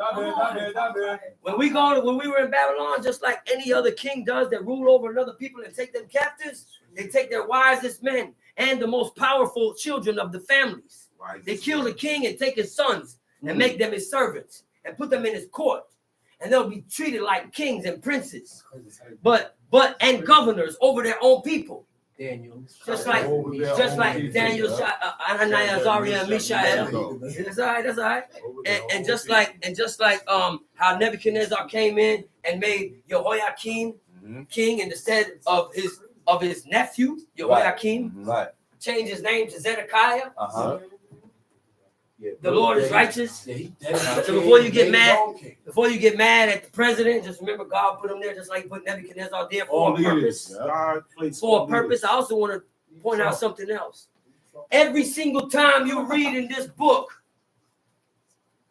that there was a change in world power, the land was taken over by a new people. Our land, Jerusalem. That's right. Every time. When you see that happening, you know the world power is about to change. That's how you're going to know. Right now, this is Rome. Yep. Oh, yeah. Britain, the British, the Berit-ish. You want to know how they got that name? The Knights Templar, who was our fathers in Rome that conformed, that was from the families of the Perizim, the Pharisees, how they formed the Knights Templar and developed the world banking system. Our fathers came up with that. And foreign exchange. And when you put something in the bank, it gains interest and you're able to get out a percentage of that. You're able to borrow on your own money and take out a loan. Yeah. Our fathers, the Knights Templar, came up with that. Mind you, turncoat Israelites, they wanted to be like Romans. Cephas. That's right. Right? And when they did this, so before you go blaming the white man, the Jewish man, or whoever, we did it. We did it to ourselves. We did it because we wanted to be like them. We wanted to follow them. The only reason why I look the way I look is because my fathers was migrated to a land of people that look like this. Make it clear. That's right. Spit that. We are scattered over the whole globe. Everywhere. Not globe. We are scattered over the whole earth. That's We've been right. scattered over every nation in the earth. It's in the book. Deuteronomy chapter 4 will tell you. That's right. Every kingdom of the You got earth. scattered, man. It's in the book. You got scattered. And so how we ain't gonna look right. like the people that we mingled and assimilated amongst. All four corners. That's right. And so stop looking at it like, oh man, if you ain't black, you ain't Israel. Are you kidding me? Say it again. Look. Here's another thing. Here's another fact. Here's another fun fact for you. That's right. Jacob had 4 women, right? Right? Mm-hmm. He had Raquel, Leah.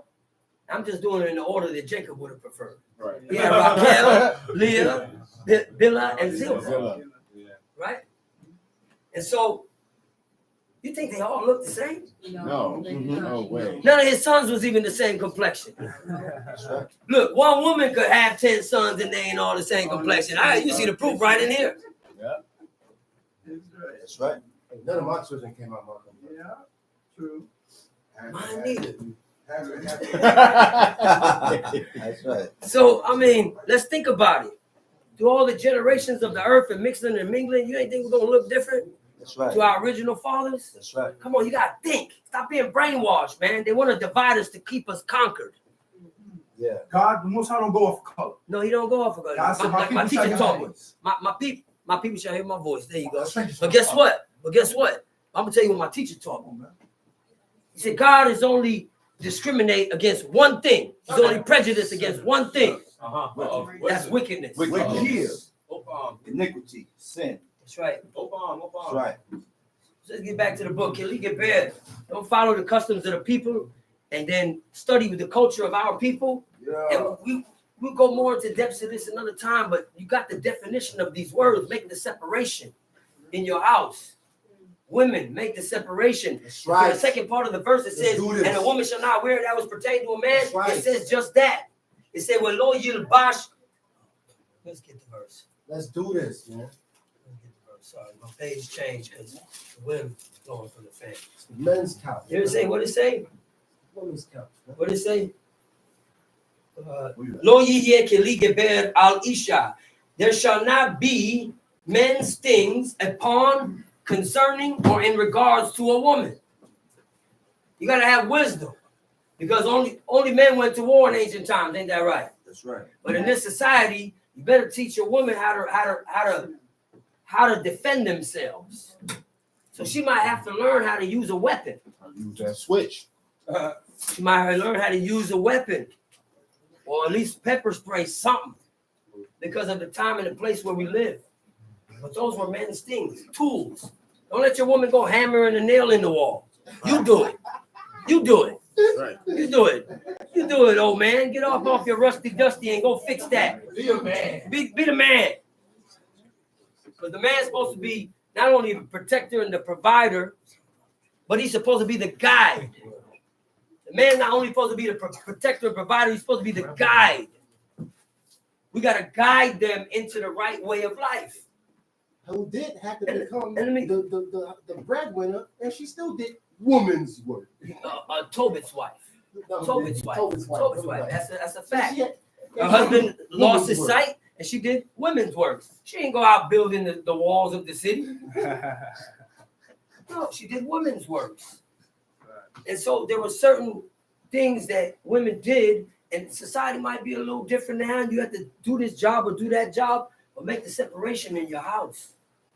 Turn your way of living towards this book. That's right. Adapt your lifestyle to the ways in this book. And now it's time to change.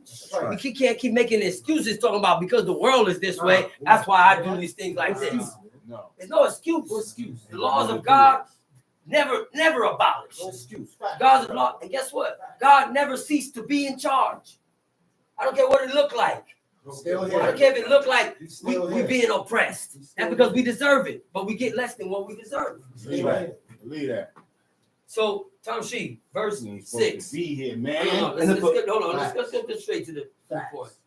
You just don't know. You Go to ain't verse the 12. real deal. Deuteronomy 22. Deuteronomy 22, verse 12. Verse 12. Thou shalt, go ahead. Thou shalt make thee fringes upon the four quarters of thy vesture, wherewith thou coverest thyself. Okay, let's go over this in Hebrew, because obviously English is not working. I gravitate And to I it. get it in English. And I like to say, I take we tea. need to stop thinking in English. And people might say, well, how you want me to do that? That's the only language I speak. Well, this is how you do that. We learn what it says in Hebrew, and you adapt your mentality or your way of thinking according to the definitions of these words in Hebrew. And you stop thinking with a Western mentality. You stop thinking what the English taught you. John. Amen. I don't like to leave points undone, and it's coming back to me now, but the Berit Ish, the British, it translates in Hebrew to man of the covenant. Berit Ish. The Knights Templar started and migrated to that region of the earth where there was the kings of England, and the dynasty that became the ruling royal family are the children of the Knights Templar, and that's why Queen Elizabeth says and claims to have direct relation to the bloodline of King David. Word? She's not lying. She's not lying, because she was born out of the bloodline of the kings that was before her. Remember, And those was our fathers of the children of the Knights Templar that migrated half into Ireland, the other half into England, escaping persecution from the emperor when they try to take the banks from the Knights Templar. Ireland, right? Queen Elizabeth. Queen Elizabeth. Direct. She claims it, and she's not wrong. When I die, Look at the name. British. Berit Ish. It means man of the covenant. They started that whole empire up there. And it's not meant for, see, you got to remember one thing, but God scattered us into the nations of the earth, and he made us the head and not the tail, right? But what we got to remember is King David was one of God's favorites. Oh, yeah.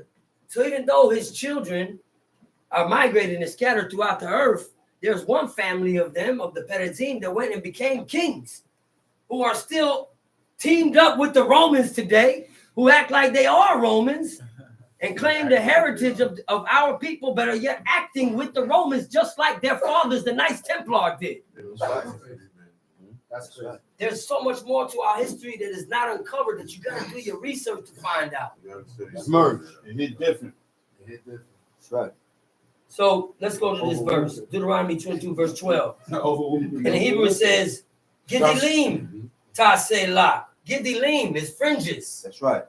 He says, Al Arba Kanfot, on the four corners, Kisutka, of your covering. Of your covering. You know why I don't go on your pants? Because that's not the word for pants in Hebrew. It don't say niknasayim. It's a different word. The same way you could trim your mustache, but not your beard. Because Leviticus 19 says, Lo takwifu et peat roshkem. You shall not cut, trim, or skim off a side. Come on, Hebrew scholars that's watching, back it up. You know, you know, but you don't teach the people. Back it up and tell the people what it really says. You shall not cut, trim, skim off a side, a section, or a lock of your head. That's right. It got nothing to do with rounding your head. It says something different in Hebrew. That's right. And it says, Welo tashkit et peat zekwaneka, and you shall not corrupt. That's right. Look, you know how many times I went over that verse right there? Because I said, man, this sometimes I almost make Shatane on my beard. This gets in the way sometimes. So I was like, let me read this verse again to see if I can just trim it a little bit. Right? It's not like the hair. You can't trim it. You can trim your length of your hair, but you can't cut off a side, a section, or your lock. You can't even trim your beard because it don't use the same word for cut, trim, or skim off that it says about your head. It says lo tashkit. That's right. Tashkit means to corrupt. When you look up corrupt, it means to change from the original state to something different, to change from good to bad. That's right. So when you change something from the way that God made it into something different now, you corrupted it. That's right. You can't do that to your beard. Even Aaron's That's beard. right. Even Aaron's beard dripped down from his robe, from his beard to the skirts of his garment, because that was that holy anointing. Went down his head to his beard to the skirts of his garment. And believe me, Aaron had on a robe. Aaron had on a robe. So back to this. Back to this now. Upon the four corners of your vesture. He said, well, okay. Well, Yilbash. Well, Yilbash. Okay, I'm sorry. Gedalim Tal. Yeah. 12. I got you. Okay. Gedalim Tasela Arba Kanfot Kisutka Asher Tikaseba, which you cover yourself with. Or that which comes upon you. Of what you cover, what comes the covering that you cover upon you. That's right. So that is our robes, that is our garments, that is our t-shirts, Covering. that is your coats, whatever you covering yourself with. Not your blanket. Not your blanket. We're not talking about covers, because there's a different word in Hebrew for covers and sheets. That's right. It's not the same word as kesutka, which pertains to your apparel, your clothing. Make it clear. Your robes. That's right. So these Hebrew scholars telling you what the word means, but they don't read the rest of the book, because the book tell you what words mean. They know what it means. If the Hebrew dictionary don't match up with what the book is teaching, then you throw that out too. That's right. Because the law is going to teach you what the words mean. That's right. That's our problem. We don't read this enough to understand what it means, because we don't spend enough time in the law. The Torah, the first 5. You up in Isaiah, you up in Psalms and Proverbs. You ain't ready for it yet because you ain't grounded in the law. Back to the law. You can't study calculus and you ain't graduate kindergarten. Why you think it's the beginning of the book? You know what my teacher told me? What did he say? He said, hey, I don't want you reading nowhere out of the first 5. He said, I'll tell you when you can read outside of the first 5. You know how long that That was? took a long time. Huh? 7 years later. Okay. 7 years I later. remember. And he said, now you can read the rest of the book. The only reason I got a chance to read the rest of the book during that time was because I stuck close to him, and he would be like, look this up for me. Check this out. Read this. Go look in that chapter and read it to me. Other than that, when I read on my own, and believe me, I was faithful. I didn't sneak and go into reading Proverbs, because once you do that, you think you're smarter than your teacher. That's when God gonna bring you down. He gonna let you. He gonna lead you to the lust of your own heart, and you're gonna be just like the people of the world who follow their own heart and worship them as their own God. That's right. That's when you have pride and you lift yourself up. And as long as you lift it up, you can't learn. That's right. That's not wisdom. That's right. Facts. Here's a quote for you. Pride is the beginning of sin. That's right. Say it again, You're going to find that That's in right. the book. I gotta get that. Here's what you ain't going to find in the That's book, right. in these words, but you're going to still find it in the book through examples. Humility is the beginning of righteousness. Humble. That's right. Humble. That's right. Humility. Let's go to Leviticus chapter 19. Oh, so just wanted to say, you know, when we come into this way of life, we change the way you dress. You change the way you eat. You change that you don't work no more on the Shabbat. You change all these things about you that is of your outward appearance. Leave off from And let your me tell you barber. something. We act like that's so hard. It is hard. We act like it's hard to stop getting your hair cut. We act like it's hard to wear your garments and put fringes on all of your vestures. We act like it's so hard to stop working on Shabbat and come to teachings for Shabbat. We act like it's so hard. And if there's no teachings where you at, tune in right here. That's the best you can do, then that's what you can do. But if you can make it to these teachings, you're supposed to be here. That's right. If you see me up here, it's because I'm in town. If you don't see me, it's because I'm in a place where there is no congregation. But believe me, it's not because I'm in town and I just decided not to show up on Shabbat. You live in the mountains. Prince need to come down more Can't, Aki. often. No, nah. So let's go to Leviticus chapter 19. We got a couple points we need to hit. And I'm going to make this quick. I know my time running out. So let's just go to these few verses. All right? Roll on, Two verses. Prince. Two verses. Two verses right here. Three verses. I'm sorry. He said, start from Leviticus 19, verse 5. And if you offer a sacrifice of peace offerings unto the Lord, you shall offer it at your own will. He said, if you offer an offering of peace offerings to the Lord, peace offerings. First of all, let's break that down. The first thing you do, which we don't have time to go into, but I'm gonna quote it and you can check it out for yourself. Leviticus chapter 5, Numbers chapter 6. He says, when a man has committed a trespass and he has trespassed against any of the laws of the commandments of the Lord, he said, and he shall make it good. He shall first confess the thing wherein he trespassed. Right. And then he got to make it good to the man who he trespassed against. Right. And if he have no kinsman, then he got to give it to the priest. Right. With the principal plus the fifth part. Right. So now how does that affect us? Because you can't sometimes I can't get back what I robbed. Right. I can't find that guy that I robbed before I was living this way of life. Right. I can't always find the person I did the evil to, the trespass against, to make it good. Right. So how do you give it back to God in these times? We don't have a priest that you can go and bring your offering to the priest and make it good. You don't have that today. So how you do that now? You go to that man. You follow the commands of what God said on how to treat people, number one. That's right. And then you go and look in the book where he told us how to make an atonement for sins. That's right. You can't offer an offering today. But yet, if you read here a little, you read there a little, you may find the going and coming of the Lord. And Tobit commanded his sons. Ecclesiasticus in the Apocrypha tells us, he that honoreth his father making atonement for sins. That's right. Atonement.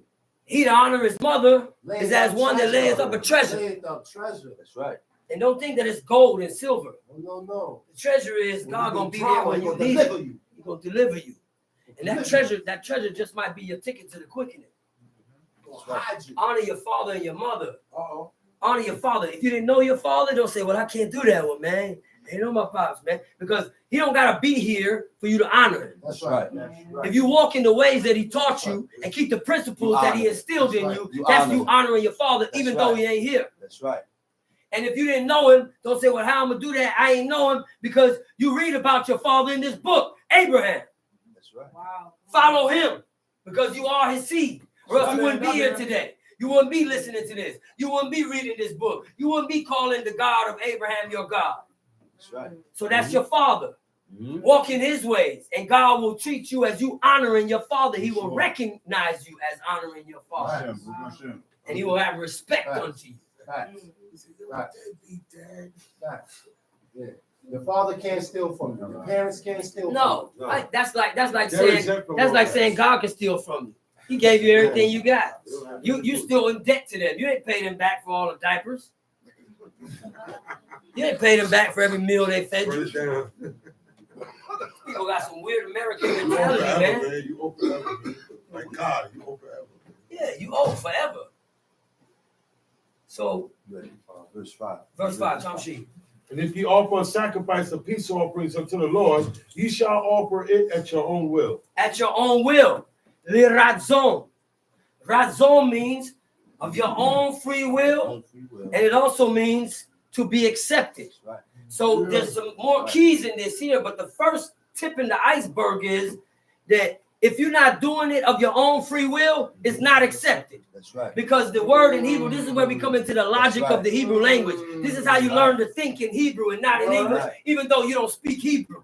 That's That right. in the order, God made this language, by the way. This Oh, yeah. God language. He's Oh, yeah. the author of this language. Oh, yeah. It's the same language he spoke in creation. That's right. And how you know? I'm gonna give you a few hints. They all was Right. thinking that He said- Babel, right? All of them was He said he rested on the seventh day. Ain't that right? Right. Shabbat. Uh-huh. The word seven is in Shabbat. Shabbat. Shabbat. Because it was not an accident. That's right. It was all planned from the beginning. He First knew and past, fourth. present, and future. First He and knew fourth. that he was going to rest on the seventh First day. and So fourth. the word for rest is the word for seven is in the word for rest. That's And right. that shows that you will find that many times as you read the All Hebrew. over. Come on, Hebrew scholars. I know you can back this up too. Yes, they can. That's right. You read so much in the Hebrew that the order of life that God set up is in the language. It's in the language. That's right. The words prove the order of life through their definitions. That's right. That's right. That's right. Here's another one for That's you. right. According to what I said earlier about 2 ears, 1 mouth. Uh-huh. Listen is twice as much as you speak. The word for ear is the same word as strength. It has That's the right. same letters of the root word. Our own. Which means listen. Eween. You will strengthen yourself. So Listen. you hearken. You will strengthen That's the yourself. point. That's the point. You will strengthen yourself. That's by how listening. that's how you're gonna get Shut up and stronger. listen. By listening, Listen. not by talking. You will get Listen, it. don't think that I say words have power, and that is true. These words will give you power. That's it. The words of your mouth will give you power. That's why be careful of the way you speak. I don't say good morning Come on. because But they- that- ain't nothing good about morning. That's and that's a deity name. Here's the name of deity. That's the name. That's the name of it too. You shouldn't even be saying that Talk because about it. even according to English or what the words mean, they want you to keep that in mind. That's why they're called That's the right. weekdays. Come on. That's why it's called the weekend, because after working throughout the week, like they want you to do and be a slave to the government and be a slave to the system, you are weakened by the weekend. For the weekend. You have to watch the way we talk. That's what people did. You have to watch the way we talk, man. Words have power. Why you think God, don't say I ain't saying nothing that ain't in the book, because God said, thou shalt talk of them when thou sittest in thy house, when thou walkest by the way, when thou lie down, and when thou risest up. Because he knows that these words is going to have effect on your spirit. That's right. And the more you speak it out loud in his language, we can say it in English, but it's even more powerful in Hebrew. I see that. That's why our teacher taught us that we need to learn this language. That's And right. when you pray to God, you should learn the prayers in Hebrew, That's right. because it has a bigger impact. When you That's pray right. in Hebrew, things move in the spiritual realm. That evil That's right. spirit that's in your house will drive out. That's right. Y'all don't even know. That evil spirit that was on you will be driven out. That's right. Tell them. Why do you think David played the harp for Saul, and then the same harp he used to play the harp, he made prayers to God while he played it? That's right. Come on. Talk about Because it drive away spirit and it called the good, the strength to you that you're gonna need to walk in this way. Walk in this way. The spirit of God. Thank you. And so, okay, let's continue. Next verse. And it shall be eaten the same day ye offer it, on the morrow, and if aught remain until the third day, it shall be burnt in the fire. And this is here going through peace offerings, but this is also to let us know that there is a prescribed order for every single one of these laws. Everyone. And if you ain't doing it exactly the way it's written, Nah, it don't count. You don't get credit for halfway. Facts. You don't get half credit. Facts. That's right. If you ain't doing it exactly the way it's written, you ain't doing it. Don't count people. And if you started doing one law and then you fell off and you stopped doing it, you erased everything. Get That's back to right. these And that's in the book of Ezekiel, chapter 18, chapter 33. Yes. Because say, That's right. let not the righteous man trust That's in right. his righteousness, for in the day he sinneth, he shall die for it. That's right. For That's it. right. It says that. For it. And the other way around. Yeah, and the other way around. If you was wicked your whole life and you decide to turn and walk upright before the Most High God and keep all His laws, Forget about that. He said all, do them all. It said that none of his sins shall be remembered. And the same word for remember says mention. And it don't mean that another man is going to be like, hey man, you front man, I remember when you used to rob and steal. No, it's talking about God in the day of judgment. That's right. It's not going to be mentioned. It's not going to be charged against you. That's right. That's right. Bring up those charges again. Teach. That's right. That's how it goes. Let's continue. This is where the kicker is at. And if it be eaten at all on the third day, it is abominable. It shall not be accepted. So wait a minute. Wait a minute. Wait a minute. Uh-oh. Wait a minute. If it be eaten at all on the third day, is abominable. It shall not be accepted. The same word for accepted is razon. That's right. So if the razon doesn't only mean accepted and razon means of my own free will, then this God telling me that if I didn't do it exactly by the prescribed order, I didn't do it of my own will. Because you know what when you get credit for doing your own will before God, when you do use your free will that He gave us to do His will. That's right. Okay. When you use your free will that He gave us to do Talk your about it will, and I see. that's when you go against God and you That's turn right. as an enemy That's and you right. betray God. That's I right. have to be willing to do That's God's right. will. And that's when you become That's when right. you're not That's real. accepted. That's real. When you That's do right. your own will. And then you That's justify it. And you That's make right. excuse. And That's you blame right. people. Yo, That's man, right. it ain't my fault, man. The system That's is right. designed against us, man. That's right. Imagine Jeremiah Right. talking that junk. Imagine Moses saying that. That's right. Imagine our fathers in captivity talking like that. That's Yeah. right. You think their names will be in this book? No. Well, I'm gonna tell you one thing, the book ain't finished. So the question is, you think if you keep talking like that, your name gonna be in the book? Will not be famous. All right. So you gotta look at yourself differently, man. You're a saint. You're supposed to be a saint. God don't make mistakes. That's right. You better boost yourself like that, but don't let it put a chip on your shoulder. Don't say I'm a saint and start walking around like you better than everybody else. All right. If anything, That's the wrong way. you understand, like you be like Spider-Man. With great power comes great responsibility. That's right. So you start lifting up your standards and walking different. That keeps All you right. humble. That's it. How do you look at yourself? So here we go. We're gonna finish it out. Therefore, everyone that eateth it shall bear his iniquity, because he hath profaned the hallowed thing of the Lord. So if it's not accepted, it's not of your own free will. If it's not of your own free will, it's not accepted. If you use your free will to do your will, it's not accepted. If you do your free will to do God's will, you pass the test. With that, hope that everybody's inspired by the words of the Most High. That's I hope we all be humble enough to turn from our evil ways and walk upright before the Most High our King. I do have the ancient tongue of our fathers. Shabbat shalom to King. Shabbat shalom to God.